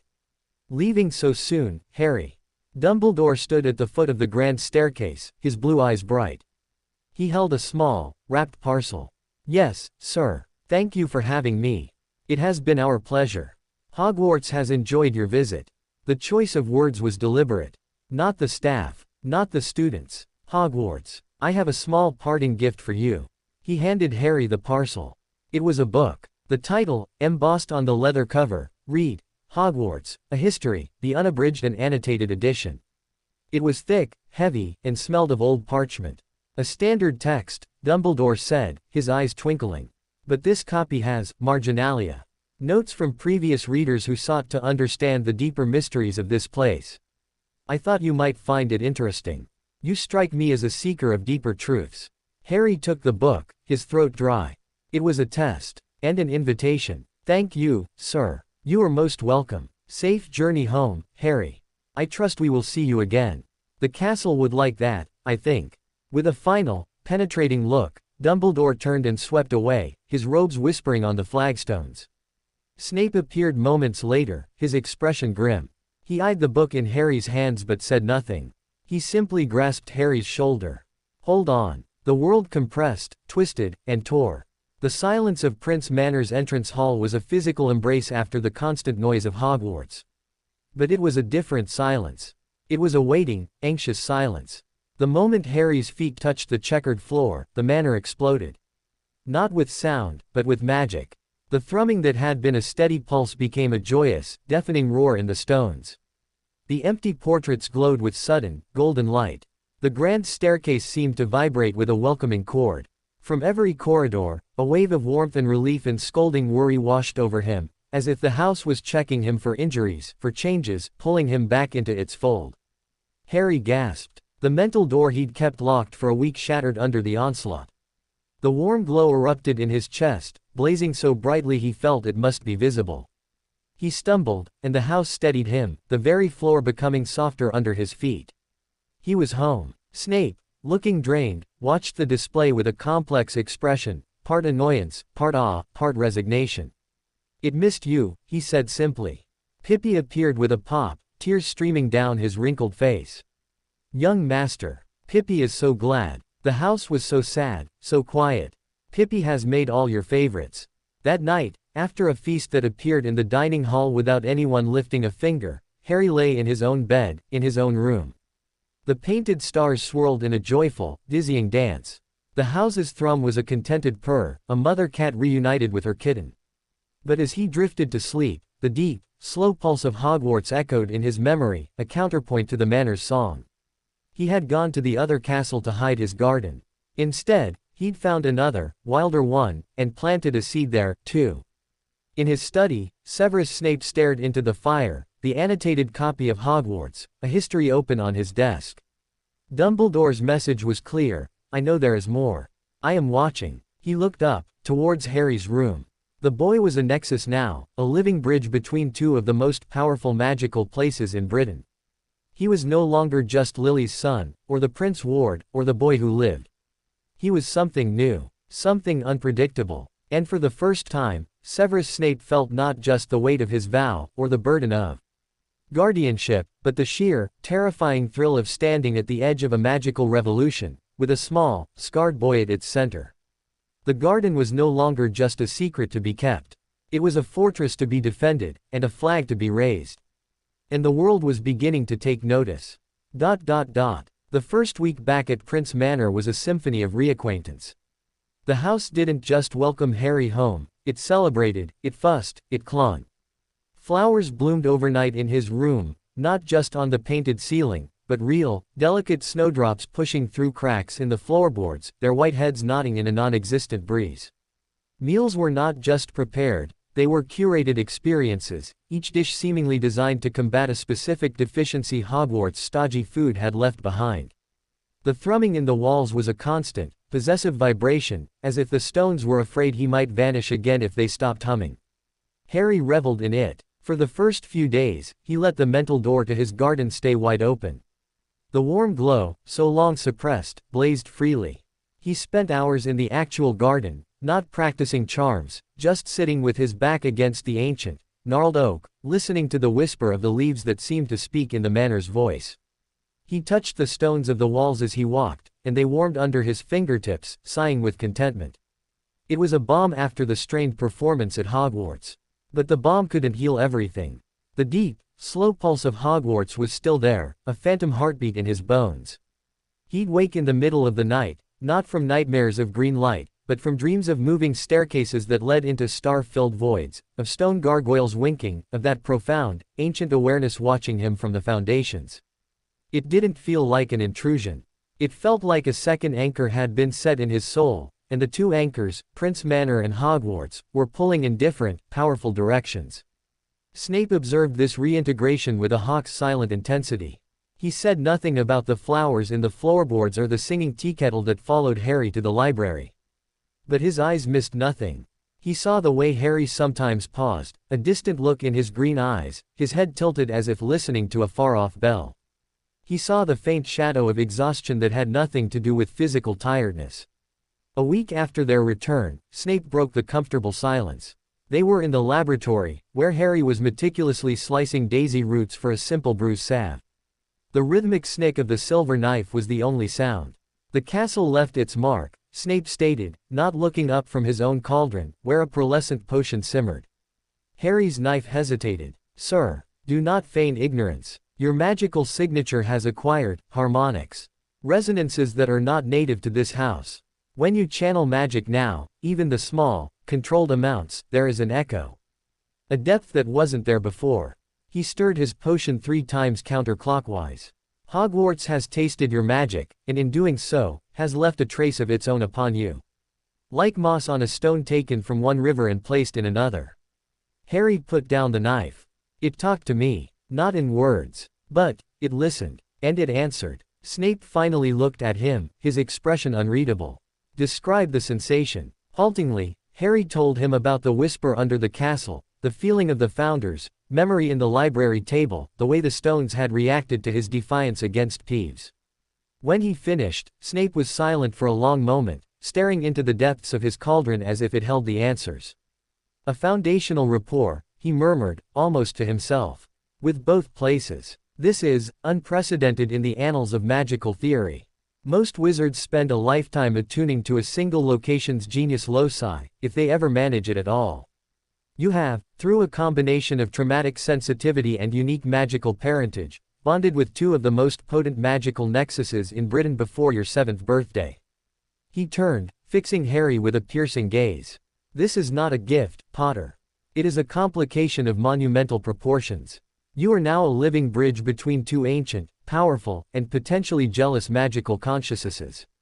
The manor is possessive. Hogwarts is curious. Your loyalties, your very magical core, could become a battleground. The thought was chilling. Harry looked around the sunlit laboratory, at the friendly, watchful stones. He thought of the warm glow, the rose bush's protective shimmer. Then he thought of the vast, starry ceiling of the Great Hall, the feeling of being known by something as old as the hills. I don't want to choose. You may not have a choice. For now, the distance keeps the peace. But the annotated book Dumbledore gave you is not just a gift. It is a probe, a means to encourage the Hogwarts connection, to study it. He wants to understand what you are. Snape's lip curled. He sees a new, fascinating variable in his grand equation. We must ensure he cannot solve for it. He pointed a long finger at the daisy roots. Finish your preparation. Then we begin a new regimen. You must learn not just to compartmentalize the bond with the manor, but to consciously filter the Hogwarts resonance from your active magic. When you are here, you must be only of this place. We will work in the null room to strip away the echoes. The next phase of training was a form of magical asceticism even more brutal than before. In the null room, Snape had Harry perform the simplest spells, lighting a candle, levitating a feather, but now, he used a complex array of crystal resonators and enchanted silks to analyze the magical output. He was looking for the Hogwarts echo, the specific frequency of the castle's ancient magic. There, he would say, pointing at a faint, silvery shimmer in one of the crystals that the feather's lift had produced. That is the whisper of Rowena Ravenclaw's curiosity. Suppress it. Your magic must sound only of Prince Manor here. Think of the cold stone. The specific warmth of the house's thrum. Nothing else. It was like trying to sing a single, pure note while an entire symphony played in your head. Harry would focus on the manor's magic, the warm glow, only to have the deep, granite pulse of Hogwarts underscore it, adding a depth he couldn't silence. His magic, when it emerged, was a hybrid, a golden light laced with threads of silvery ancientness. It was beautiful, and to Snape, it was a glaring beacon. You are thinking of them as separate, Snape snapped after a particularly frustrating session where Harry's Lumos had produced a soft, cathedral-like glow. They are not. They are both now part of your magical identity. You must not suppress one in favor of the other. You must blend them into a neutral tone. A gray magic. Something that reveals nothing of either allegiance. A gray magic. The very idea was depressing. It felt like being asked to make a magnificent, colorful painting and then cover it in mud. The strain began to show. Harry, who had always been thin, grew paler. Shadows reappeared under his eyes, not from fear, but from the constant, grinding effort of self-editing his own soul. The house, sensitive to his distress, became agitated. Storms would brew over the moor when Harry's frustration peaked in the null room. Portraits would rattle on their hooks. Pippi took to wringing his ears and leaving trays of calming chamomile tea outside every door. Snape, caught between the needs of his ward and the demands of security, grew more taciturn, his temper shorter. The easy, if stern, rhythm of their life before Hogwarts was gone, replaced by a tense, shared burden of secrecy. The breaking point came with the book. Harry had avoided Dumbledore's annotated Hogwarts, a history. It sat on his desk like a sleeping dragon. But curiosity, and a homesick longing for the feeling of the castle, eventually won. One rainy afternoon, when Snape was secluded in his study brewing a complex and mood-altering potion, Harry cracked it open. It was not just annotated. It was a palimpsest of secrets. Notes in dozens of different hands crowded the margins. One, in a tight, angular script, pointed out a discrepancy in the description of the castle's east wing, suggesting a hidden chamber linked to Helga Hufflepuff. Another, in a flowing, elegant hand, speculated on the true source of the magic that made the stairs move. And there, on a chapter about the castle's founding, was a note in ink that seemed fresher, in a familiar, looping script. The castle's heart is not a place, but a pact. The founders did not build on a ley line, they created one with their unity. The magic is not in the stones, but in the promise the stones represent. It was signed with a tiny, drawn star. Harry knew, with sudden certainty, that it was Dumbledore's writing. As he read the note, tracing the letters with his finger, something shifted. The whisper under his bones, the Hogwarts pulse, grew stronger, clearer. It was as if the book was a tuning fork, resonating with the part of him that belonged to the castle. The warm glow of the manor dimmed in response, a jealous hush falling over his room. He read another note, about the room of requirement. It responds not to need, but to true desire. The heart's unspoken wish. He thought of the boring study room it had given him. His stone persona's wish. What would it have given his true self? Lost in thought, his magic, relaxed, unguarded, reacted to his longing. He wasn't casting a spell. He was just feeling. A small, silvery light, cool and clear as starlight on snow, kindled above the page, illuminating Dumbledore's note. It was pure Hogwarts magic. No golden wharf, no manor thrum. The door to his room blew open. Snape stood there, his face a mask of controlled fury. He must have felt the shift in the magical atmosphere, the intrusion of the foreign resonance. His eyes went from Harry's startled face to the book, to the silvery light hovering above it. For a moment, Harry thought Snape would snatch the book and burn it. Instead, the professor went very still. He walked into the room, his movements precise, and closed the door behind him. He stared at the silvery light. It pulsed, gentle and alien in the familiar space. So, Snape said, his voice dangerously soft. It can be separated. The Hogwarts resonance. You can channel it distinctly. He looked at Harry. A week of failure in the null room, and it takes a book from the man himself to draw it out. How poetic. I wasn't trying. I am aware of what you were not trying to do, Snape cut him off. He approached, and to Harry's shock, he didn't extinguish the light. He studied it. It is clean, unadulterated. A direct tap into the castle's foundational promise magic. A strange, calculating light entered his eyes. This changes the strategy. What do you mean? We have been attempting the impossible, to make you mute. To have no accent of either place. Perhaps that is the wrong approach. He gestured at the silvery light. Perhaps the goal is not to hide what you are, but to control the narrative. To choose which voice speaks, and when. He began to pace, thinking aloud. When you are here, you must be unequivocally of the manor. The Hogwarts echo must be silenced, not because it is wrong, but because it is a security risk. But there may come a time, Potter, when displaying an affinity for Hogwarts could be advantageous. If you are seen as particularly attuned to the castle, it could explain certain protections, certain knowledge, without revealing the deeper bond here. He stopped, turning his dark gaze on Harry. You will learn to switch. Not to blend, but to consciously select. Like changing coats. The warm, golden cloak of Prince Manor. The cool, silver cloak of Hogwarts. And when necessary, a third option, the dull, gray cloak of the ordinary boy. 3 personas. 3 magical voices. Can you do it? The task was Herculean, but it felt right. It felt like honoring all parts of himself, instead of mutilating them into a bland paste. I can try. Trying is not enough. You must master it. Snape pointed to the book. That is your tool for the Hogwarts voice. Use it. In controlled sessions. Learn to call that silver magic at will. Then learn to put it away and call the gold. Then the gray. We have until next summer before Dumbledore expects another visit. You will be a virtuoso of deception by then. The next few months were the most demanding of Harry's life. His days were meticulously partitioned.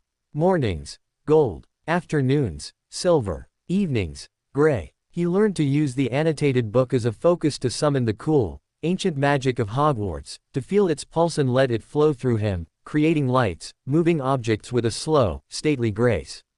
Then, he would close the book, touch the Manor's stones, and switch to the warm, responsive, protective gold, mending leaves, soothing plants, making crystals glow.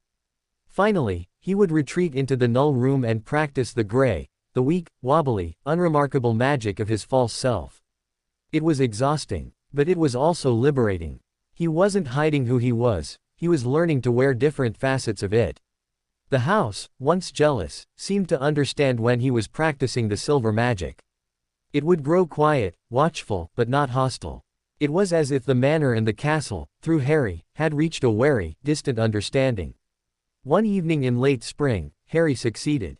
In the space of an hour, under Snape's critical eye, he levitated a pebble with 3 distinct flavors of magic, first with a golden nimbus that made it hum softly, then with a silver sheen that made it feel preternaturally cold and heavy, finally with a feeble, gray wobble that was utterly forgettable. Snape watched the pebble drop for the 3rd time. He said nothing for a full minute. Then, he gave a single, slow nod. Adequate. It was the highest praise Harry had ever received from him. That night, as he lay in bed, he let himself feel all 3 magics, not channeling them, just acknowledging their presence, the warm glow, the deep pulse, the dull, obedient trickle. They were all him, a strange, triple being, bound by love, by promise, and by survival. He looked at the annotated book on his nightstand. Dumbledore's probe had become his textbook. The unraveling thread of secrecy had not been tied back, it had been woven into a more complex, stronger pattern. He was no longer just hiding. He was learning to be a spy in his own skin, for a war he didn't yet understand, between loyalties he was only beginning to fathom. And for the first time, he felt not like a pawn, but like a player, small, but uniquely equipped, on a board that spanned 2 ancient, magical houses. The game was on, and Harry Potter, age 7, was finally learning the rules. Mastery was a slippery thing. Harry learned this in the weeks that followed his adequate performance. He could conjure the 3 voices of his magic on command, in the controlled environment of the null room, under Snape's exacting eye. But magic, as the house often reminded him in its wordless way, was not a tame beast to be summoned and dismissed. It was a current, a weather system inside him. And weather changed. The gold voice was the easiest. It was the magic of home. It rose to his call with a warm, eager surge, like a dog hearing its master's whistle. In the garden, it flowed through him to encourage a stubborn sapling or calm a hive of anxious bees. In his room, it made the painted stars dance in complex, happy constellations. It was comfort. It was safety. It was also, he began to realize, possessive. The gold magic didn't just respond, it wanted to please, to envelop, to claim. When he used it, the house's thrum would swell in harmony, wrapping him in a cocoon of such intense, smothering affection it sometimes became hard to breathe. The silver voice was different. It was distant, austere. Summoning it felt less like calling a pet and more like tuning a radio to a faint, beautiful station from a faraway country. He would open Dumbledore's book, read a line of marginalia about Ravenclaw's lost diadem or the secret melodies of the moving staircases, and a cool, clear clarity would settle in his mind. His magic would shift, becoming precise, intellectual, heavy with the weight of centuries. He could make a quill write in perfect, ancient runes without touching it. He could calculate complex astronomical charts in his head. But the silver voice offered no comfort. It was a tool for solving puzzles, for understanding structures. It made him feel wise, and terribly lonely. The house hated it. When he practiced silver magic, the manor would grow cold. Portraits would turn their backs. Pippi would sniffle as he delivered tea. The gray voice was the worst. It wasn't a voice at all. It was a silencing. To produce it, he had to clamp down on both the warm surge of gold and the cool clarity of silver, reducing the vibrant symphony of his core to a dull, monotone hum. It was magic with the soul ripped out. It made his head ache and his spirit feel shriveled. But it was necessary. It was his invisibility cloak. His disguise for the world. Snape drilled him relentlessly. Faster, he would snap in the null room. You are being attacked. What do you use? Not the gold, it's too showy. Not the silver, it's too slow. The gray, a weak shield charm that just barely holds. Now, you are alone and a plant is dying. What do you use? The gold, obviously. Now, you have found a locked, enchanted box. What do you use? The silver, to unpick its secrets. Switch. Harry's world became a constant, internal switching of channels. Breakfast. Gray, to be an ordinary boy eating porridge. Morning lessons in the library. Silver, to absorb complex magical theory with chilling efficiency. Afternoon in the garden. Gold, to nurture and be nurtured. Evening with Snape, a tortoise drill of rapid-fire switches until his vision blurred and his nose sometimes bled from the strain. The physical toll was one thing. The psychological fragmentation was another. He began to dream in 3 distinct styles. Gold dreams were warm and hazy, full of the scent of blooming roses and the sound of the house's contented purr. Silver dreams were stark and architectural, endless libraries, shifting staircases, the silent, judging gaze of stone gargoyles. Gray dreams were the old cupboard dreams, suffocating and empty. He was becoming 3 different Harrys. And he wasn't sure which one was real. The first crack in the control appeared not during a drill, but in a moment of quiet. It was a rare afternoon of unstructured time. Snape was away on one of his mysterious trips, likely to Hogwarts to maintain his cover as a professor and spy on Dumbledore. Harry was in the library, not studying, but simply curled in a window seat with a non-magical book about dragons he'd found in a forgotten cupboard. He was reading for pleasure, his mind relaxed, his guard down.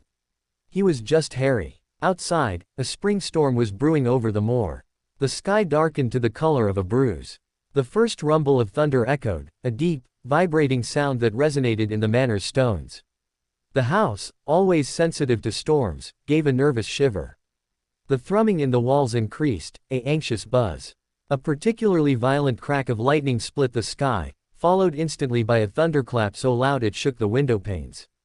Harry jumped, the book falling from his hands.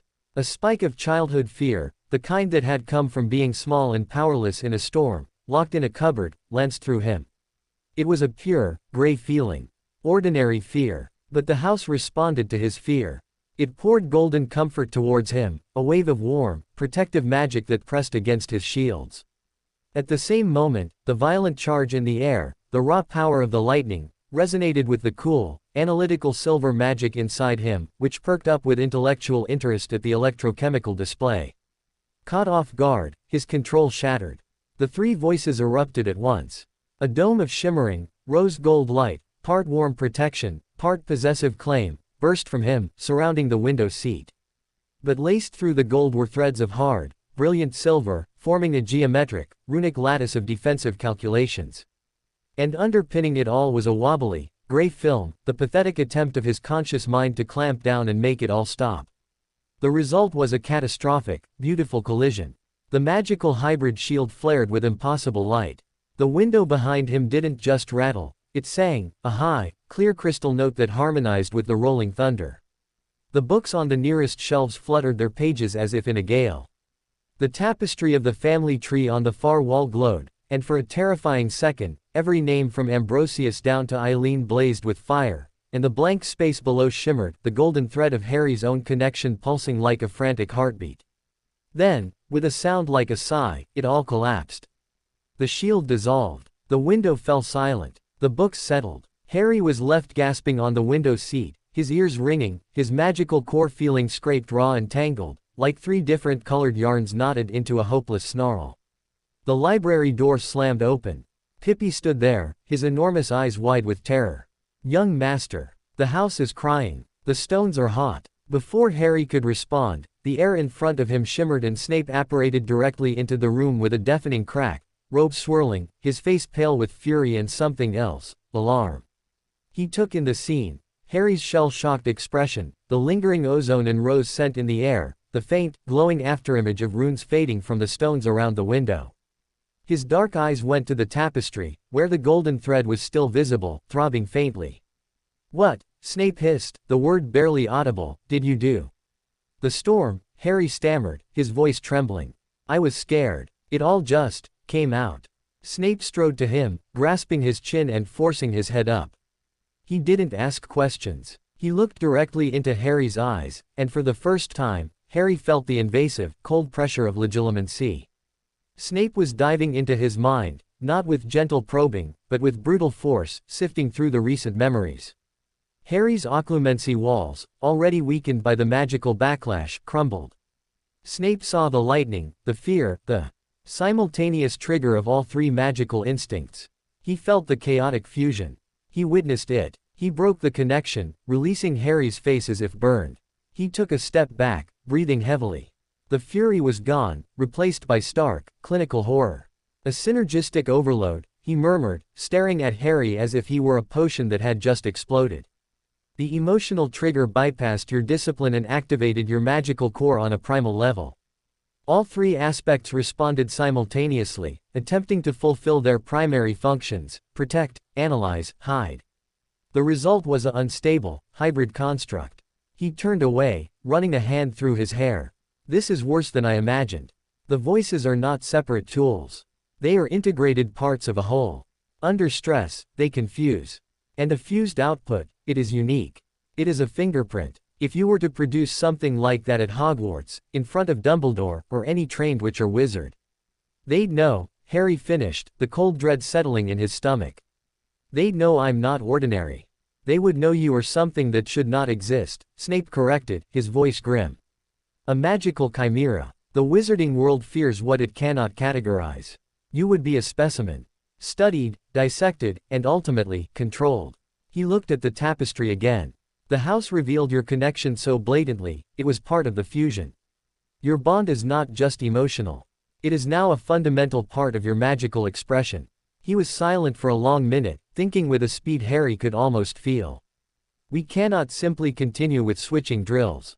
The risk of another, emotional short-circuit is too high. We must find a way to weave the threads together intentionally. To create a stable, fourth option. A fourth voice. A unified voice. One that contains elements of all three, but is deliberately crafted. Not a reaction, but a composition. If you can learn to consciously create that fused output, you could control its signature. Make it look like anything you want.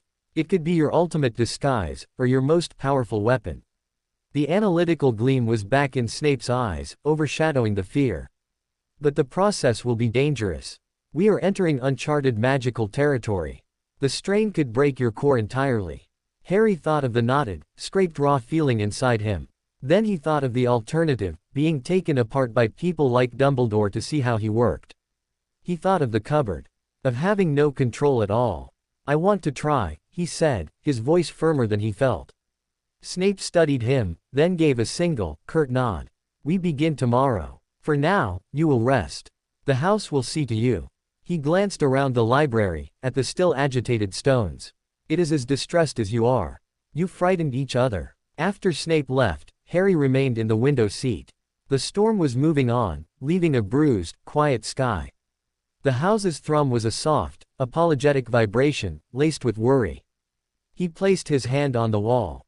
"I'm sorry. I didn't mean to." The stones warmed, not with the smothering gold of before, but with a simple, steady heat. A sense of understanding flowed back. It wasn't a sentient thought, but a feeling: we are learning together. That night, his dreams were new. They weren't purely gold, silver, or gray. They were a strange, swirling amalgam. He dreamed of a fortress made of warm, living wood, with a library of cold, clear crystal at its heart, and a plain, gray stone wall surrounding it all. It was confusing. It was unsettling. But it was whole. As he drifted into deeper sleep, a final, clear thought formed, belonging to none of the three voices, but to the quiet, observant boy at the center of the storm. "I am not gold, or silver, or gray. I am the weaver. And I will learn to make the tapestry myself." In his study, Severus Snape did not sleep. Before him lay 3 pieces of parchment. On one, he sketched the runic lattice of silver he'd seen in the hybrid shield. On another, he described the emotive, protective quality of the gold. On the third, he noted the suppressive gray film. In the center of his desk, he began a fourth page. The heading read, Project Synthesis, Towards a Controlled, Unified Magical Expression. It was no longer just about hiding a boy. It was about engineering a new kind of wizard. The weight of the responsibility, and the terrifying allure of the possibility, kept him awake until dawn, listening to the settling stones of the manor and the quiet breathing of the extraordinary child in the room above. The triple voice had been an accident, a flaw in their plan. Now, it was the plan itself. The morning after the storm brought not clarity, but a heavy, crystalline silence. The air in Prince Manor felt thin, overstretched, as if the very magic had been bruised. Harry woke with the memory of the fused shield seared behind his eyes, the rose gold, the silver lattice, the pathetic gray film. The knotted feeling in his core had eased with sleep, but a new, strange resonance hummed in its place, a single, low note that was none of the three voices, but an echo of their catastrophic harmony. Snape was waiting for him in the morning room, not at the table, but standing before the cold fireplace. He held himself with a stiff, alert posture that reminded Harry of a heron watching for movement in still water. His hands, usually laced behind his back or busy with some task, were clenched at his sides. On the table between them lay not books or parchment, but a series of objects, a smooth, gray river stone, a small, wilting sunflower in a clay pot, a tarnished silver locket that refused to open, and a plain, white candle. "We begin with basics," Snape said, his voice devoid of its usual dry sarcasm. It was pure, focused instruction. The theory is sound, but theory is useless without practical application. You will not attempt to summon a unified voice. You will listen for the note. The note, the resonance left by the fusion. You described it as a hum. Find it, isolate it. Then, you will attempt to project it, not as a shield or a spell, but as a simple, pure tone. Into these objects. He pointed to the items on the table. The stone is inert. The sunflower is alive but fading. The locket is enchanted but dormant. The candle is neutral. Each will react differently to raw magical resonance. Your goal is not to change them. Your goal is to make them ring in sympathy. To find the frequency of your synthesized magic. It sounded abstract, impossible. Harry approached the table, staring at the mundane collection. How? Close your eyes. Breathe. Seek the hum you felt upon waking. It is the ghost of the fusion. The afterimage. Do not reach for gold, or silver, or gray. Reach for the memory of their combination. Harry closed his eyes. He let the sounds of the manor fade. Pippi's distant clattering, the soft sigh of the wind outside. He turned his attention inward. The warm glow of the gold was there, a comforting ember. The cool, clear pool of the silver lay beside it. The dull, flat plane of the gray surrounded them both. And underneath it all, like the lowest string on a cello being gently bowed, was the new note. A deep, vibrant, green-tinged sound. Not a color he saw, but a color he felt. Green. The color of growing things, of the Avada Kedavra that had scarred him, of Snape's teaching robes and certain lights. It was a complex, living note. I have it, Harry whispered. Do not speak. Hold it. Then, open your eyes. Project the note. Into the stone. Not with your hands. With your breath. With your will. Harry opened his eyes, fixing his gaze on the river stone. He held the green note in his mind, steady, and imagined it flowing out from the center of his chest, a silent beam of resonant sound. He exhaled slowly. Nothing happened. The stone sat, dumb and gray. You are pushing, Snape's voice cut in, clinical. You are trying to do something to it. You are not. You are offering it a tune. Let it choose to sing. Again. Harry took a deeper breath, frustration bubbling. He focused on the note, but this time, he didn't push it at the stone. He simply let it fill him, and then he offered it, like holding out a cup of water. He imagined the note existing in the air between him and the stone, an invitation. The stone shivered. A faint, almost imperceptible tremor ran over its smooth surface. Then, it emitted a soft, low thrum, a perfect, earthy octave below the green note in Harry's mind. It lasted a second, then faded. A shock of pure, undiluted triumph shot through Harry. He'd done it. Adequate, Snape said, but his eyes were sharp with interest. The inert object responds to resonance. Now, the sunflower. The note is the same, but the life within it will interact differently. Proceed. Harry turned to the wilting flower. Its head drooped, petals edged with brown. He found the green note again, but as he prepared to offer it, his own feeling intruded, a pang of sadness for the fading life, a wish for it to be strong. The note in his mind wavered, tinged with gold. "No," Snape snapped. "You are infecting it with sentiment. The sunflower does not want your pity. It wants the stability of the note. Pure resonance. Try again." Harry pushed the pity away. He focused on the green note, vital, stable, alive. He offered it. The sunflower's stem stiffened. The brown edges on its petals didn't heal, but the yellow center seemed to brighten infinitesimally. A single, clear, high ping, like a tiny bell, rang from its core. It wasn't healed, but it was acknowledged. Strengthened in its own nature.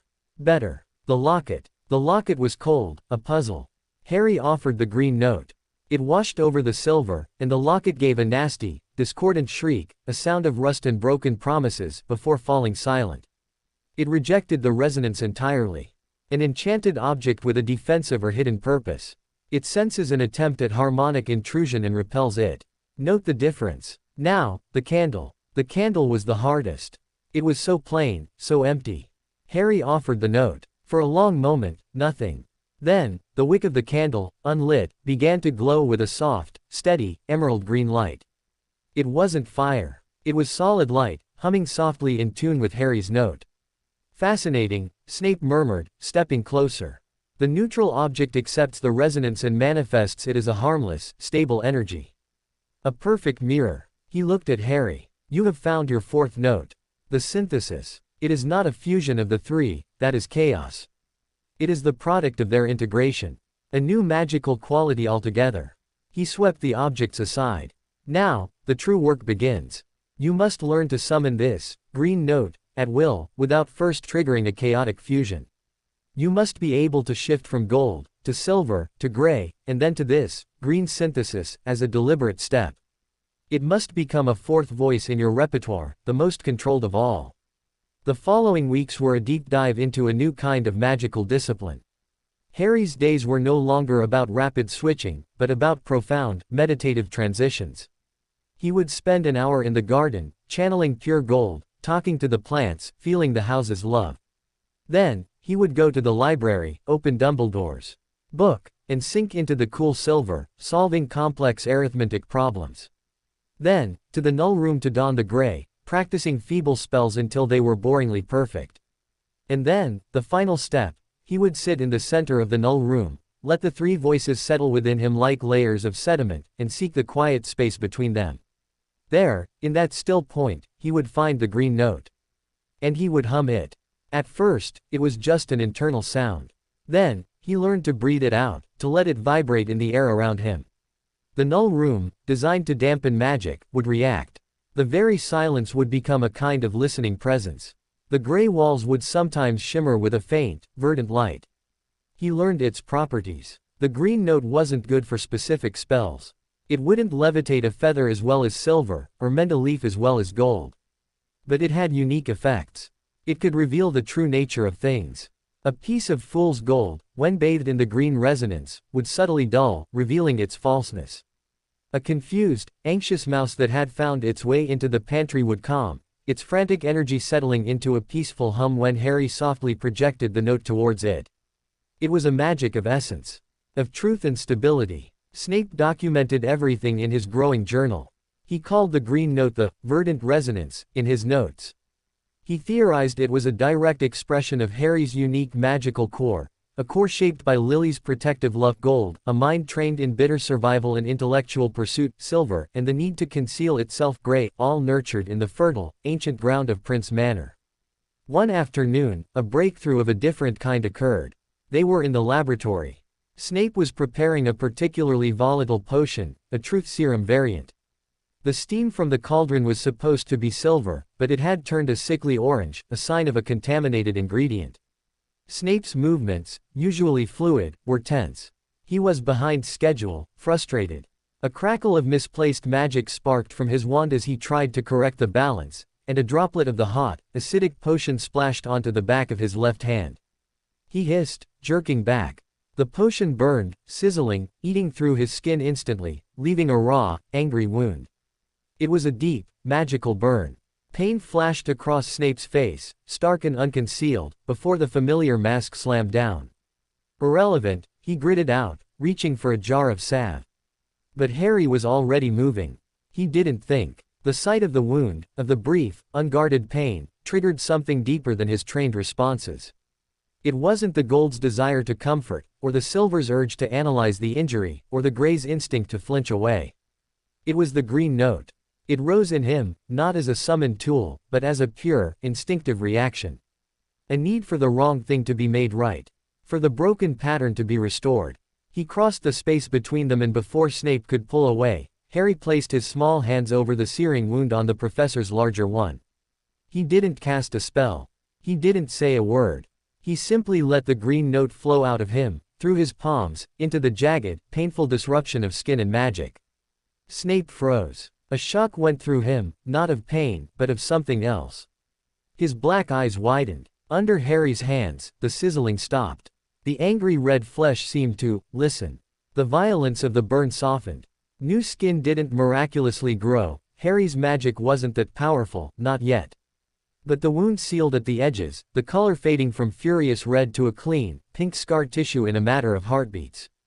The magical corruption was neutralized, leaving behind a plain, if tender, injury that would heal naturally in days, not weeks. Harry pulled his hands back, trembling. He hadn't meant to do that. He'd just acted. Snape stared at the back of his hand, at the fresh, pink skin. He flexed his fingers slowly. The pain was gone, replaced by a warm, humming sensation, like the echo of the green note was trapped in his very bones. He looked from his hand to Harry's pale, startled face. For a long, heavy moment, there was no sound but the simmer of the ruined potion. That, Snape said finally, his voice hushed, stripped of all pretense, was not healing. Healing is a specific branch of magic with complex incantations and precise wand movements. That was imposition. You imposed a state of wholeness upon the injury. You resonated with the template of unbroken skin and forced the damaged tissue to conform to it. He looked at Harry with something close to awe, and a deep, underlying fear. The verdant resonance, it is a restorative force. But not gentle. It is assertive. It does not ask. It defines. He closed his hand into a fist, hiding the new skin. This is a power that could be used to mend, or to unmake. To insist that something is true, according to your will. Do you understand the difference?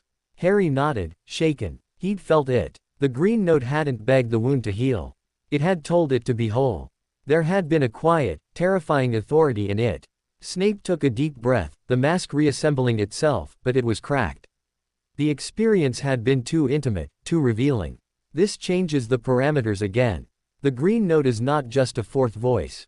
It is a fundamental magical authority. You must never, ever use it in front of anyone. Not Dumbledore. Not a healer. No one. It is a secret deeper than the bond with the manor, deeper than your affinity for Hogwarts. This is a secret you take to your grave. That night, Harry lay in bed, not practicing, just feeling. The four voices were inside him now. The warm gold, the cool silver, the dull gray, and the deep, authoritative, verdant green. He thought of Snape's burned hand, the brief flash of pain, the shock in his eyes. He thought of the green note's assertive hum. He had wanted to help. But the magic that answered hadn't been about kindness. It had been about order. He was 7 years old. He lived in a sentient house with a spy for a guardian. He could speak to stones and silence castles. And now, he could, with a touch, command flesh to remember its unbroken shape. What did that make him? A soft vibration in the floorboards pulled him from his thoughts. The house's thrum was curious, probing gently. It had felt the green note, too. It didn't understand it, but it wasn't afraid. It was respectful. Harry placed his palm on the floor. I don't know what it is either, he thought. The house's magic wrapped around his, not in a smothering embrace, but in a steadying grip. A sense of solidarity flowed back. We are strange together. It was enough. For now, it was enough. Downstairs, Severus Snape stood before the bathroom mirror, staring at the back of his healed hand under the lamplight. The new skin was smooth, unblemished. He could still feel the phantom hum of that impossible green magic in his veins. For years, his hands had been instruments of precise cruelty, of delicate potion making, of dark spells. They bore the faint, silvery scars of old mistakes, of potions explosions and sectum sempra backfires. This new patch of skin was different. It held no history of pain. It was a blank slate, imposed by a child's will. A child who was rewriting the rules of magic in a forgotten manner. He had vowed to protect him. But how do you protect a storm, or an earthquake, or a boy whose magic could redefine reality with a hum? He looked at his own reflection, at the tired, haunted eyes of the man who had agreed to this. The path ahead was darker, steeper, and more perilous than he had ever imagined. And in the center of it all was a small boy with a lightning scar and a fourth, world-altering note in his soul, sleeping soundly upstairs, trusted and safe. For now. The days after the incident in the laboratory settled into a new, watchful rhythm. The green note, the verdant resonance, as Snape's journal now formally termed it, was no longer just an abstract exercise. It was a proven, potent force. And it was Harry's most dangerous secret. Snape's approach changed. The frantic drills to switch between gold, silver, and gray continued, but now they were framed as the essential foundation for the only thing that mattered: absolute control over the green. The three primary voices were to be mastered not for their own sake, but so that the fourth, the authoritative one, could be perfectly contained and deployed only under the most stringent conditions. The green is not a toy, Snape intoned during their first structured lesson on it. They were back in the null room, but the usual sterile objects were gone. In the center of the floor lay a single, broken thing, a china saucer, shattered into 5 clean pieces. It is a pronouncement, a magical imperative. You will use it today for one purpose only: to understand mending. Not to perform it, to understand it. He pointed to the shards. Your gold magic would seek to soothe the break, to encourage the pieces to cling together with warmth and hope. Your silver magic would analyze the fracture lines, calculate the exact points of adhesion. Your gray magic would ignore it, or clumsily glue it back together, leaving obvious seams. The green, he paused, his black eyes intent. The green does not see broken pieces. It sees the memory of the whole saucer. Your task is not to fix it. Your task is to hold the unbroken saucer so clearly, so authoritatively, in your mind that the broken pieces have no choice but to remember themselves. Do not act upon them. Remind them of what they are. It was the most philosophical instruction Snape had ever given. Harry knelt before the shattered saucer. He ignored the jagged edges, the discord of broken ceramic. He closed his eyes and pictured the saucer as it had been: smooth, white, complete, a simple circle. He held the image, then sought the green note within himself. He found it, that deep, vibrant hum. He didn't push it out. He let it fill the image in his mind, saturating the memory of the whole saucer with a quiet, undeniable truth: you are this. He opened his eyes and simply looked at the broken pieces, his mind radiating the green resonant image of wholeness. For a long moment, nothing. Then, the shards began to vibrate. A soft, crystalline sound, like tiny bells, emanated from them. They slid across the stone floor, not pulled, but drawn together, as if the idea of being separate had become intolerable.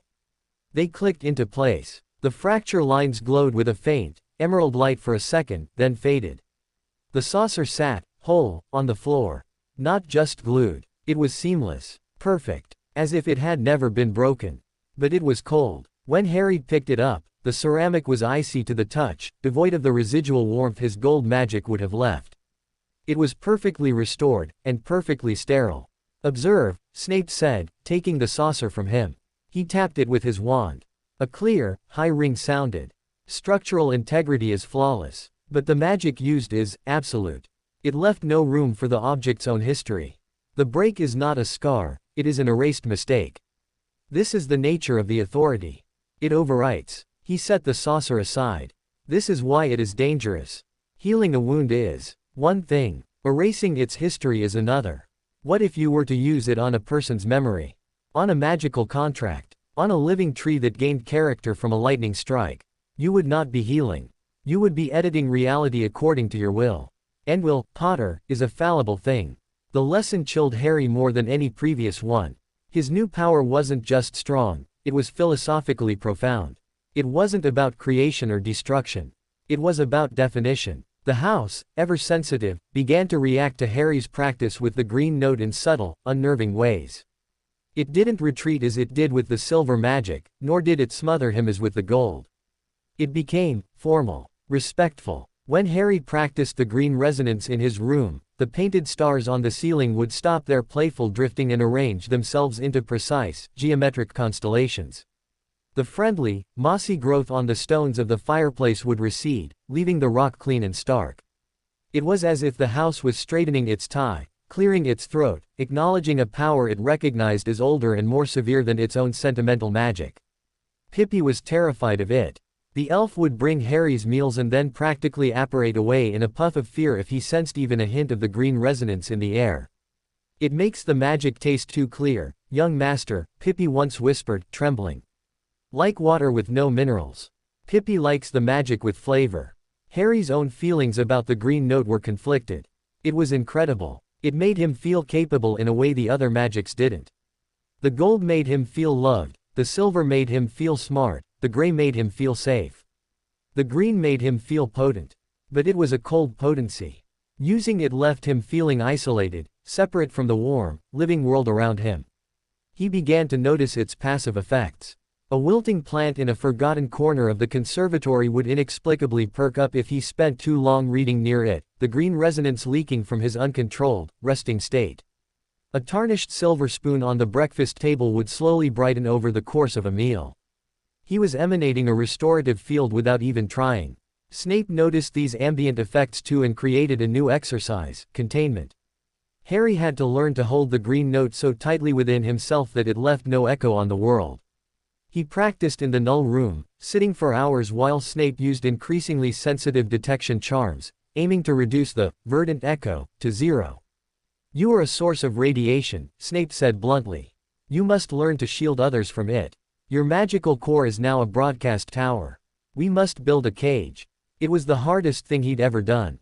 Suppressing an outpouring of magic was one thing. Containing a fundamental resonance that seemed to be part of his soul's new architecture was another. He failed, again and again. The detection crystals would always glow faintly green. His frustration peaked one afternoon.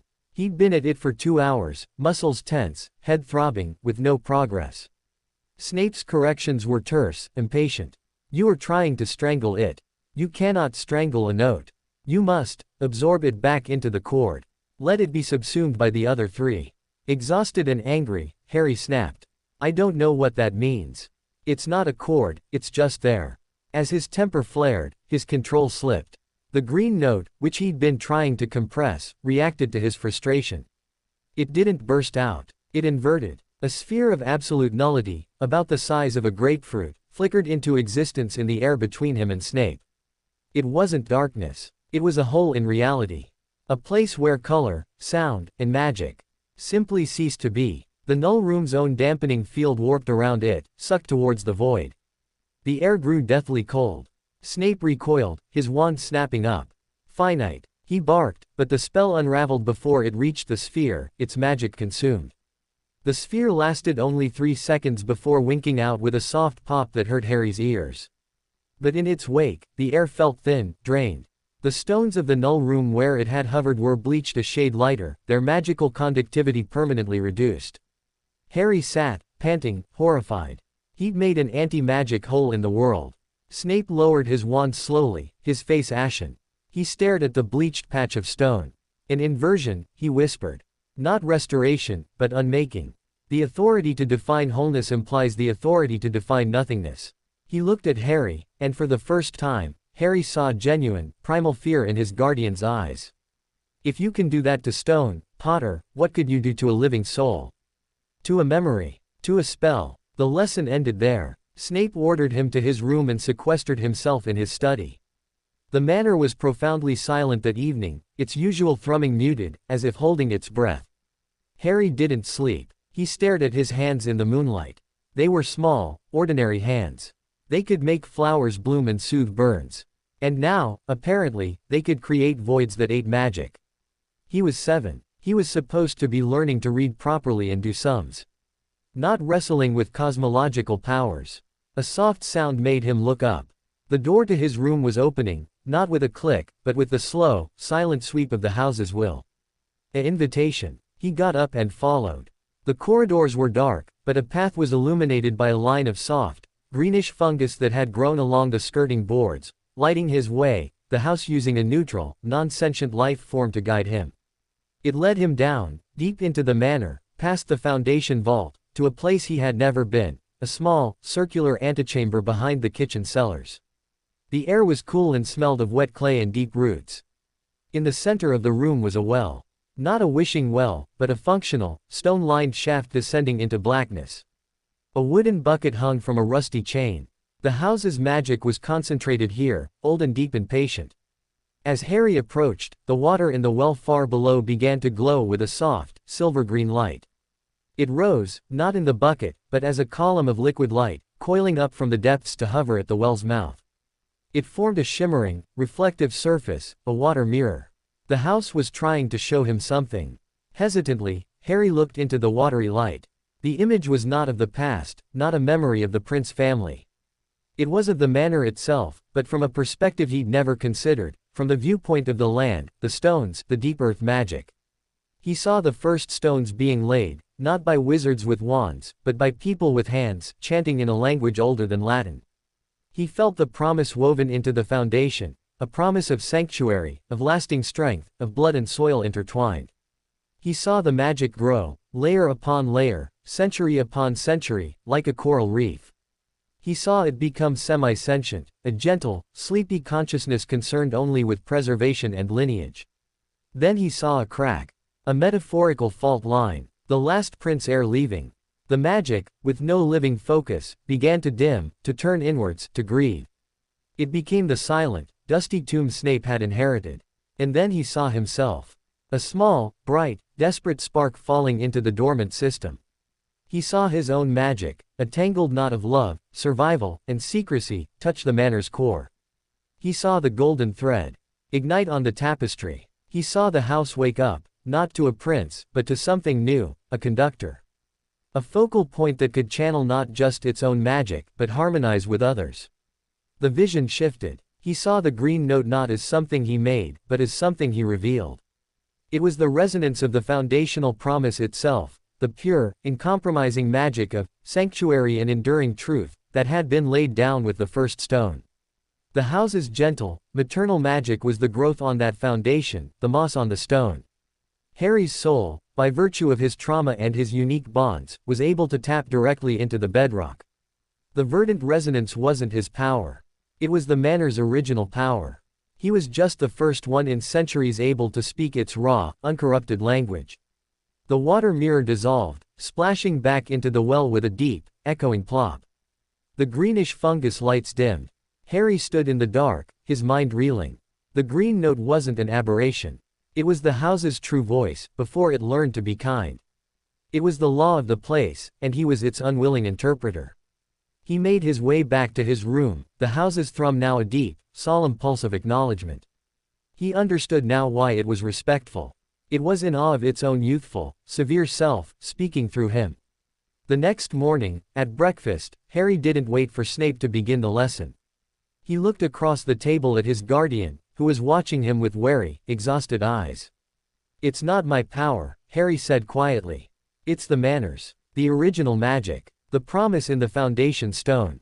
I'm not creating it. I'm translating it." Snape froze, a piece of toast halfway to his mouth. He set it down slowly. "Explain." Harry told him about the well, the water mirror, the vision of the foundation promise. He described the verdant resonance as the uncompromising law of sanctuary, the absolute definition of, "this place is safe and whole." As he spoke, the color drained from Snape's face, replaced by a dawning, horrified comprehension. "The primordial ward smithing," he breathed. Of course. The first magical dwellings weren't protected by complex charms. They were sanctified by oaths so powerful they became the nature of the place. The magic wasn't layered on, it was baked into the concept of the home itself. He looked around the morning room as if seeing it for the first time. "And you have become a conduit for that primordial oath. You don't heal. You sanctify. You don't unmake. You desanctify. You revoke the promise." It made a terrible sense. The void he'd created wasn't unmaking. It was the temporary revocation of magic's promise in a localized area. A negation of sanctuary. This is worse, Snape said, but his fear had shifted into something harder, more resolved. It is not just a dangerous power you wield. It is a sacred covenant you are mediating. The consequences of misuse are not merely personal. They could unravel the very magical integrity of this place. He stood, his decision made. The training changes again. You will not learn to contain it. You will learn to respect it. You will study the theory of wordsmithing, of ancient oaths. You will treat the green note not as a tool in your arsenal, but as a holy text you are barely qualified to read. You will approach it with ritual, with precision, with humility. And so, a new layer was added to Harry's education. Now, before any exercise with the green note, there was a ritual. He would go to the well room, as they now called it, and place his hand on the stones, not to pull magic, but to listen. He would state his intent, silently, to the house's deep consciousness: I seek to understand the promise of wholeness. Only then would he practice. The green note, when summoned under this ritual, was different. It lost its cold sterility. It gained a depth, a gravity. It felt less like his power and more like a force he was allowed to borrow, with the Manor's solemn permission. He was no longer just a student of magic. He was an acolyte of a place. A scribe for the stones. And Severus Snape, the cynical spy, found himself teaching something that looked suspiciously like reverence to a small boy who held the foundational law of his ancestral home in his small, scarred hands. The world had become stranger than even he had imagined. But in the strange new routine, in the solemn rituals, Harry found an unexpected peace. The green note was no longer a terrifying secret inside him. It was a conversation with something vast and old. He was not its author. He was, at most, its translator. And for now, that was a responsibility he could begin to bear. The ritual changed everything, and nothing. The mechanics of Harry's days remained, the grueling lessons, the study, the careful partitioning of his magical selves. But the quality of the hours spent with the green note shifted from laboratory experiment to something closer to chapel. The well room, with its smell of deep earth and ancient water, became a sanctuary within the sanctuary. Snape, ever the pragmatist, approached this new phase with the demeanor of an archaeologist handling unstable dynamite. He researched. He combed through the Prince family's oldest, dustiest grimoires, not for spells, but for references to foundation rites, hearth binding, and stone speaking.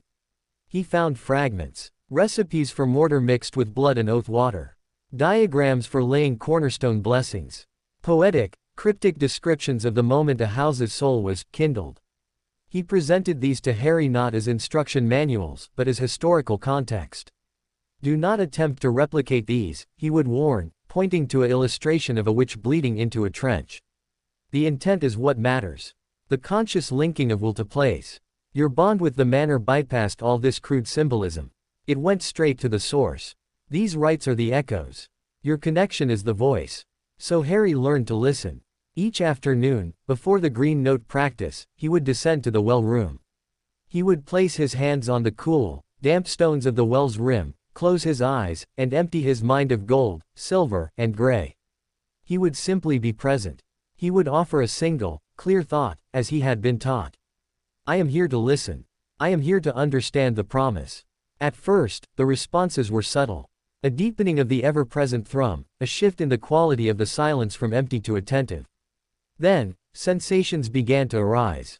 Not visions like the water mirror, but pure, wordless knowledge. He would feel a profound sense of weight, the burden of centuries of standing, of sheltering. He would feel a pulse of exclusion, the definitive, magical, no, that kept unwanted things beyond the walls. And most often, he would feel a stern, desperate longing for continuity, for a line unbroken, for purpose. The green note was the expression of these things. The weight was its authority. The exclusion was its power to negate. The longing was its drive to restore and make whole. After 10 minutes of this communion, Harry would rise, and Snape would lead him to the null room for practical work. But the work was different now. It was no longer about making a saucer whole or a plant remember its vitality.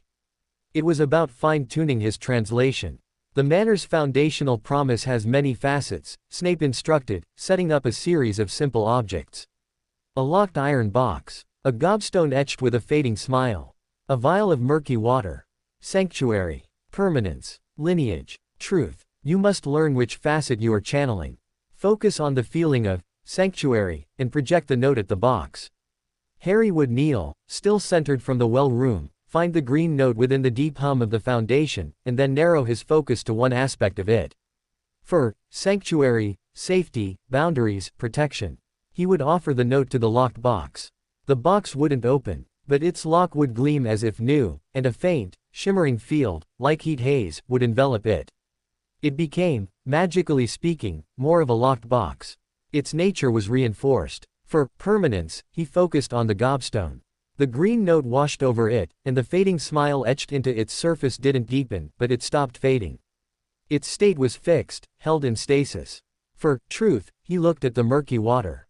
The note compelled it to be clear. Not by filtering it, but by insisting that clarity was its true state. The particles of silt didn't vanish, they settled instantly, irrevocably, to the bottom, leaving the water above perfectly transparent. It was breathtaking. It was also exhausting. Channeling the raw green note was one thing. Focusing it into a specific, conceptual lens required a mental precision that left him feeling thin and stretched. The house approved of this new, respectful approach. Its behavior softened from formal respect to something like collaboration. When Harry successfully reinforced the sanctuary aspect on the practice box, the locks on the manor's own doors throughout that wing would click softly, a chorus of solidarity. When he fixed the gobstone's smile, the painted smiles on the few occupied portraits would seem a touch warmer, less sad. The manor was teaching him, responding to his lessons with its own demonstrations. Snape observed this interplay with a scientist's fascination and a guardian's deep unease. His journal entries grew longer, more speculative. The subject's magical exercises are no longer solitary. The locus Prince Manor is an active participant. This suggests the foundational magic is not a passive resource, but a conscious teacher, using the subject's efforts to reinforce its own nature. A symbiotic feedback loop of immense power. One evening, a new development arose, not from a lesson, but from Harry's own quiet time. He was in the library, attempting to read a simple book on magical creatures. His mind was tired, his focus on the gold voice he used for relaxation thin. A sentence about the loyalty of Kneazles sparked a memory, a fleeting, warm impression of Hagrid's massive, gentle hands, the rough fabric of his coat, the feeling of being carried to safety on a flying motorbike. It was a gold-tinted memory, full of fuzzy, emotional safety. But as he held the memory, a thread of silver intruded, the analytical part noting that Hagrid was a half-giant, that the motorbike belonged to Sirius Black, a fact he'd learned from Snape's history lessons. And underpinning it was the gray, flat awareness that this was a memory of being a pawn in a larger game. The three perspectives coexisted for a moment in his mind, not fighting, but simply present. And in the space where they overlapped, the green note quietly hummed. Not summoned, not focused. Just there. The book in his hands, a standard edition of Fantastic Beasts and Where to Find Them, shivered. The printed text on the page he was reading blurred, then resolved. But it wasn't the same text. The description of Kneazles was still there, but woven around it, in different inks and hands, were marginal notes. One in a tight, scholarly script debated the Kneazles' magical detection abilities. Another, in a loopy, feminine hand, recounted a personal story of a Kneazle leading a lost child home. A third, in harsh, angular letters, warned about their cross-breeding with Muggles. The book had become an annotated edition. But it wasn't Dumbledore's book. These were new. As Harry watched, mesmerized, a fourth note began to ink itself onto the margin in a familiar, spidery hand, Snape's. Subject shows heightened affinity for memory crystal transcription. Potential for psionic archive creation. He snapped the book shut, his heart racing. He opened it again. The page was normal. Just Newt Scamander's original text. He flipped through. No strange marginalia. He had done that. Or the green note, prompted by the confluence of his internal voices, had done it. It had taken his multifaceted understanding of the memory and published it.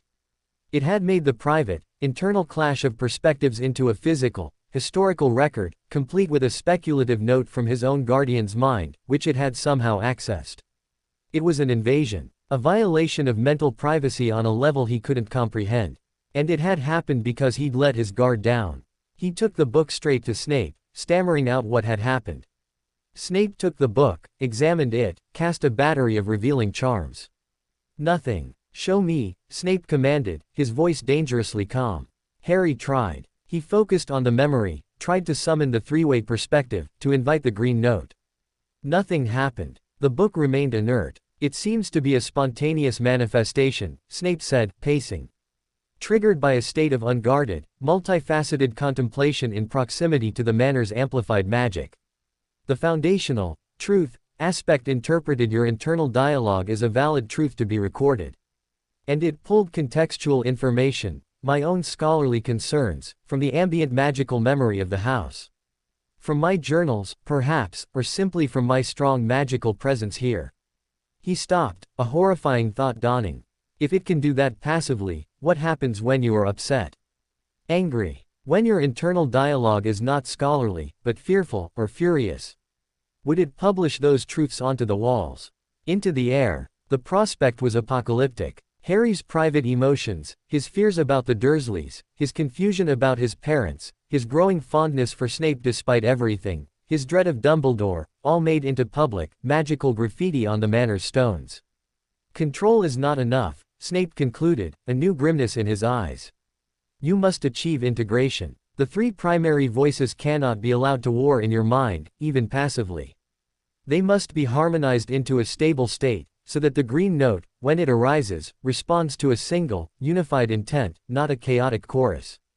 The ritual must expand. You must learn to take your multifaceted self to the well before it sparks an uncontrolled manifestation.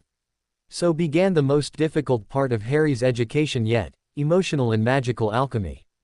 Snape, who was about as comfortable with emotions as a cat with water, was forced to become a therapist of sorts.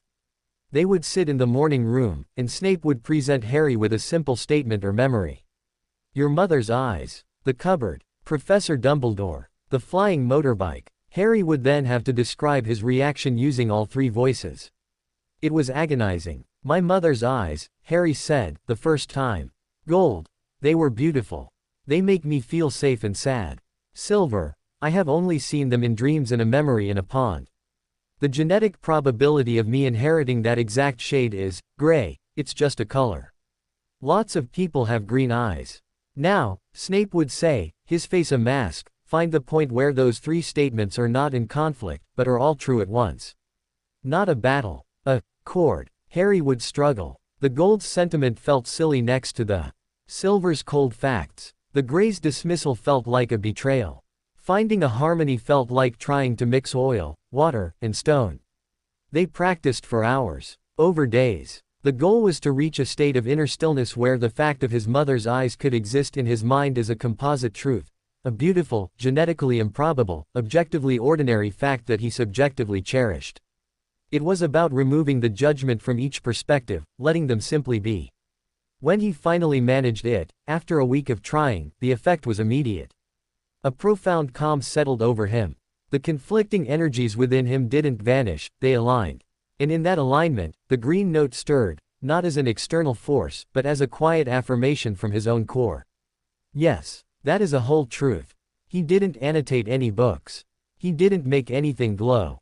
He just sat, peaceful and whole for the first time he could remember. Snape, watching him, let out a breath he seemed to have been holding for years. That, he said, his voice uncharacteristically soft, is the foundation of control. Not suppression. Synthesis. Remember this feeling. This is the state you must take to the well.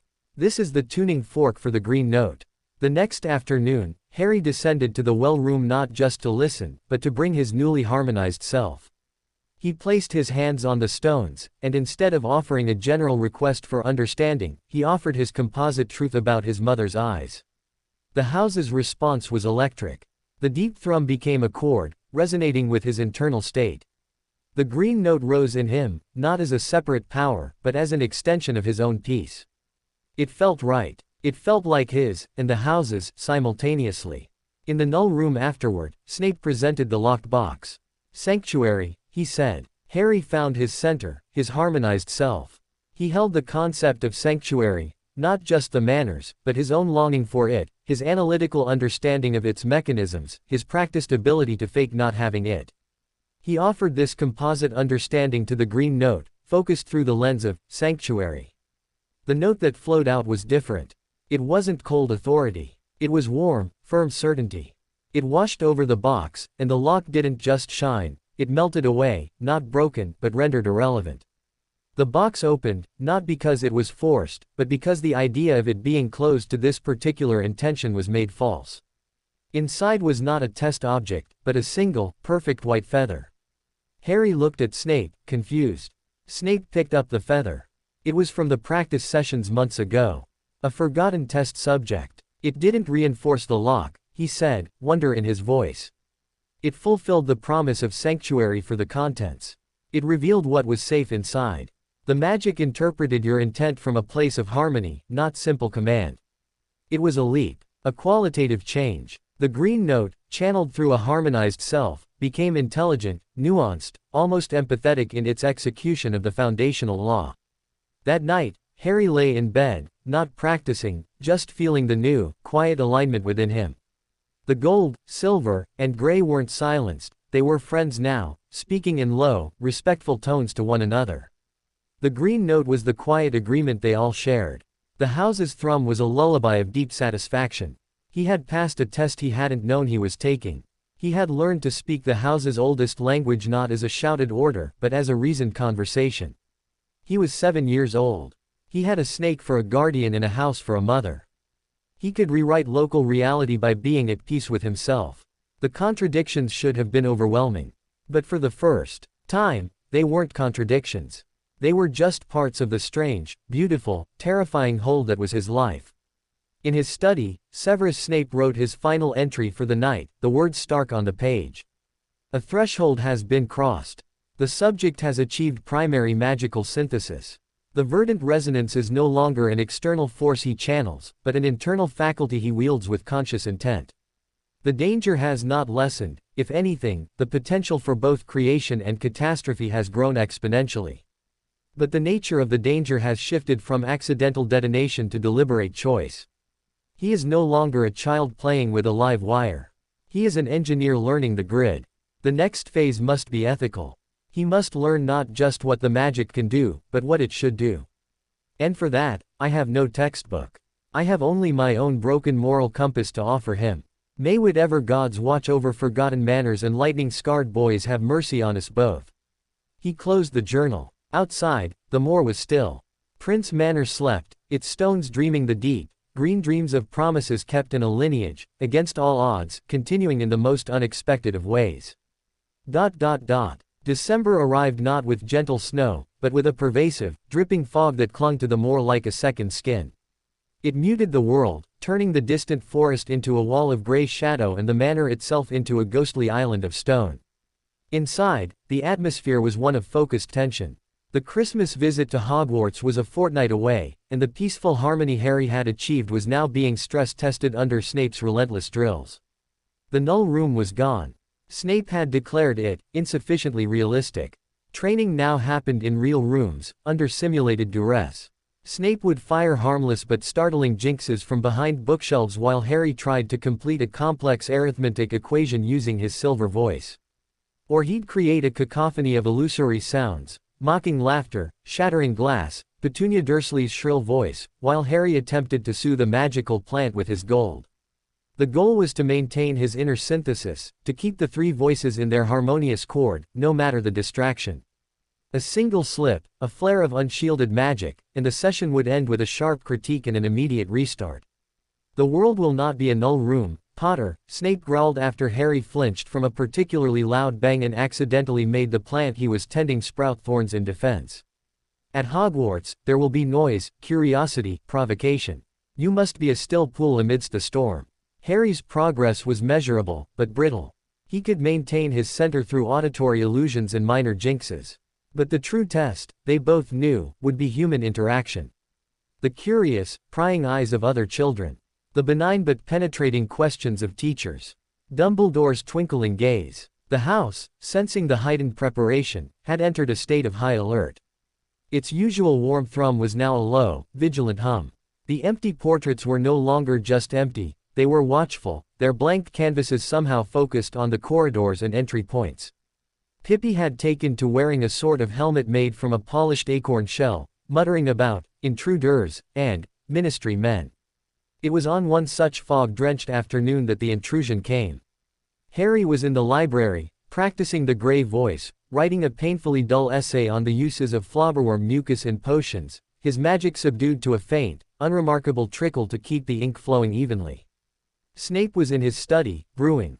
The manor was quiet save for the tap of Harry's quill and the distant sigh of the wind. Then, the wards sang. It wasn't the house's usual thrum. It was a sharp, discordant chime that vibrated through every stone, a musical alarm. Harry jerked, a blot of ink spreading across his parchment. The grey voice wavered, and for a second, the warm gold of the house's alarm and the cool silver of his own analysis threatened to surge. He clamped down hard, breathing through his nose, forcing the harmony. Grey. Be grey. Unremarkable. Unmagical. From Snape's study came the sound of a cabinet slamming shut, then swift footsteps. Snape swept into the library, his face like carved marble. He didn't look at Harry. His eyes were fixed on the ceiling, as if reading something in the stones. Ministry, he spat the word like a curse. Detection ward breach at the perimeter. Official flow signature. They are at the gate. His gaze snapped to Harry. You will go to your room. You will lock the door. You will not come out, nor look from the window, until I summon you. You will be a stone. Do you understand? Harry nodded, already gathering his things, his heart thudding against his ribs. Ministry. The government. Did they know about him? Had Dumbledore told them? Go. Now. Harry fled, his soft shoes silent on the runner. As he rounded the corner to the grand staircase, he heard the heavy clunk of the manor's main gate unlocking, followed by the groan of ancient hinges. Someone was being let in. He didn't go to his room. A reckless, silver-tinged curiosity overpowered the order. He ducked into a shadowed alcove near the top of the stairs, one that gave him a sliver of a view of the entrance hall below. He pressed himself into the dark, pulling his grey voice around him like a cloak, making himself small, quiet, magically inert. The front door opened, letting in a swirl of damp, cold fog and a figure. It was a witch. She was middle-aged, dressed in neat but unfashionable plum-colored robes, with a pointed hat perched on tightly curled gray hair.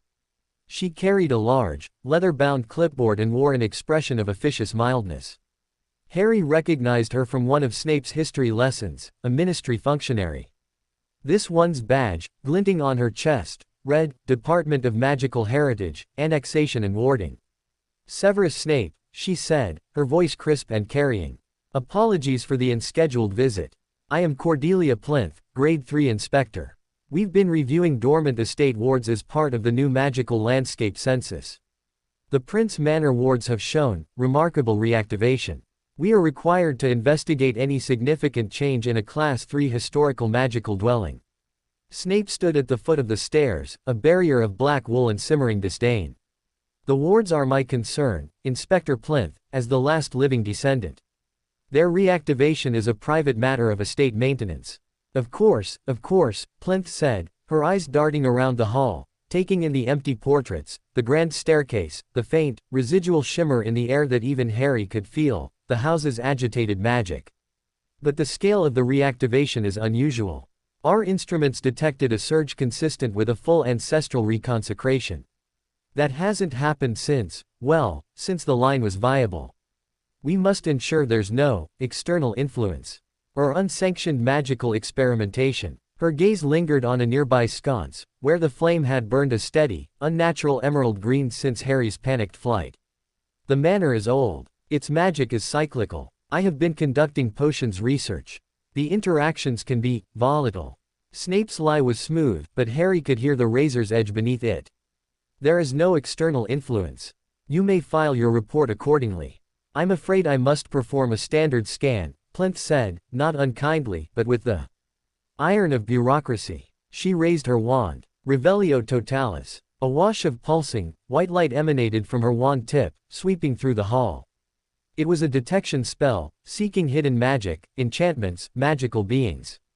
As it passed over the alcove where Harry hid, he felt a cold tingle. His gray voice held, but it was a near thing. The spell was intrusive, itchy.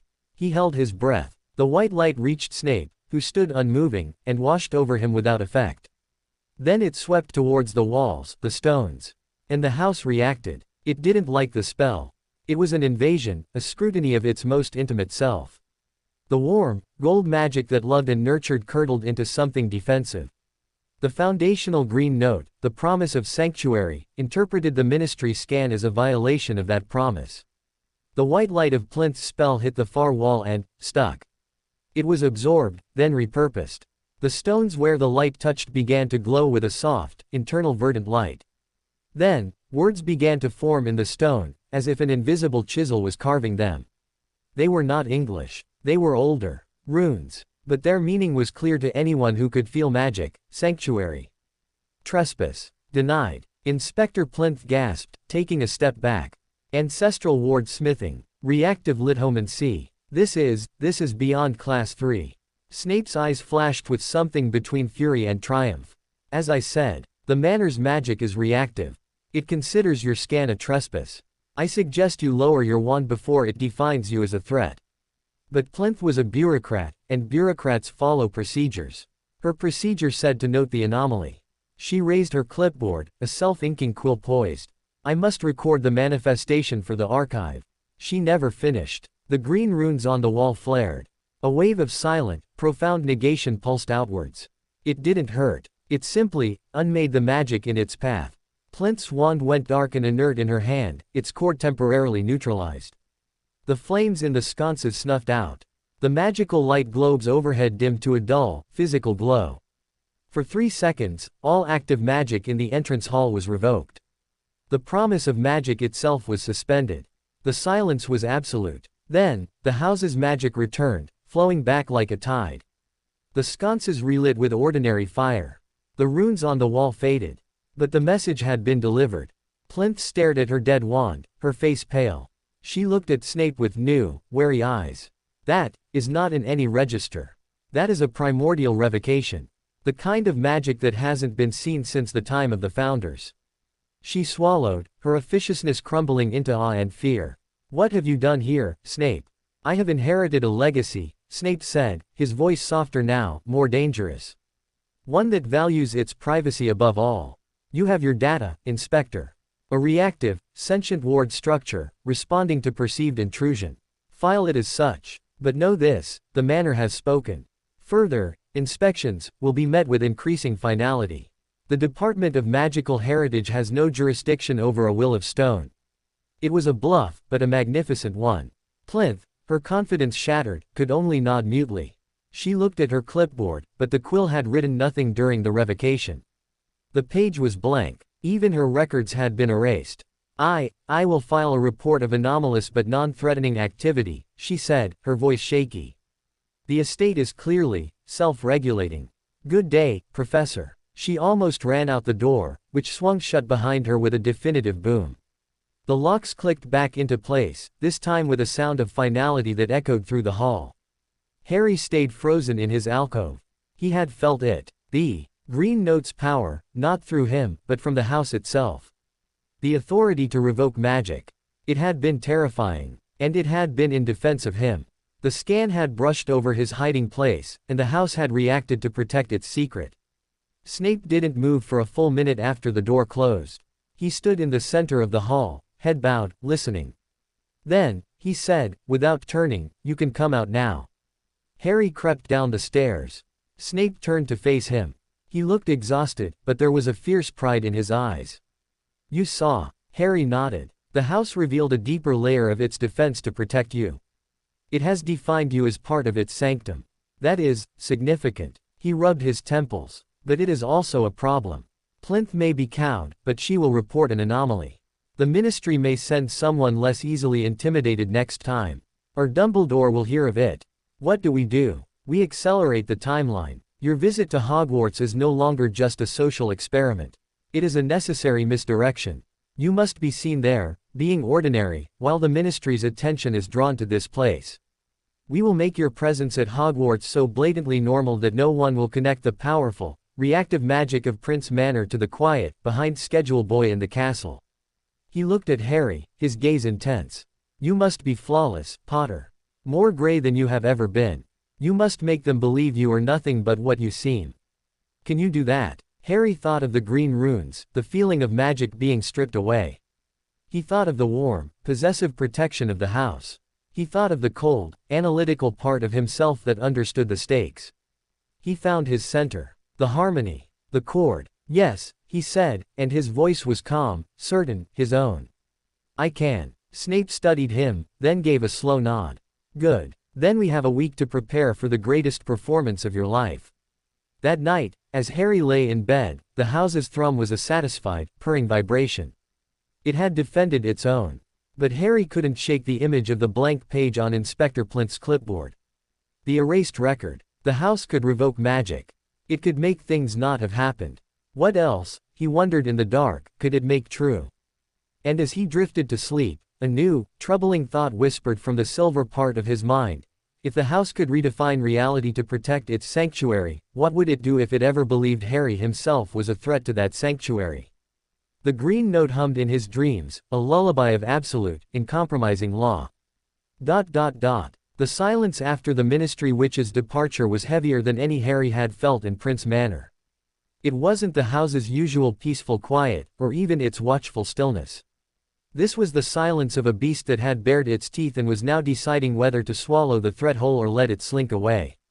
The very stones seemed to be holding their breath, evaluating.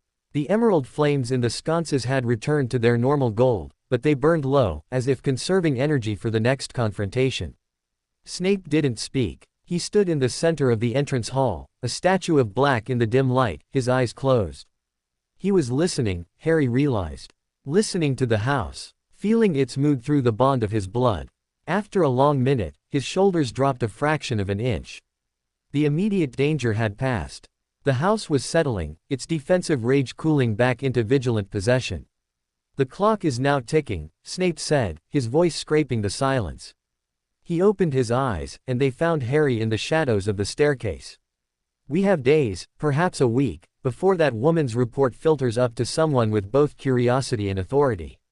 Our window for a controlled, preemptive display of your ordinariness has shrunk. Your performance at Hogwarts must be immaculate. It must be definitive. He moved then, a swift, purposeful stride towards the library. Come, we are done with subtlety. We drill. The next 5 days were a relentless, grinding immersion in the art of being forgettable. Every lesson, every meal, every moment of supposed free time was now part of the training. Snape became a director, a critic, a relentless dismantler of any hint of Harry's true nature. They started with the basics of the Grey Voice, but pushed far beyond simple magical suppression. It was about body language, about the cadence of speech, about the way he held a fork. Your posture is too alert, Snape would snap during breakfast. You sit as if expecting an attack. Slump your shoulders slightly. Look at your plate, not the door. Your vocabulary is occasionally too precise for a supposedly poorly educated child, he'd critique during a history lesson. Introduce a hesitation. Say, use simpler words. Big, not substantial. Weird, not anomalous. The magical drills were the hardest.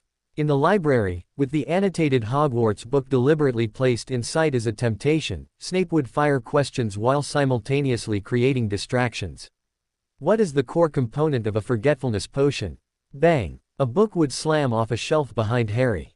Lethe River water, sir, Harry would answer, keeping his voice monotone, his magical signature a dull, grey hum even as his heart jumped. Incorrect. It is mistletoe berry juice. You are not thinking. You are parroting. Think like a struggling student. Be unsure. Now, what is the incantation for the levitation charm? Crack. An illusion of spiderwebs would erupt from the ceiling, drifting towards his face. Harry would flinch physically, a genuine reaction, but hold his magic in its grey cage. Wingardium Leviosa, he'd mutter, making the pronunciation slightly clumsy. Better. The flinch was good. The magic stayed suppressed. But the pronunciation was overcorrected. Make it more mumbled. It was exhausting. It felt like building a prison inside his own skin, brick by brick. The gold voice, the warm, connecting magic of the house, hated it. It would whimper inside him, a lonely dog locked in a cellar. The silver voice understood the necessity but despised the inefficiency. The green note was silent. Watchful. It understood, purpose, and protection. This performance was both. The house itself was a complicating factor. It didn't understand acting, it only understood truth. When Harry practiced his gray, slumped posture in the garden, the rose bush would shed its petals in sympathy, thinking he was sad. When he deliberately gave a wrong answer in his lessons, the books on the library shelves would shuffle nervously, as if trying to show him the right page. The house is undermining the performance, Snape observed grimly after a particularly disastrous session where a floating quill kept trying to correct Harry's deliberately messy handwriting. It cannot comprehend deception. It responds to your projected emotional and intellectual state as truth. We must include it in the ruse. This led to the strangest part of the preparation, lying to the sentient manor. Snape instructed Harry to go to the well room, to communicate with the house's deep consciousness. You must explain the performance. Not as a lie, but as a role. A part you must play for the safety of the sanctuary. Frame it as a protective strategy. The house understands defense. Harry descended into the cool, root-scented dark. He placed his hands on the well stones. He closed his eyes and didn't just listen, he spoke, pouring his intent into the silent connection. I must wear a mask. To keep us safe. To hide the green thread on the tapestry. The mask will feel small, and tired, and unmagical. But it is not me. It is armor. Do not be sad. Do not try to help. Just be still. Watch, and be ready. He poured the concept into the bond, the image of a play, of a costume, of a necessary deceit for a greater truth. He used the green note's sense of purpose as a foundation. The house's response was a long, low vibration of confusion, then reluctant comprehension. It didn't like it. The idea of its ward pretending to be less than he was felt like a violation of its own promise of sanctuary. But it understood threat and defense. Finally, a sense of grim agreement washed back, along with a surge of protective fervor so strong it made the stones warm. We will be your hidden shield. After that, the house cooperated. When Harry practiced being gray, the manor's magic would withdraw, making the air feel ordinary, the food taste bland, the fire burn without its cheerful sentience. It was helping him build the set for his performance. The night before their departure for Hogwarts, Snape summoned Harry to his study. The room was unusually ordered. Books were shelved. Potions equipment was cleaned and stored. It felt like a general's quarters on the eve of a campaign. Sit, Snape said. He was standing before the fireplace, a sealed scroll in his hand. Tomorrow, we leave. You know your role. But there are contingencies we must discuss. His face was grave. If, despite everything, your control slips and you manifest an unusual magical signature, a flicker of gold, a thread of silver, I have prepared a cover story. We will claim you have a rare, latent magical allergy to certain ambient magics, which causes minor, unpredictable fluctuations. It is a poorly understood condition, documented in a handful of obscure texts. Dumbledore will be suspicious, but he will not be able to disprove it without looking like he is harassing a sick child. He set the scroll on the mantelpiece. This is a fabricated medical history from a fictional healer in Vienna, corroborating the allergy. I will plant it in the Hogwarts library during our stay. It is a last resort. He turned to face Harry fully. The greater risk is not a magical slip, but an emotional one. You will be around other children. You will see relationships you have never had. You may feel envy, longing, anger. These emotions are fuel for the gold and silver voices. They can crack the gray. You must be prepared to feel these things and let them pass through you like wind through a dead tree. Do not engage. Do not fantasize. Observe, and remain detached. Harry nodded. He'd thought of this. The memory of Colin Creevy's easy chatter, of the groups of friends in the Great Hall, was already a dull ache. I can do that. I believe you can, Snape said, and the simple statement, devoid of sarcasm or qualification, felt like a physical support. There is one more thing. He hesitated, a rare thing. The bond with the manor. The distance may strain it. You may feel a pull, a homesickness that is more than emotional. It is a magical dislocation. You must resist the urge to reach back for it through your gold voice. To do so would be like sending up a flare. The house will hold its end of the connection quietly. You must do the same. He picked up a small, nondescript pouch from his desk and handed it to Harry. Inside is a river stone from the manor's grounds. It is magically inert to detection spells, but it carries the physical signature of the place. If the dislocation becomes severe, hold it. Let it ground you. Do not channel magic into it. Just hold it. Harry took the pouch. The stone inside was cool and smooth. It felt like a secret. Handshake. You are not going into battle, Potter, Snape said, his voice lowering. You are going into a hall of mirrors. Your task is to reflect nothing but the dull, expected image. Do not try to be brilliant. Do not try to be helpful. Be mediocre. Be forgettable. Survive the week, and we return here to reassess. He dismissed him with a nod. Harry returned to his room, the pouch clenched in his hand. He packed his trunk with the bland clothes, the simple willow wand, the ordinary books. He placed the river stone pouch at the very bottom, a hidden talisman. He didn't sleep. He lay in bed, running through his persona. Harry. Visiting student. Magically average. A bit behind. Shy. Likes history of magic. Finds potions confusing. He built the gray walls around his mind until they felt solid, lifeless. The house's thrum that night was a slow, sorrowful pulse, like a mother watching her child go off to war. It didn't try to comfort him with warmth. It just held him in a steady, silent embrace of stone and certainty. We are here. The sanctuary waits. Morning was a crisp, surreal blank. Harry dressed in his grayest robes. He ate a tasteless breakfast under Snape's final, assessing gaze. The house was so still it felt dead. No friendly lights, no shifting sunbeams. It was holding its breath. Ready? Snape asked, his own travel cloak already on. Harry took one last look around the morning room. At the empty chair where Ambrosius's portrait usually sat, the portrait had been moved, as if in mourning, at the window showing the misty moor. He found his center. The gray settled over him like dust. Ready? Snape placed a hand on his shoulder. The world twisted. The Reformation was jarring. They stood in Hogsmeade, in a narrow alley behind the Three Broomsticks, but it wasn't the quiet, magical village Harry remembered from his first arrival. It was the day before the Christmas term resumed, and the village was buzzing with returning students and last-minute shoppers. The air was frigid, sharp with snow and the smell of butterbeer and ale droppings. Noise assaulted him, shouts, laughter, the rumble of trunks being dragged. Harry's gray composure wavered under the sensory onslaught. His gold voice stirred with a yearning for the manor's quiet embrace. His silver voice immediately began cataloging the magical signatures, the potential threats in the crowd. He clenched his fists, focusing on the dull, flat plane of the gray. Unremarkable. Overwhelmed. Ordinary. Stay close, Snape muttered, and began striding through the throng towards the path to the castle.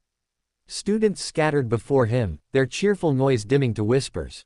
Harry hurried in his wake, keeping his head down, his eyes on the trampled snow at Snape's heels. The walk to the castle was a torture of maintained blankness. Every sight was a potential trap. A group of third years building a spectacular, magical snowman that waved, a flash of gold response to its charm. A Ravenclaw debating a complex point of arithmancy with her friend, the silver voice perked up, wanting to engage. He stamped them down, locking the doors inside his mind. They entered the entrance hall. The warm, bustling magic of Hogwarts wrapped around him, so different from the manor's focused sentience. This was a carnival of magic. And he had to be the one dull, non-magical seeming thing in it. Professor McGonagall was waiting, her mouth a thin line.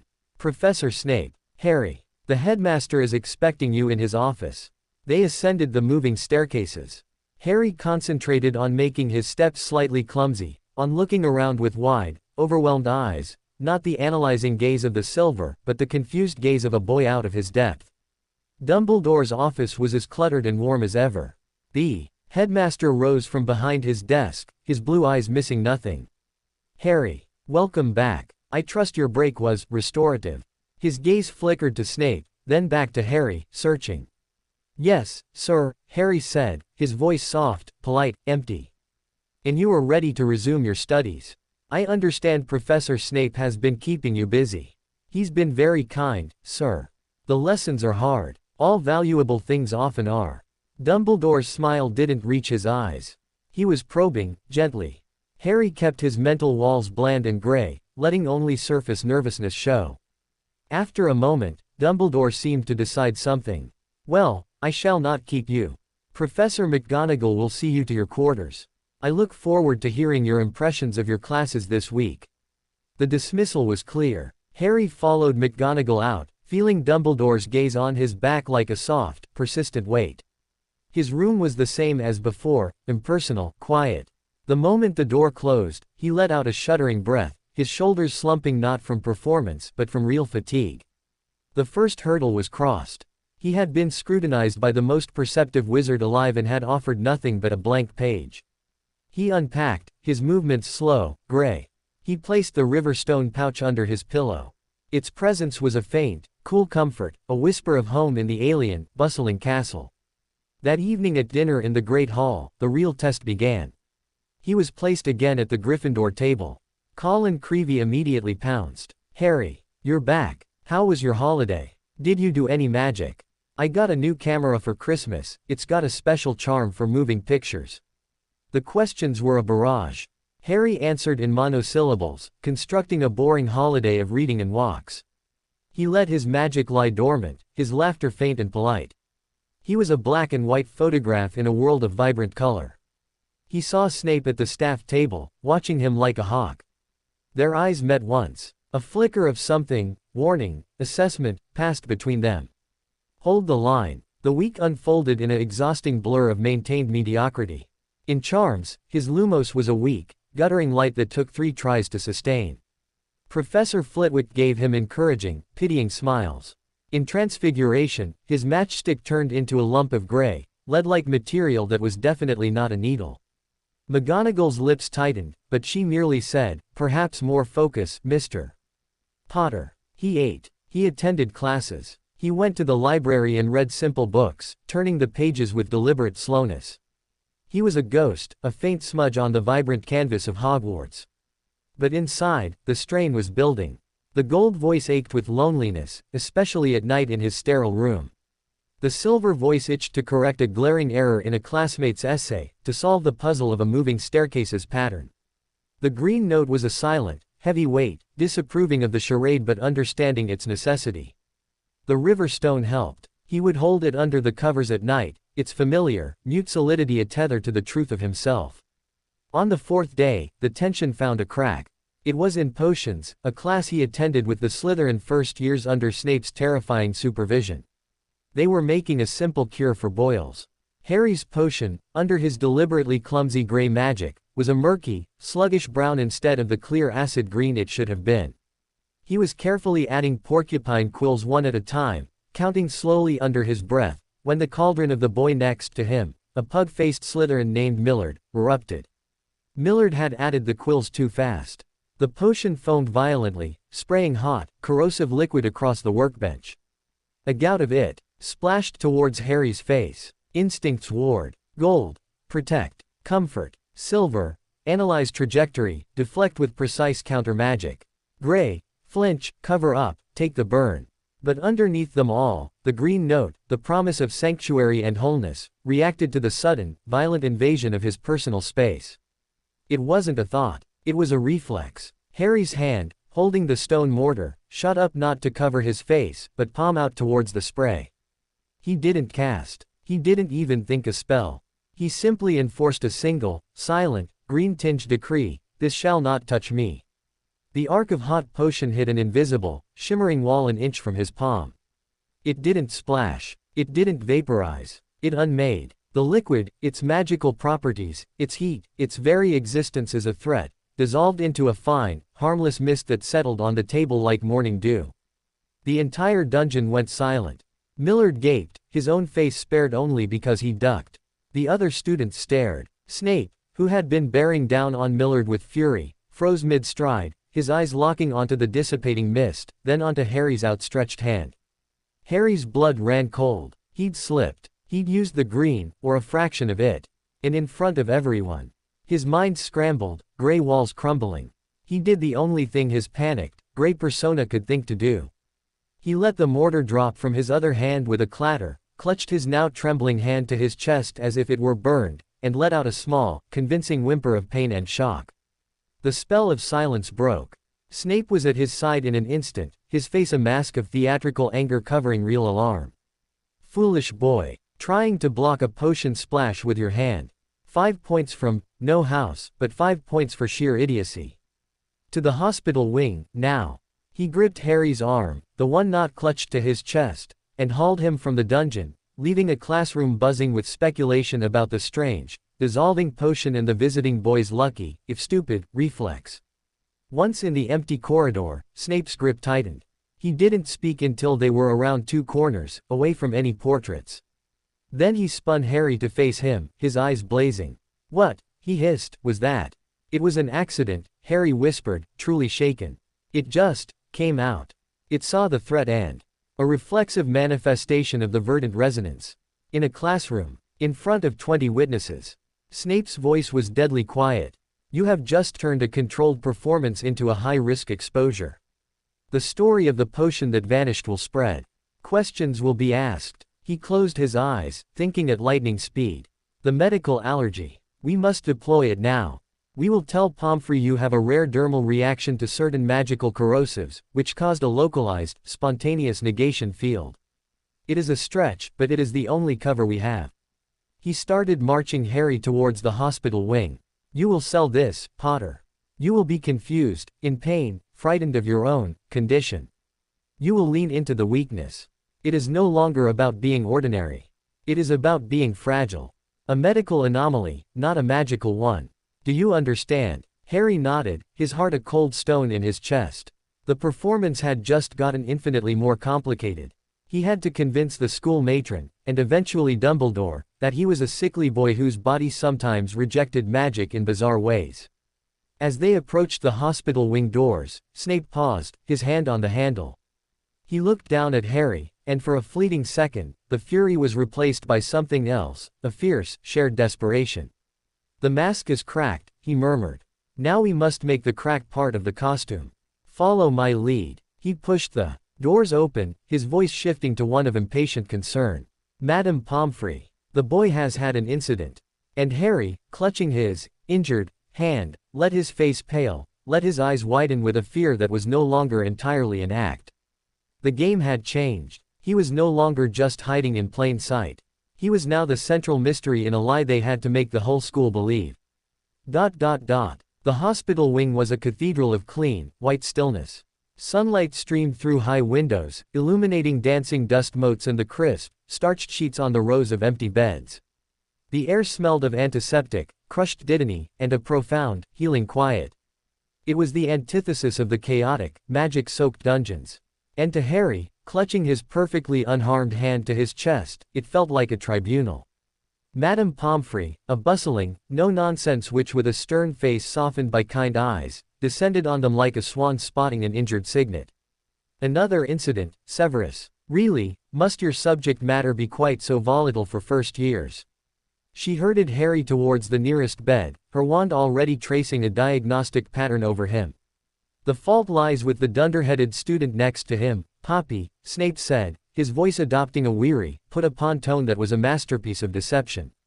"A botched boil cure potion eruption." Potter here displayed the reflexes of a concussed troll and attempted to block the spray with his hand. Pomfrey tutted, her diagnostic charms shimmering gold and silver around Harry. "No visible burns, minimal magical residue, but there's a curious energy signature here. A localized negation field, already dissipating. Highly unusual." She peered at Harry, her eyes sharp. "Did you feel anything, dear?" "A cold sensation. A buzzing." Harry, following Snape's earlier instruction, leaned into the role of a fragile, confused boy. He let his lower lip tremble just slightly. It just felt like a wall, Madame Pomfrey.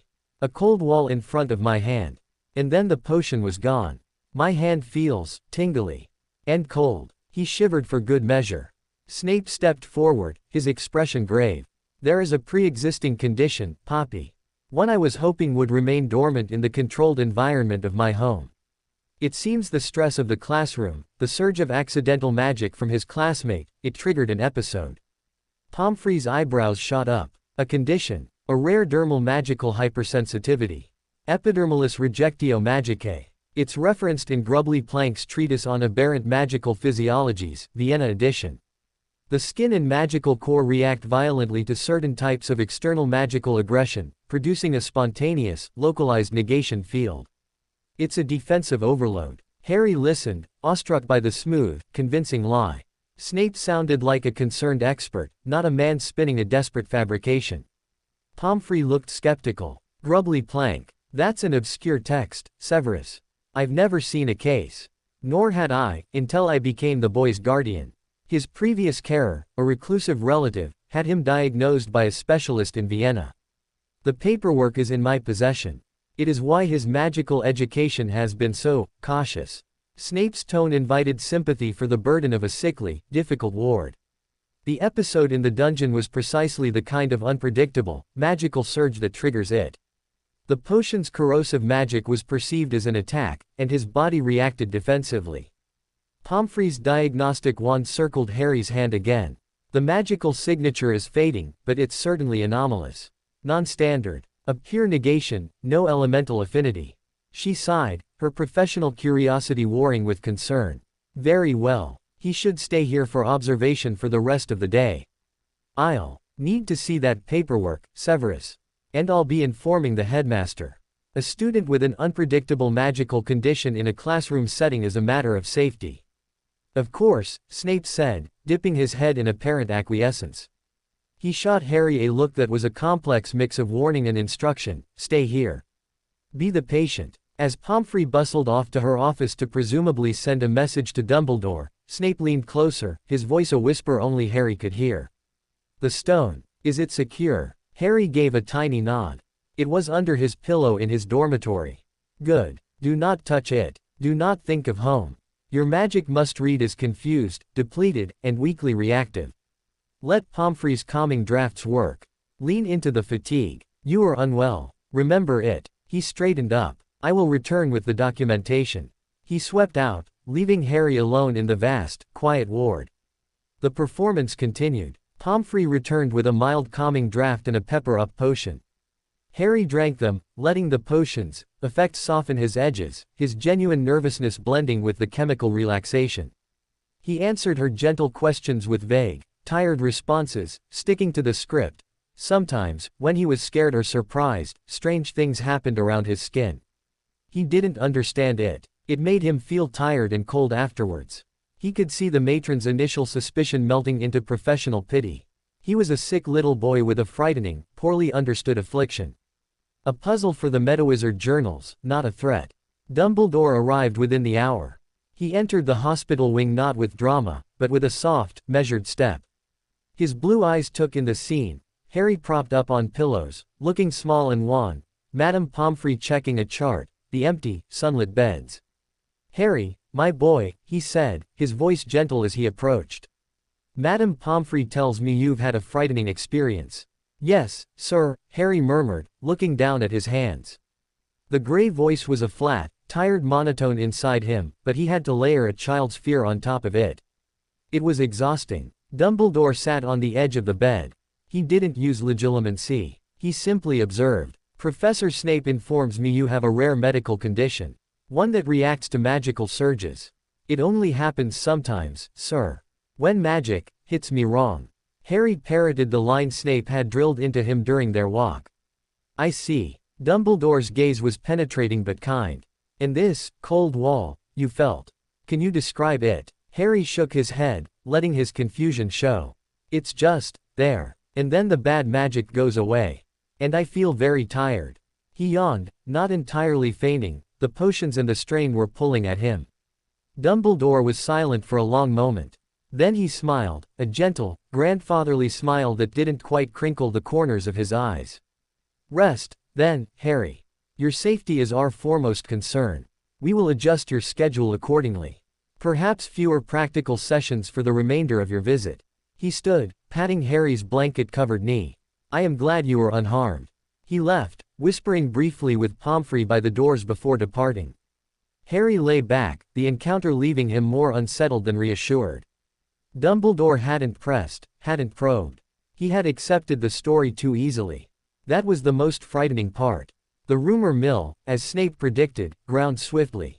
By dinner time, when Harry was released from the hospital wing with a clean bill of health but a recommendation for reduced magical stimulation, the story had mutated through the gossipy corridors of Hogwarts. The Slytherin version, from Millard's boasting, was that the Potter boy had some weird, weak magic that made potions disappear if you threw them. At him, a built-in cheat for potions class. The Gryffindor version, from Colin Creevy's wide-eyed retelling, was that Harry had a tragic, mysterious illness that made his magic backfire in strange, defensive ways. The Ravenclaws were debating the possible magical diagnoses in the library. The Hufflepuffs just felt sorry for him. Harry returned to the Great Hall for dinner, feeling every eye on him. Whispers followed his path to the Gryffindor table.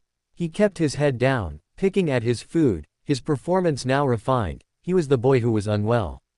He was fragile. He was to be pitied, or ignored, but certainly not feared or admired. Snape, at the staff table, watched him with an impassive face, but Harry could feel the weight of his appraisal. The first act of the new performance had been accepted. Now they had to live with its consequences. The adjusted schedule meant he was pulled from charms and transfiguration practicals. He attended the theory portions, sitting in the back, taking sparse notes. He was a ghost in the classroom, a non-entity. Teachers spoke more softly around him. Students gave him a wide berth, as if his condition might be contagious. It was a different kind of prison. Before, he'd been hiding his strength. Now, he was performing weakness. The gold voice inside him withered, starved of connection. The silver voice railed against the intellectual stagnation. Only the gray, and the silent, watchful green, found this new role tolerable. 2 days after the incident, he had his first private meeting with Dumbledore since the hospital wing. It was framed as a welfare check. They sat in the headmaster's office, Harry sipping on a too-sweet cup of tea. "How are you finding your adjusted schedule, Harry?" Dumbledore asked, peering at him over his half-moon spectacles. "It's fine, sir. Quieter. In your episodes, have you felt any further sensations?" "No, sir. Professor Snape says quiet is best." "I'm sure he does." Dumbledore leaned back, steepling his fingers. "You know, Harry, Hogwarts has seen many strange and wonderful magics in its time. The castle itself is a living thing, in a way. It responds to those within it. Sometimes, in those with sensitive natures, it can provoke unusual reactions. Have you felt the castle speaking to you? In your quiet moments?" The question was a trap, baited with kindness. Harry kept his gray walls high. "It's a very noisy castle, sir. But no, it doesn't speak to me. Sometimes the portraits do." Dumbledore's eyes twinkled, but it was a calculated twinkle. A pragmatic answer. "Severus tells me you are a diligent, if not naturally gifted, student of theory. What subject do you find most compelling?" "History of magic, sir." It was the safest answer. Binns's droning lectures were the easiest to fake interest in. The past. It always seeks to tell us its stories, if we know how to listen. Dumbledore's gaze drifted to the silvery instruments on his desk, one of which was emitting a faint, greenish smoke that coiled into the shape of a question mark. "Well, I shall not keep you from your rest. Remember, my door is always open, should you need to talk about anything." Harry left the office feeling like he'd just navigated a minefield in the dark. Dumbledore was circling, not attacking. The accepted story was a shield, but it was a shield that drew attention. He was now a person of medical interest, which was almost as dangerous as being a person of magical interest. That night, the dislocation Snape had warned about hit him like a physical wave. Lying in his sterile, borrowed bed, the distance from Prince Manor yawned inside him like a chasm. It wasn't just homesickness. It was a magical anemia. The Manor's constant, nourishing thrum was a part of his magical metabolism. Now, and he was cut off from it. He felt thin, stretched, his magic listless and gray. Driven by a deep, aching need, he reached under his pillow and pulled out the river stone pouch. He didn't channel into it. He just held the cool, smooth stone in his palm, pressing it against his chest. A faint, ghostly echo of the Manor's magic sighed through him, a memory of warmth and solidity. It was a whisper, not a voice. But it was enough. The violent ache of dislocation eased to a tolerable hum. But as he lay there, holding the stone, a new, silver-voiced thought crystallized in his mind. The cover story, the medical condition, it gave them a measure of safety, but it also created a cage. He was now defined by his fragility. Any display of competence, of strength, would shatter the illusion and raise even more dangerous questions. He had to find a way to be more than the sick boy. He had to find a way to let some part of himself, the real, complex, powerful self, exist within the boundaries of the lie. But how? The answer came, as it often did, not from his own planning, but from an external trigger. The next day was a Hogsmeade weekend for the older students. The castle was quieter. Harry, barred from the village, had a free afternoon. He wandered the almost empty library, not seeking the annotated book, but just moving, trying to outwalk the feeling of confinement. He found himself in a secluded corner on the second level of the library, near a section on magical art and music. A small, forgotten table was tucked under a stained glass window depicting a phoenix rising from flames. On the table sat an object covered by a velvet cloth. Curiosity, that silver-voiced demon, poked him. He glanced around. Madame Pants was nowhere in sight. He lifted the corner of the cloth. Beneath it was a complex, beautiful musical instrument made of crystal and silver wire, a type of magical harp, he guessed. One of its strings was snapped, coiled limply against the soundboard. A small tag tied to its frame read, "For repair, damaged during Peeves's last rampage." Resonant crystal compromised. Harry stared at the broken string. It was a simple break. A physical flaw. Not a magical one, though the crystal's resonance was mentioned. The gold voice in him felt a pang for the beautiful, silenced instrument. The silver voice analyzed the break point, the tension on the remaining strings. The gray voice said to walk away. It wasn't his problem. Touching it could be a risk. But the green note, the promise of wholeness, stirred. It wasn't about magic. It was about a thing being broken when it should be whole. It was about the truth of the harp being a complete, functioning instrument. He didn't have to use a magical voice. He could just listen to the green note. He could hold the idea of the harp's wholeness. Not to perform, not to fix, just to acknowledge.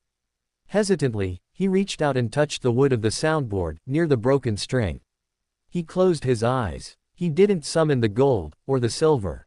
He pushed the gray away. He just found that quiet, internal space where the green note lived, the memory of the manor's foundational promise. He thought of the harp as it was meant to be, whole, resonant, beautiful. He held that image, steady and clear, and let the green note hum softly inside him, a private tuning fork. He didn't push it into the harp. He just let it exist in the space between his intent and the instrument. The snapped string shivered. Then, in a movement that was neither fast nor slow, it uncoiled, reached for its anchor point, and reknotted itself, the broken ends fusing seamlessly. There was no flash of light. No surge of magic a detection spell would catch. It was as if the break had simply decided to stop being broken. The harp was whole. Harry snatched his hand back, heart pounding. He looked around wildly. No one. The library was silent. He covered the harp again with the velvet cloth and backed away, his mind racing. He hadn't used a magical voice. He hadn't performed. He had simply agreed with the object's true nature. The green note had done the rest, quietly, without fanfare.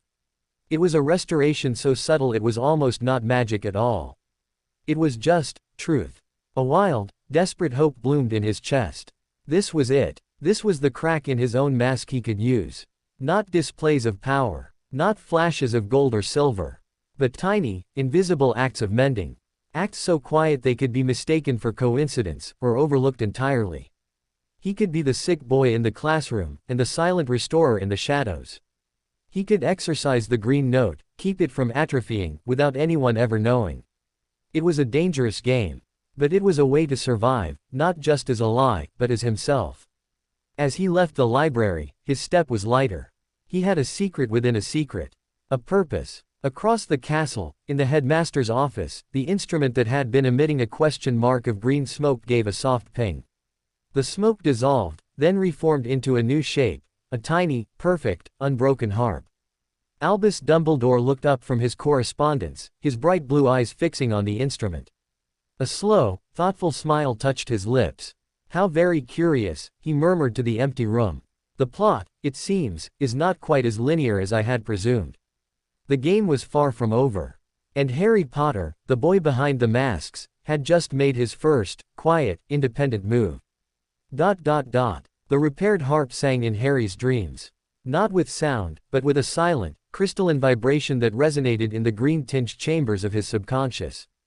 He saw its single mended string glowing with a soft, verdant light, a thread of truth in a world of fabrications. When he woke in his sterile Hogwarts bed, the memory of that quiet act of wholeness was a warmth in his chest, a tiny coal in the cold fireplace of his performed existence. He had found a crack. Not in his mask, but in the prison the mask had become. He could be the sick boy, the medical curiosity, the fragile visitor. And in the shadows, in stolen moments, he could be the silent mender. He could exercise the green note, the most dangerous part of him, in the safest way possible, by healing broken things so subtly that their repair might never be noticed, or would be chalked up to house elf diligence or accidental magic. It became a game. A necessary, secret game to keep his soul from shriveling under the gray. He started small, in the library. A torn page in a neglected copy of 1000 Magical Herbs and Fungi was meticulously realigned under his passing touch, the fibers knitting back together with nothing more than a soft sigh. A wobble in the leg of a study table was steadied, the wood remembering its original, solid stance. These were things Madame Pants might eventually notice and attribute to her own repair charms or the castle's gentle maintenance. They left no magical signature, only a corrected state of being. His confidence grew with each unseen act. In an empty corridor, he paused before a suit of armor whose left gauntlet hung loose by a single, rusted hinge. A passing thought, a whisper of the green note focused on function, and the hinge shed its rust, the metal becoming smooth and strong, the gauntlet clicking back into perfect alignment. The suit gave a soft, metallic creak of gratitude, its helm dipping slightly as he passed. He was careful. He never did it where anyone could see. He waited for empty moments, for deserted corners. The green note, when used this way, not as a command, but as a gentle agreement with an object's true nature, was almost undetectable. It felt less like casting magic and more like reminding the world of its proper shape. But the castle was not Prince Manor. It was a vast, ancient, and deeply magical entity. And it was paying attention. 3 days after the harp, Harry felt it. He was in the courtyard during a free period, watching the giant squid lazily wave a tentacle in the black lake, practicing being visibly bored and ordinary. He let his gaze drift over the stone balustrade, its surface pitted and worn by centuries of weather. One particular crack, deep and jagged, caught his eye. It looked painful, a scar on the castle's skin. Without thinking, he leaned his elbow on the stone near the crack, letting his fingers brush it. He didn't intend to mend it. The courtyard was too open, too risky. But the green note, attuned to brokenness, stirred of its own accord. A flicker of perception, a silent, "that is not right," leapt from him to the stone. The crack didn't heal, not visibly, but the stone under his fingertips warmed slightly. And from the depths of that fissure, a single, tiny, bright green shoot emerged, a stubborn blade of grass or moss finding purchase in the newly encouraged stone. It was a biological response, not a magical one. A life taking advantage of a shift in energy. No one would think it strange. But Harry knew. The castle had felt his attention. It had responded not by rejecting his touch, but by meeting it halfway, growing something living where there had been only broken stone. It was a conversation. A quiet, "I see you." He pulled his hand back, a thrill of fear and wonder shooting through him. The castle was aware of his mending. And it approved. Snape's vigilance was a constant, cold pressure. At their nightly meetings in a disused classroom, brief, clinical check-ins disguised as remedial potions theory, he would drill Harry on maintaining the cover story, on reporting any odd sensations, any scrutiny from teachers or Dumbledore. "Pomfrey has accepted the documentation," Snape said one evening, his voice low as he pretended to examine Harry's shoddy notes on lacewing flies. "But she is a healer. She will be watching for symptoms. Any fatigue, any chills, report them to her immediately and truthfully. It sells the lie and gives us data on the energetic cost of your containment." "What about the headmaster?" Harry asked, keeping his eyes on his parchment. Snape's quill stopped moving. "Dumbledore is playing a longer game. He has not challenged the medical story. This is not reassuring. It means he is looking beyond it.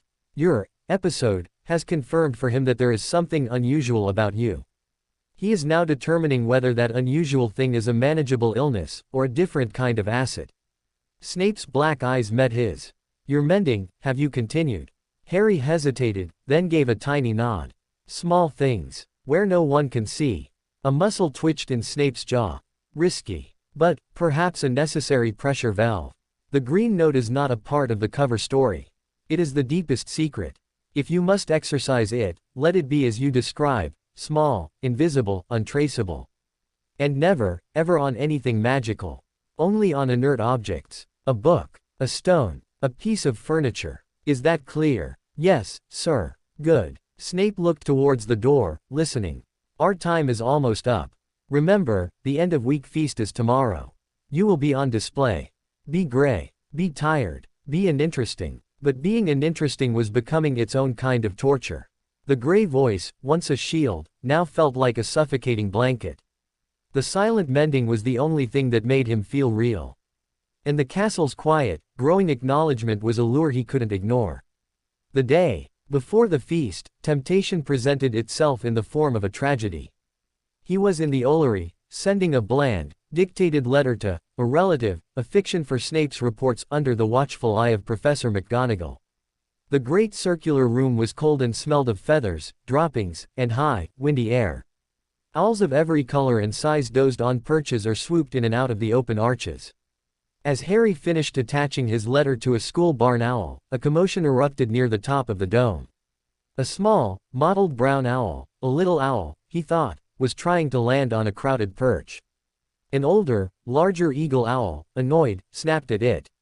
The little owl fluttered back, lost its balance in a gust of wind, and struck the stone wall with a sickening, soft thud before tumbling to the straw-covered floor. It lay still, one wing bent at a horrible, wrong angle. McGonagall let out a sharp breath. Oh, dear, poor thing. She moved forward, her face concerned but practical. A broken wing. Irreparable, I fear. The kindest thing will be a swift ending. Harry's blood went cold. The gray voice screamed at him to look away, to be the fragile boy who couldn't handle such things. The gold voice wailed in sympathetic pain. The silver voice coldly assessed the fracture, compound, severe, likely fatal even with magical intervention. But the green note saw a life, a whole, flying creature, broken. It saw the wrongness of it. McGonagall was raising her wand, a look of gentle regret on her face. Avifors might be the cleanest. No. The word was out before Harry could stop it. It wasn't shouted. It was a desperate, choked sound. Both he and McGonagall froze. He had broken character. He had drawn attention. McGonagall lowered her wand, her eyes wide with surprise. Mr. Potter. Think. The gray. He couldn't muster it. The sight of the small, broken body was too much. His mind scrambled, and the only persona that felt true in this moment was a different one. Not the sick boy, not the mender, but just a child who couldn't bear to see something killed. Please, he whispered, his voice shaking with real emotion. Can't we try to help it? Maybe Madame Pomfrey. McGonagall's expression softened. She saw not a magical anomaly, but a child's compassion. It was a safe mask, perhaps safer than the gray. Her expertise is in witches and wizards, Mr. Potter, not wildlife. In this kind of break, sometimes mercy is the greater magic. But Harry was already moving, kneeling in the straw beside the owl. It was breathing in quick, shallow pants, its large, dark eyes glazed with shock and pain. The broken wing was a mess of twisted feathers and exposed bone. He didn't have a plan. He couldn't use magic. But he couldn't do nothing. Instinct took over. He remembered the green note's agreement with truth. The truth of the owl was not as a broken thing on the floor. It was a creature of the air, of flight. He didn't reach for the magic. He reached for the feeling. He poured every ounce of his will into a silent, desperate plea to the universe, to the castle, to the green note itself. This is not how your story ends. You are meant to fly. He didn't touch the wing. He simply cupped his hands around the small, trembling body, sheltering it, and poured that intention out, not as a spell, but as a fierce, unwavering affirmation of its wholeness. For a second, nothing. Then, the castle answered. Not with a surge of magic from him, but with a shift in the very environment. A shaft of weak sunlight broke through the clouds outside and fell directly through an archway, illuminating the owl in a pool of golden light. The dust motes in the air around Harry's hands sparkled like tiny stars. From the stone floor beneath the straw, where centuries of owl magic and life had seeped into the castle's bones, a gentle, warm, healing energy rose. It was the Ollery's own magic, the accumulated essence of generations of messengers, of freedom, of safe returns. It flowed into the broken owl, drawn by Harry's desperate, focused affirmation. The bone didn't snap back into place with a visible click. The feathers didn't instantly preen. But the shallow panting eased. The glazed eyes cleared, focusing on Harry. The terrible angle of the wing softened, just a fraction, as if the pain had been dialed down. It was still broken. It was still a serious injury. But it was no longer immediately fatal. The creature had been stabilized, its life force reinforced by the very place designed to shelter it. McGonagall gasped. Merlin's beard, the castle. Harry looked up at her, his own eyes wide with shock he didn't have to fake. Is it going to be okay? She knelt beside him, her diagnostic spells now washing over the owl. The catastrophic trauma has mitigated. The fracture is still severe, but the internal bleeding has stopped. The shock has passed. She looked from the owl to Harry, her expression one of profound wonder. Hogwarts, it has a heart, you know. It cares for its creatures. Sometimes, in rare moments of great need, it intervenes. She placed a gentle hand on his shoulder. You called to that, Mr. Potter. Your compassion, it resonated. You gave the castle a focus for its care. It was the perfect explanation. Not his magic. The castle's magic, activated by his emotional outburst. It fit the narrative of a sensitive, unwell boy strangely in tune with magical environments. It was even better than the medical cover story. Can we help it now? Harry asked, his voice small. We can, McGonagall said, determination in her eyes. She conjured a small, padded crate. We will take it to Hagrid.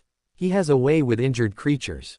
With care, and perhaps a little magical splinting, it may fly again.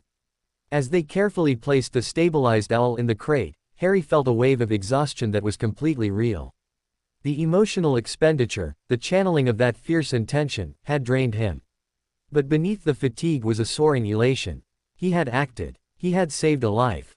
And he had done it in a way that reinforced his cover instead of breaking it. Word of the incident spread, of course. But the story was perfect. The odd, sickly Potter boy had such a fit of compassion in the Ullery that he'd somehow stirred Hogwarts' own protective magic to save a broken bird. It was poignant. It was strange. But it was not threatening. It was, if anything, pitifully sweet. At the final check-in that night, Snape listened to Harry's account in silence. When he finished, Snape was quiet for a long time. You improvised, he said finally, his voice unreadable. I had to. You used the connection to the castle, not your own magic directly. You framed it as an emotional trigger for ambient magic. Snape paced the length of the small classroom. It was, tactically sound. It adds a layer of plausible deniability. Dumbledore will see it as evidence of your sensitivity, your passivity. A reactor, not an actor. He stopped, looking at Harry. But it was a gamble of enormous stakes. If the castle had not responded. But it did, Harry said, a defiance in his voice he hadn't felt in weeks. It understood. Snape's eyes narrowed. Do not become reliant on the castle's goodwill, Potter. It is a force of nature, not an ally. Its purposes are its own. But there was a grudging respect in his tone. Nevertheless, you have navigated the crisis. The performance concludes tomorrow with the feast. Then we return home. Home. The word sent a pang of fierce longing through Harry. Prince Manor, with its unambiguous love and clear, foundational laws. His room with the drifting stars. The wild garden. The well room. The end-of-term feast was a spectacle of warmth and noise that felt like it was happening behind thick glass. The great hall was decked in Slytherin silver and green for their house cup win. The air buzzed with laughter, the clatter of plates, the smell of roast meat and sugary pies. Harry sat at the Gryffindor table, pushing food around his plate, performing his final act, the tired, overwhelmed boy, out of place in the celebration. He caught snippets of conversation about the owl, about his strange moment in the Ullery. The tone was curious, not suspicious. He was a story, not a subject. Dumbledore gave his usual end-of-term speech, full of twinkling eyes and gentle jokes. Then, as the pudding appeared, he raised his goblet. And finally, a small toast to the spirit of compassion that dwells in all corners of this castle, and in all hearts, however unexpected. To second chances, and to the magic of caring. Many students looked confused, but they raised their goblets.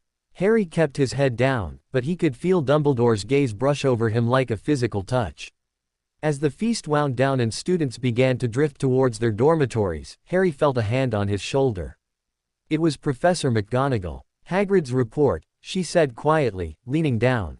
"The little owl is stable. The wing will take time, but he believes it will heal.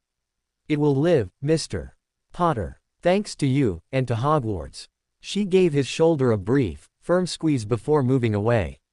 It was the closest thing to approval he'd received from anyone but Snape in weeks. The return to Prince Manor the next morning was a study in contrasts. The journey from the bustling, noisy castle to the silent, waiting moor felt like crossing between worlds. Snape didn't speak as they disapparated from Hogsmeade. The compression and release, and then silence. But not just any silence. It was a hungry silence. They materialized in the entrance hall of Prince Manor, and the house did not simply welcome them. It consumed them. The wave of magical recognition that hit Harry was so intense it knocked the breath from his lungs. It wasn't the warm, gentle embrace of before. It was a torrent, a flash flood of possession, relief, and a deep, thrumming joy that vibrated in his teeth. The stones of the floor glowed with a soft, golden green light. The empty portraits didn't just watch, they leaned out of their frames, the painted backgrounds straining as if to get closer. The grand staircase let out a deep, musical chord that shook dust from the rafters. The house had missed him. Terribly. And now that he was back within its wards, it was checking every part of him, reclaiming him, reassuring itself that he was whole. Snape staggered slightly beside him, bracing a hand against the wall. Even he was not immune to the onslaught. "Enough," he muttered, but there was no force in it. He was as pale as Harry felt, overwhelmed by the sheer emotional output of the place. The house finally settled, its magic receding from a torrent to a powerful, steady river, but one that now flowed through Harry as if he were a part of its bed. He felt the green thread on the tapestry in the library pulse brightly, securely. He was home, truly home. But as the initial wave passed, Harry became aware of something else. A difference. The house's magic felt stronger, sharper. The thrumming was deeper, more complex. The gold felt less like a blanket and more like a suit of armor. The green note in his own chest hummed in loud, resonant harmony with it. While he had been away, performing weakness, the manor hadn't been sleeping. It had been growing, fortifying. The visit from the Ministry Witch. The threat of exposure, his absence, it had triggered something in the ancient magic. It had become more defined, more assertive in its own nature. As Harry walked to his room, the house's guidance was not the playful, gentle nudging of before. It was a clear, firm path. The third step on the staircase didn't sing a merry note, it rang out a single, clear, commanding tone that said, "Here." The floating lights that illuminated his way were not will-o'-the-wisps, but sharp, bright points of purpose. He entered his bedroom. The painted stars on the ceiling were no longer drifting lazily. They were moving in slow, precise, intricate patterns, constellations of protection, of wordsmithing, of lineage. The room itself felt more alive, more aware. He was not just back in a sentient house. He was back in a house that had spent his absence transforming into a fortress, with him as its central jewel. That night, after a meal that was more a ritual of reunion than sustenance, Harry went to the well room. He needed to understand the change. He placed his hands on the stones. The connection was instant and profound. The deep consciousness of the house flowed into him, and with it came not just welcome, but a flood of information, impressions, intentions, memories of the past weeks. He saw the house in his absence, watchful, anxious, its magic coiled tight.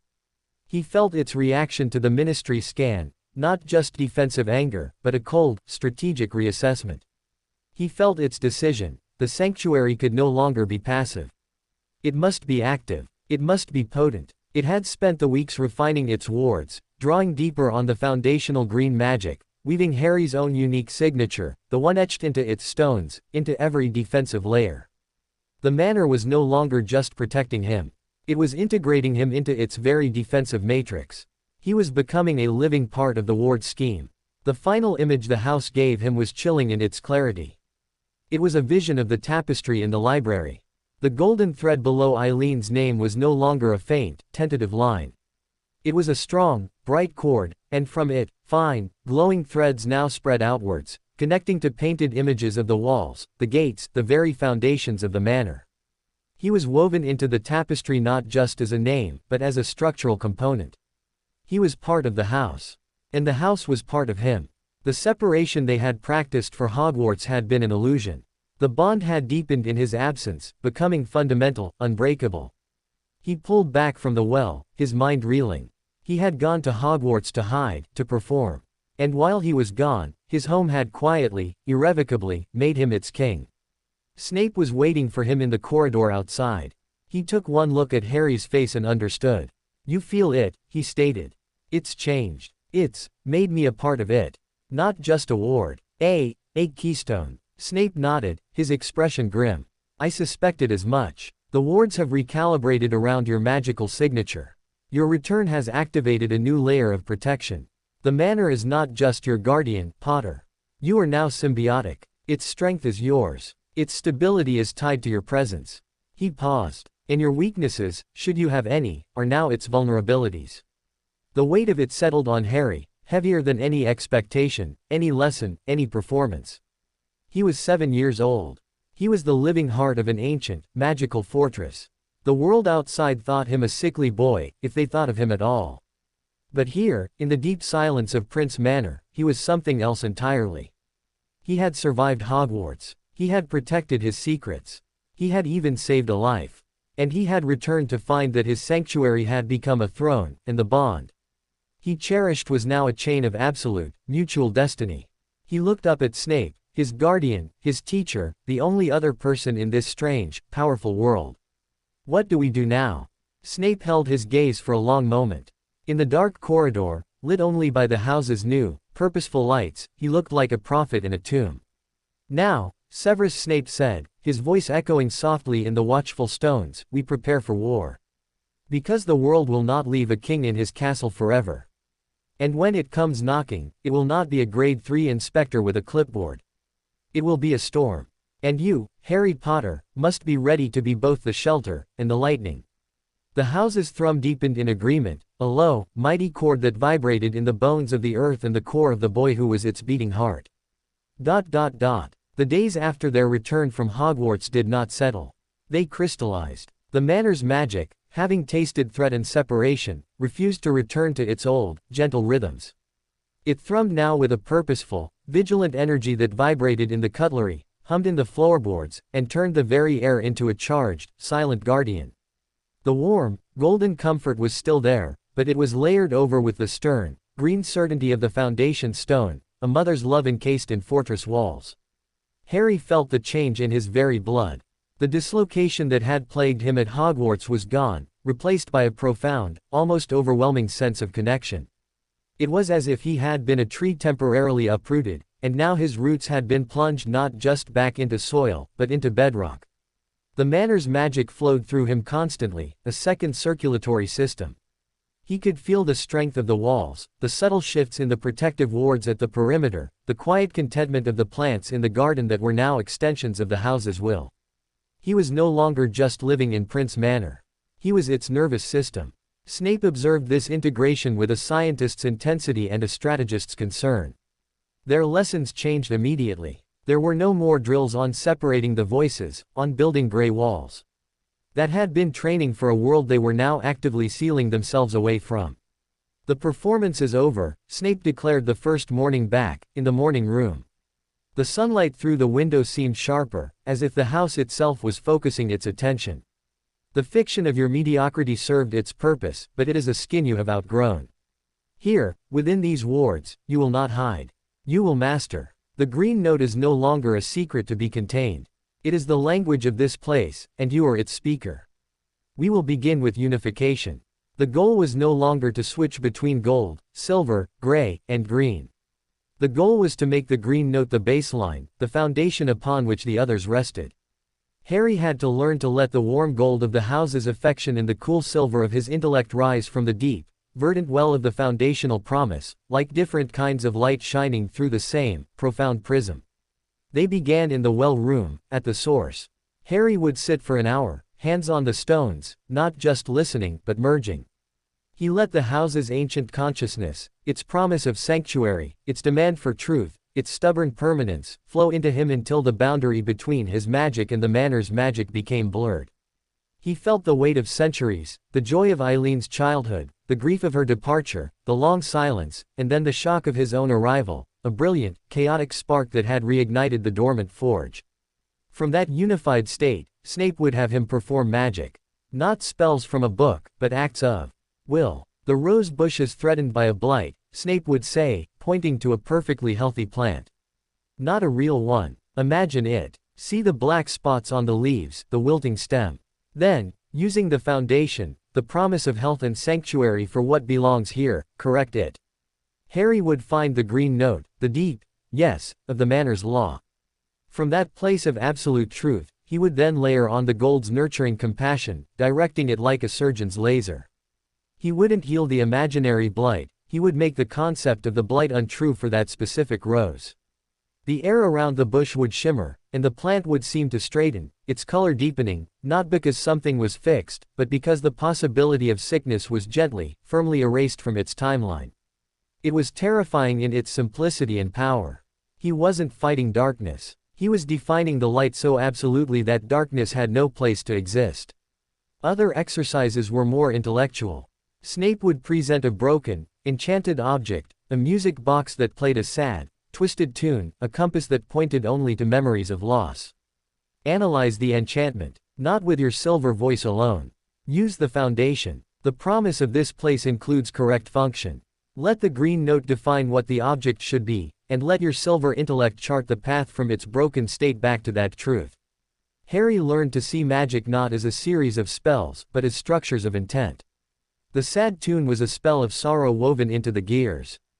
By holding the clear, green truth of a box that plays joyful music, and then applying his silver understanding of the magical lattice, he could unpick the sorrow threads and encourage the joy to reweave itself. It was restoration as recomposition. He grew stronger. The constant, symbiotic flow of magic between him and the Manor was like a continuous training session. His core, once a struggling sapling, began to feel like a deep-rooted tree, fed by an underground river of ancient power. The physical changes in the Manor became impossible to ignore. The golden thread on the tapestry in the library grew thicker, brighter. It began to sprout fine, luminous branches that connected to other names on the tree, not blood relations, but magical ones. Harry saw threads reach out and gently touch the names of long-dead princes known for their protection magic, their herbology, their wardsmithing. The house was integrating him into its entire lineage, making him the inheritor of all its strengths. The empty portraits began to fill. Not with the original subjects, but with scenes. The portrait near the kitchen showed a perpetual, sunny kitchen garden. The one in the entrance hall now depicted the Manor's front gates, standing strong under a starry sky. They were not memories, they were assertions. Declarations of what the house was: fertile, secure, enduring. And in each scene, if you looked closely, a small, subtle detail referenced Harry: a pair of round glasses left on a stone bench in the garden painting, a book with a lightning bolt doodle on its spine in the library scene. The house was painting him into its own self-image. Snape spent less time teaching and more time planning. He converted a small sunroom into a war room. Maps of the British wizarding world were pinned to the walls, not of geography, but of power. He charted ministry departments, the influence of old families, the movements of known Dumbledore allies. He tracked the fallout from Inspector Plint's report, which had, as predicted, caused a minor stir before being buried in bureaucracy, labeled anomalous but contained. "They are not convinced," Snape said one evening, stabbing a pin into a map representing the Department of Mysteries. "But they are confused and lazy. Confusion and laziness are shields, but brittle ones. Dumbledore is neither confused nor lazy. His silence is the greater threat." A week after their return, the silence broke. It was not Dumbledore himself who arrived.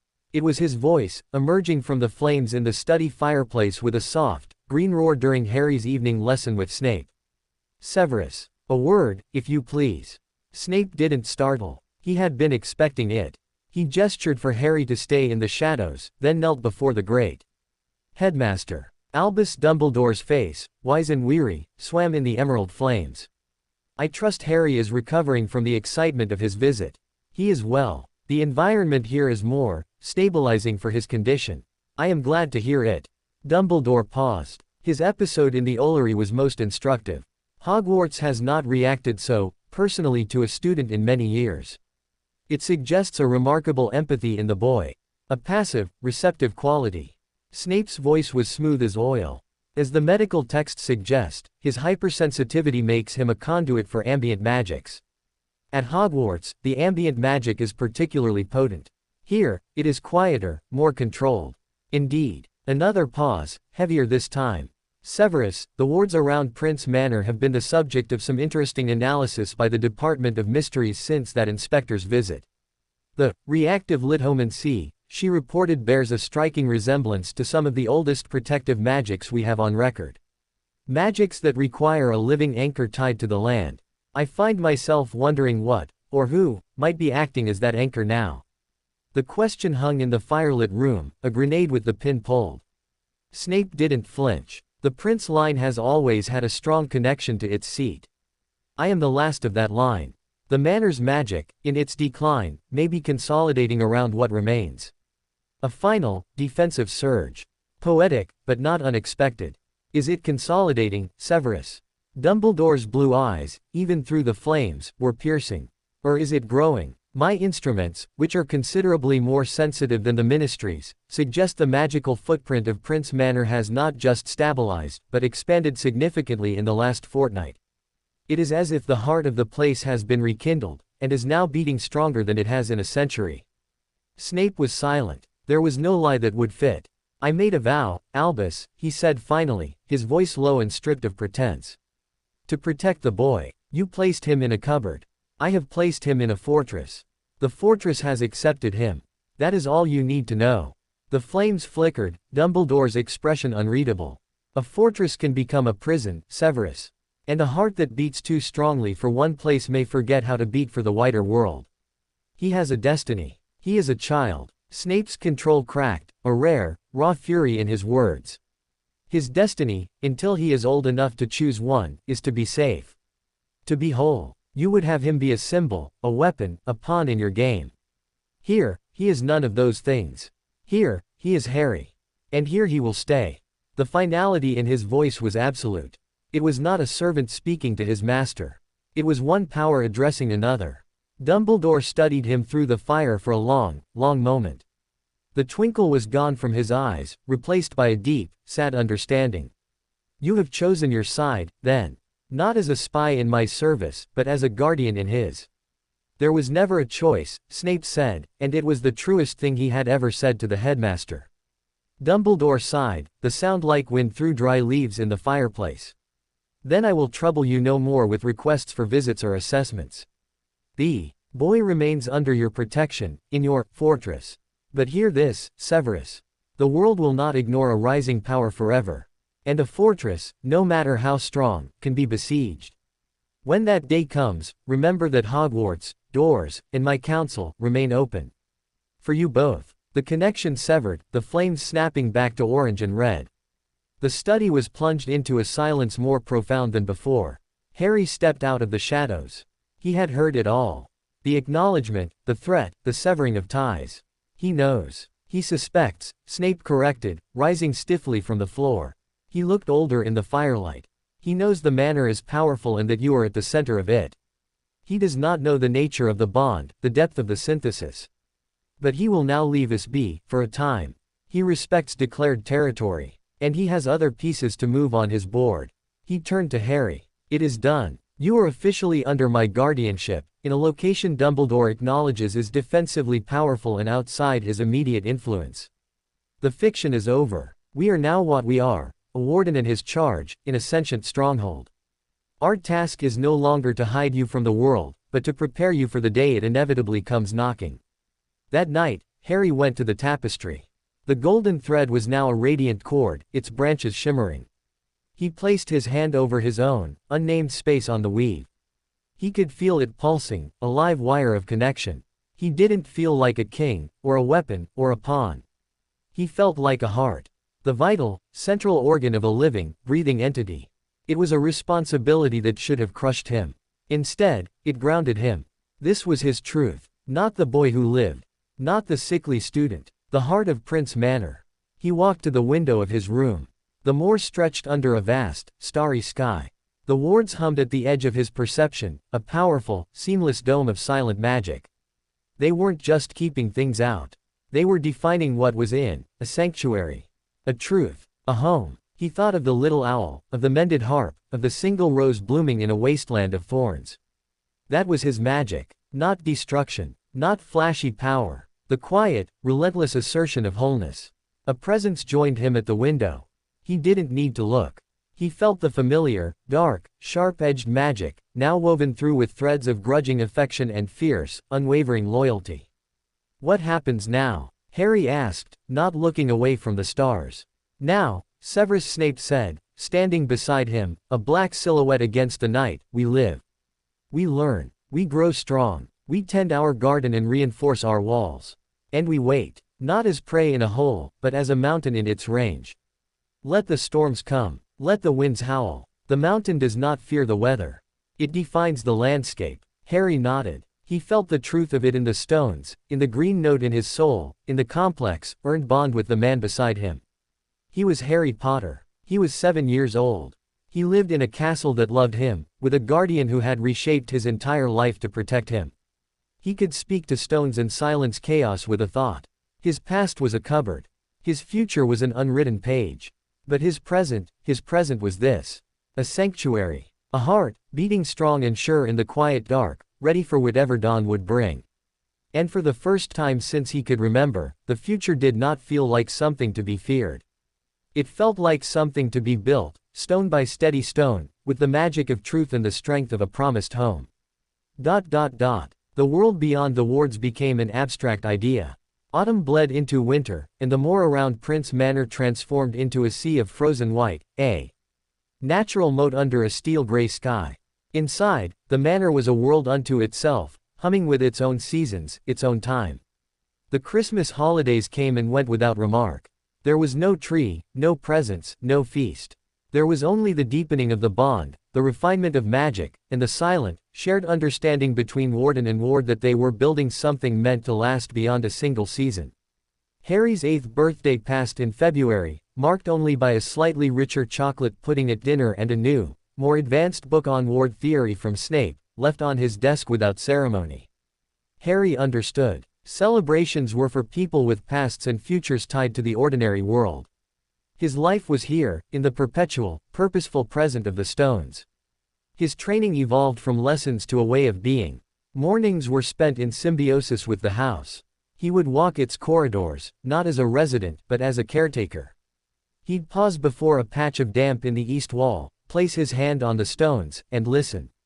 The house would show him the memory of a cracked gutter 3 floors up, a tiny failure from a century ago.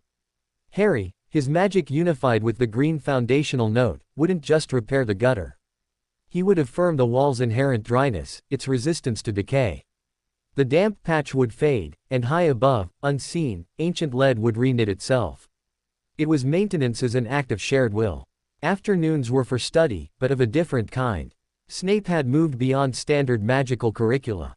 They studied the geometry of power, the way ley lines could be subtly influenced, the ethical theory behind defensive magic versus offensive assertion. They debated the nature of Dumbledore's greater good, dissecting it with the silver voice's cold logic and the green note's demand for absolute, immediate truth. "He trades present suffering for a theoretical future peace," Harry said one afternoon, his chin propped on his hand as he stared at a diagram of magical geopolitical influence Snape had drawn. "A utilitarian calculus," Snape replied, tracing a line from a dot marked Hogwarts to one marked Ministry. "But it requires one to view people as variables, not individuals. The foundation of this place rejects that. Its promise is to the individual stone, the specific life within its walls. There is no greater good here. Only the concrete good of what is present and entrusted." It was philosophy taught by a spy, in a fortress, to a child who could rewrite local reality. It was the most important subject Harry had ever studied. Evenings were for the well room. The ritual was no longer about learning or communing. It was about reporting. Harry would pour his day's experiences into the stones, the feel of the magic he'd channeled, the intellectual concepts he'd wrestled with, the quiet observations of the changing light on the moor. The house would absorb it all, and in return, it would give him not visions, but sensations, a deep, grounding contentment after a day of good work. A subtle, warning chill if his magic had brushed up against a concept the Foundation found unstable, like a particularly ruthless bit of historical dark arts theory, a warm, approving pulse when he'd grasped a complex wordsmithing principle. He was becoming fluent in the Manor's emotional language. It was more nuanced than he'd ever imagined. And through it all, the golden thread on the tapestry grew. It didn't just branch now, it began to flower. Tiny, intricate, luminescent blossoms of magic appeared along its length, each representing a skill mastered, a layer of protection integrated, a facet of Harry's soul that the house had fully recognized and claimed. A silvery bloom for his occlumency. A deep blue one for his understanding of ancient runes. A vibrant, fiery orange one for the day he successfully channeled the foundational promise into a sustained, passive ward around his own person, a personal, mobile version of the Manor's sanctuary that he could, in theory, carry with him. A hearth-carrying charm, Snape had named it, his voice thick with something like awe when Harry demonstrated it, a barely visible shimmer of green gold that made the air around him feel still and safe. It's a theoretical construct. No one has successfully embodied a place's protective magic so completely that it becomes a wearable aura. You are not casting a charm. You are carrying a piece of the home's soul with you. It was that development which sparked the first real change in their routine. Up until then, Harry had not left the manor grounds since returning from Hogwarts. The outside world was a painting beyond the windows. But with the hearth-carrying charm stable, Snape deemed it possible, even necessary, to begin limited, controlled exposures. The sanctuary cannot be your entire world forever, he said one brisk March morning as sleet pattered against the window panes. You must learn to function within your protective field, to interact with neutral magical spaces without drawing on their power or revealing your own. A test of containment. The destination was not Diagon Alley, or any place with a population. It was a place of pure, wild magic, the Grey Menhir, a standing stone in a remote highland valley, known as a neutral confluence of ley lines. It had no sentience, no allegiance. It was simply a place where magic pooled, like a deep, clear, cold well. The journey was made not by apparition, but by a method Snape called stepping. Using the manor's flow, they traveled to a distant, disused public hearth in a ruined crofter's cottage in the same valley. From there, they walked. The moment Harry passed beyond the manor's outermost ward, the difference was profound. It was like stepping from a warm, soundproofed room into a windy, wide-open plain. The constant, comforting thrum of the house was gone, replaced by the howl of the sleet-laden wind and the vast, silent pressure of the untamed landscape.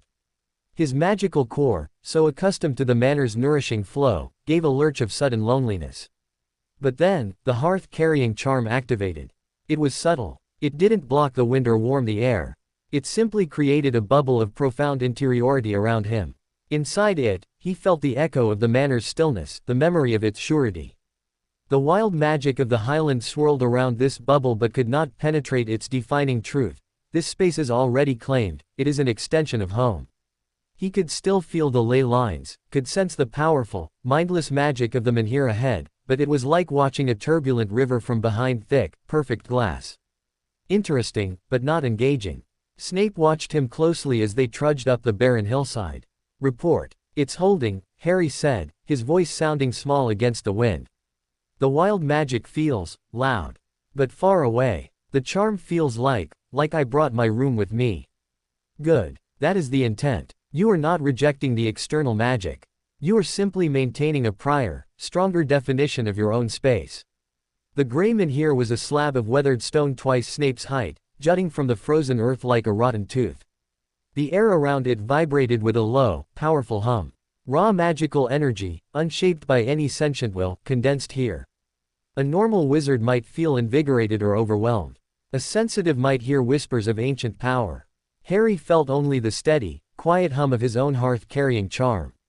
The menhir's power pressed against his bubble, but it could not find purchase. He was, magically speaking, a void in the confluence. A pocket of, not here. "Approach it," Snape instructed. "Place your hand on the stone. Do not open your magic to it. Simply observe how your defined space interacts with raw, undefined power." Harry walked forward, the sleet stinging his cheeks. He reached out, his small hand looking very pale against the dark, wet stone.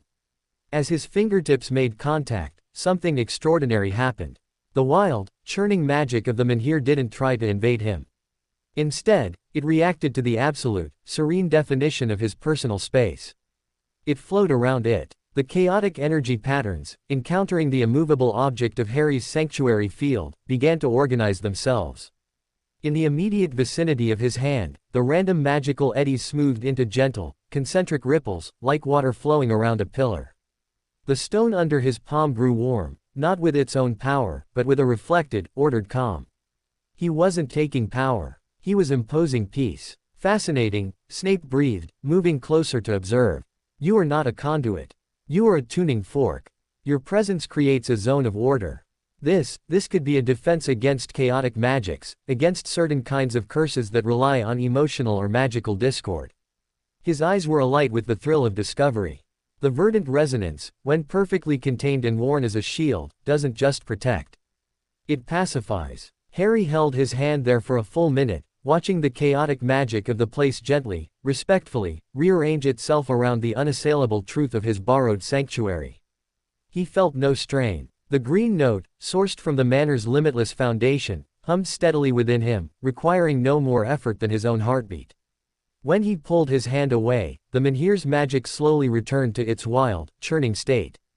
But for a moment, a perfect, hand-shaped patch of ordered calm had existed upon it. The walk back to the Crofters' cottage was silent, but the silence was full of shared realization. They had tested a theory and discovered something new. Harry's bond with Prince Manor didn't just make him powerful within its walls. It made him a walking bastion of its fundamental law, a law of sanctuary so absolute it could force even wild magic to behave with civility. That night, back in his room, the house welcomed him with a torrent of what felt like pride. A fierce, deep, rumbling pride that shook the floorboards and made the stars on his ceiling whirl in victorious constellations. It had felt his journey, his use of its heart magic in the outside world. It approved. More than approved, it was validated. Its power was not limited. Its ward could carry its essence into the wilderness and remain unchanged. The golden thread on the tapestry bloomed another flower that night, a sturdy, gray-green bloom shaped like a standing stone encircled by a calm ripple. The success of the menhir expedition led to others, always carefully planned, always to neutral or abandoned magical sites. A forgotten grove of whispering willows. A cave where moonbeams were said to solidify into silver. A beach of black sand that sang at high tide. Each time, Harry would go, wrapped in his hearth-carrying charm, and observe. He never took, never learned spells from these places. He simply was present, a walking embodiment of Prince Manor's, no, to chaos and, yes, to order. And each time, the wild or residual magic of the place would react to his presence not with hostility, but with a kind of odd, automatic deference, organizing itself around his immutable calm. He was learning the topography of the magical world not by exploring it, but by noting how it changed when he entered it. It was a map drawn in negative space. Snape's war room maps began to include new notations. Not just of power, but of potential. Next to a known site of dangerous, unstable magic, a bog that spawned will-o'-the-wisps that led travelers astray, Snape scribbled, potential pacification test. HC charm may impose pathfinding truth. Next to a location known for aggressive, territorial magical creatures, he wrote, sanctuary field may assert non-threat, create passive avoidance. Harry was no longer just a boy to be protected. He was becoming a strategic asset of a completely novel kind. A defensive weapon that worked by being utterly, unassailably itself. Spring arrived on the moor, not with a gentle thaw, but with a violent cracking of ice and a surge of muddy, urgent life. Inside the manor, the change was more subtle. The magic felt restless. The house's contentment was tinged with a new, forward-looking energy. The blossoms on the tapestry thread began to produce faint, shimmering pollen that drifted into the air of the library, carrying the scent of ozone and old parchment, the smell of potential. One evening in late April, Snape did not summon Harry for a lesson. He found him in the garden, where Harry was encouraging the first, brave spears of daffodils to pierce the cold earth, not with gold magic, but by simply sharing with them the green note's certainty of spring's inevitability. We need to discuss the future, Snape said, his voice cutting through the quiet, damp air. Harry looked up. Snape's face was grave, but there was a resolved set to his shoulders that Harry had come to recognize as the prelude to a difficult but necessary decision. Hogwarts, Harry said. It wasn't a question. Snape nodded. Your 11th birthday. The official start of your magical education. The trace will be placed on your wand. You will be expected to attend. Dumbledore's acquiescence only extends so far. To keep you hidden past that point would be an open declaration of rebellion against wizarding law. It would force a confrontation we are not yet ready for. Harry felt a cold knot form in his stomach, separate from the green note's warmth. The thought of leaving the manor for months at a time, of returning to the world of schedules and classes and curious stares, was terrifying. But the hearth-carrying charm, it's stable. I can be there without being there. It is stable here, in controlled forays, Snape corrected. Hogwarts is not a neutral standing stone. It is a sentient, powerfully magical, intensely social environment with a master who is acutely interested in you. The charm will be under constant, subtle pressure. Your ability to maintain your synthesis, to keep the green note as your baseline while simulating the necessary gray ordinariness for your peers, will be tested as never before. He knelt, a rare gesture that brought him to eye level with Harry among the damp earth and green shoots. It is not a question of if you can go. You must. The question is how. We have a little over 3 years. In that time, you must become so adept at wearing the manor's truth as your second skin that not even Hogwarts' pervasive magic, not even Dumbledore's scrutiny, can cause a fissure. You must learn to be a perfect secret in plain sight. Not a sick boy, not a strange phenomenon, but unremarkably normal. A bland, forgettable student whose most notable feature is his famous name, which you will downplay. 3 years. It felt like both an eternity and no time at all. What about the bond? Harry asked, his voice small. The distance, it hurt, before. The bond is stronger now. You are its heart, not just its guest. The house will hold you across the distance. And we will devise a tether. An object, keyed to the well room, that will allow for quiet communication. A way to share strength, to report, without detectable magical signatures. Snape's mind was already racing ahead, solving problems. But it will require you to partition your mind with a precision we have not yet attempted. A compartment for the student. A compartment for the heart of the manor. And a wall between them so absolute that no legilimency, however skilled, can sense the connection. It was the ultimate occlumency. Not just hiding thoughts, but hiding an entire magical reality. Can I learn that? Harry asked, looking at the daffodil spear in his hand, so fragile and yet so determined. Snape followed his gaze. You learn to make wild magic bow to a definition of order. You learn to carry a sanctuary in your soul. This, he gestured between them, at the garden, at the looming shape of the manor behind them. This is just another kind of gardening. Tending 2 separate plots of land, ensuring the roots of one do not strangle the other, that the harvest of one does not betray the existence of the other. It is delicate, demanding work. But it is the work that lies ahead. He stood, brushing dirt from his knees. We begin tomorrow. The final stage of your preparation. Not for survival in a fortress, but for a life in 2 worlds. You will learn to be Harry Potter, future Hogwarts student. And you will learn to remain, always and forever, the heart of Prince Manor. Simultaneously. That night, the house's thrum was not the proud roar from after them and here, or the contented purr of deep integration. It was a low, steady, resolved vibration. A sentinel settling in for a long watch. It understood the plan. The sanctuary would not be breached, but its heart would have to beat in another chest, in a distant castle, for periods of time. It did not like it. But it accepted the necessity. In his room, Harry stared at the tapestry's thread, now a radiant, complex braid of light and blossoms. He thought of the gray, boring boy he would have to become at Hogwarts. He thought of the vibrant, powerful connection he would have to lock away behind mental walls of unimaginable strength. He felt a flicker of fear. But beneath it, deeper, was the green note. The promise. The truth of this place, of himself. It did not fear separation. It was the thing that could not be separated from. It was the law. He would learn. He would become the gardener of his own divided soul. For the sanctuary, and for the future it was meant to protect. The seed of what came next was planted. Now, they had 3 years to make it grow. The morning after the conversation in the garden dawned with a different quality of light. It was not the soft, golden haze of the manor's contentment, nor the sharp, clear beam of its focused will. This light was pale, diffuse, and serious, like the first light of a day dedicated to a necessary, arduous journey. The house's thrum, which usually greeted Harry like a warm embrace, was still present, but it was quieter, deeper, a watchful hum rather than a joyful roar.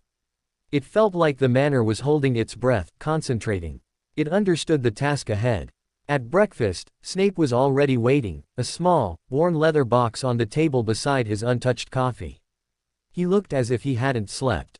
His eyes were shadowed, but they burned with a fierce, clear intensity. The foundation of a double life, he began without preamble, is not duplicity. It is architecture. You will build two structures within yourself. They must be separate, self-sufficient, and connected by a single, secure, invisible passage. That passage is our first project. He opened the leather box. Inside, nestled on faded velvet, was a watch. But it was like no watch Harry had ever seen. Its case was made of a dull, grayish metal that seemed to absorb the light rather than reflect it. The face was blank, devoid of numbers or hands. The glass was slightly cloudy. It looked broken, or utterly inert. "This is a family relic," Snape said, picking it up. It hung from a simple, black leather strap. A prince heirloom. A still time watch. Its original purpose was to measure the passage of time in magically dormant areas. It is, by design, magically null. It registers nothing, emits nothing. To any detection spell, it is a piece of mundane junk. Which makes it the perfect vessel. He handed it to Harry. The metal was cool, heavier than it looked. "We will key it to the well room. It will become your tether. A silent line back to the heart of this place. Through it, you will be able to send and receive simple impressions, a feeling of safety, a pulse of alarm, a request for strength. The house will respond in kind. The communication will be conducted through the verdant resonance itself, channeled through your bond and contained within the watch's null field. It should be undetectable." "Should be?" Harry asked, peering at the blank face.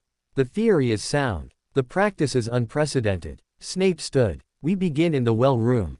The house must be an active participant." The air in the well room was cold and still, thick with the scent of wet stone and deep earth.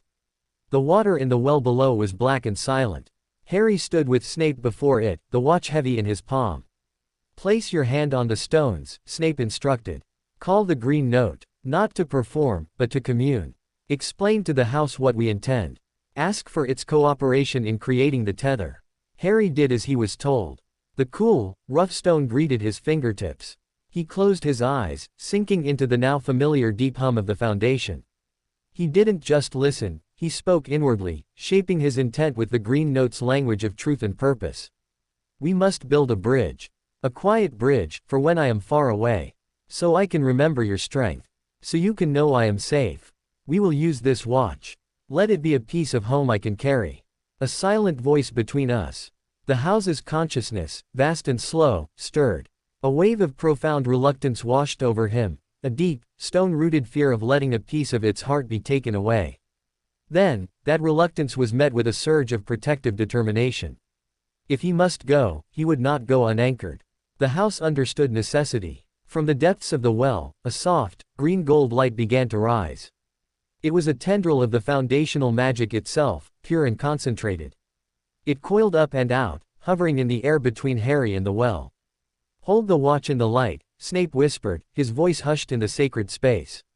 Harry lifted the watch. The tendril of light touched the dull metal case. For a moment, nothing happened. Then, the metal began to drink the light. It didn't glow. It absorbed the illumination, becoming even duller, even more inert to the eye. But Harry could feel it changing. The watch was no longer just an object, it was becoming a socket. An empty vessel designed to hold one specific kind of power. The green-gold light poured into it for a full minute. Then, the connection snapped. The light from the well faded. The watch looked exactly the same. "Now," Snape said, his voice tense with focus, "you must place a piece of the bond within it. A seed. Focus on the feeling of connection, of sanctuary. Use the green note to impress that feeling into the watch as a permanent template." Harry clasped the watch in both hands. He found the green note within himself, the deep, resonant truth of his bond with the manor. He didn't push it out. He let it pool in his hands, and then he gently offered it to the watch, envisioning the feeling sinking into the metal, becoming part of its essential nature. The watch grew warm. Not hot, but body warm, like a living thing. The blank face shimmered for a second, and a single, tiny, green symbol appeared in its center, a simple, elegant rune that Harry somehow knew meant hearth, or root. Then it faded, leaving the face blank once more. But the connection was made. Harry could feel it. A thin, almost imperceptible thread of resonance now linked the watch in his hands to the massive, humming stone of the well, and through it, to the entire manor. It was a quiet channel, wide open. The tether is active, Snape confirmed, his own magical senses stretched to their limit. Now, we must teach you to use it discreetly. And we must build the walls around it. The afternoon was devoted to what Snape called persona construction. They sat in the library, but this was no theoretical lesson. It was an act of collaborative fiction. The "you" that goes to Hogwarts cannot be a shallow mask, Snape explained, pacing before the fireplace. It must be a fully realized character with history, preferences, and consistent behaviors. We will build him from the ground up. He is Harry Potter. He was raised by distant, magical relatives after his Muggle aunt could no longer care for him. He is shy, academically average, magically struggling due to his condition, which we will now frame as a manageable sensitivity requiring occasional quiet. He is polite, a bit awkward, and intensely private. His favorite subject is history of magic. He finds potions difficult but tries hard. He is intimidated by Quidditch. He has no particular friends. They wrote it down. They created a backstory for the fictional relatives: reclusive, traditional, not fond of Dumbledore's modern ways. They decided on his hobbies: reading, walking. They even crafted his speech patterns, slightly hesitant, using simple vocabulary. Then, Harry practiced. He sat in a chair and became that boy. He let his shoulders slump a little. He made his gaze slightly unfocused, as if lost in thought. He answered Snape's questions in the persona's voice, with the persona's knowledge. He had to consciously suppress the silver voice's urge to give complex answers, the gold voice's desire to connect, the green note's surety. He had to be bland. It was excruciating. It felt like putting on a suit of clothes made of wet cardboard. Your magical signature, Snape said, observing him with a critical eye. It is bleeding through. The gray is too thin. You must build a false core. A pathetic, flickering thing that is consistent with a magically sensitive, struggling child. Visualize it. A small, weak, gray flame. Let that be the only magic that shows. Harry focused. He imagined dousing the vibrant, multi-hued symphony of his real magic under a thick layer of damp ash. He pictured a single, guttering candle of gray light in the center of his chest. He let that image define his magical output. Snape cast a low-level detection charm. Better. It reads as depleted, unstable. Perfect. Now, hold that while maintaining the persona's speech and mannerisms. We will drill this until it is second nature. They drilled for hours. Snape would fire questions, create distractions, play the role of a nosy portrait or a bullying student. Harry had to respond as the persona, with the persona's magic, without ever letting the walls crack. The first time he managed to hold it for 10 minutes straight, he was drenched in a cold sweat from the effort of suppression. Adequate, Snape said, though his eyes showed a flicker of approval. Now, the true test. We will integrate the tether. That evening, in his room, Harry lay on his bed, the watch clasped in his hand. His task was simple: send a feeling through the tether, and receive a response. He closed his eyes, finding the quiet channel that led from the watch to the well room. He was careful not to use his own magic. He simply formed a clear, quiet feeling, "I am here," and fed it into the channel. For a moment, nothing. Then, a soft, warm pulse traveled back up the thread, a gentle, reassuring pressure in his palm. It was the house's equivalent of a nod. "I am here too." He tried sending a more complex impression, the tiredness from the day's mental exertion. The response was a wave of soothing, cool strength, like a draft of clear water, that eased the ache behind his eyes. It worked. The communication was silent, invisible, and profoundly comforting. But then Snape introduced the complication. Now, hold your persona. Be the gray, struggling boy. And while maintaining that, send a message through the tether. It was like trying to write two different essays with two different hands simultaneously. Harry's mind rebelled. The moment he focused on the tether, his carefully constructed gray magical flame flickered, and a hint of green gold peeked through. The persona's hesitant speech pattern faltered. Again, Snape commanded, implacable. The persona must be autonomous. The tether must be a background process, like breathing. You must learn to compartmentalize to a degree that would shatter a normal mind. They practiced late into the night. Failure after failure. Harry's head throbbed. He felt fractured, pulled in two directions. Finally, in a moment of sheer frustration and exhaustion, he broke. Snape had been needling the persona about his poor potion's work, and a spike of real anger, the silver voice's rage at unjust criticism, flared. The green note, always defensive of his true self, surged in response, a wave of solid, immutable no. But this time, instead of letting it crack his persona or spill out magically, Harry did something instinctive. He grabbed the surge of green energy and shoved it down the tether channel, into the watch, towards the house. The watch grew hot for a second. The house, on the other end, received the blast of defensive anger. Harry felt its response, not alarm, but a sense of absorption, like a great stone wall accepting the impact of a wave. The house took the surge and dissipated it into its own vastness. And Harry's external persona never wavered.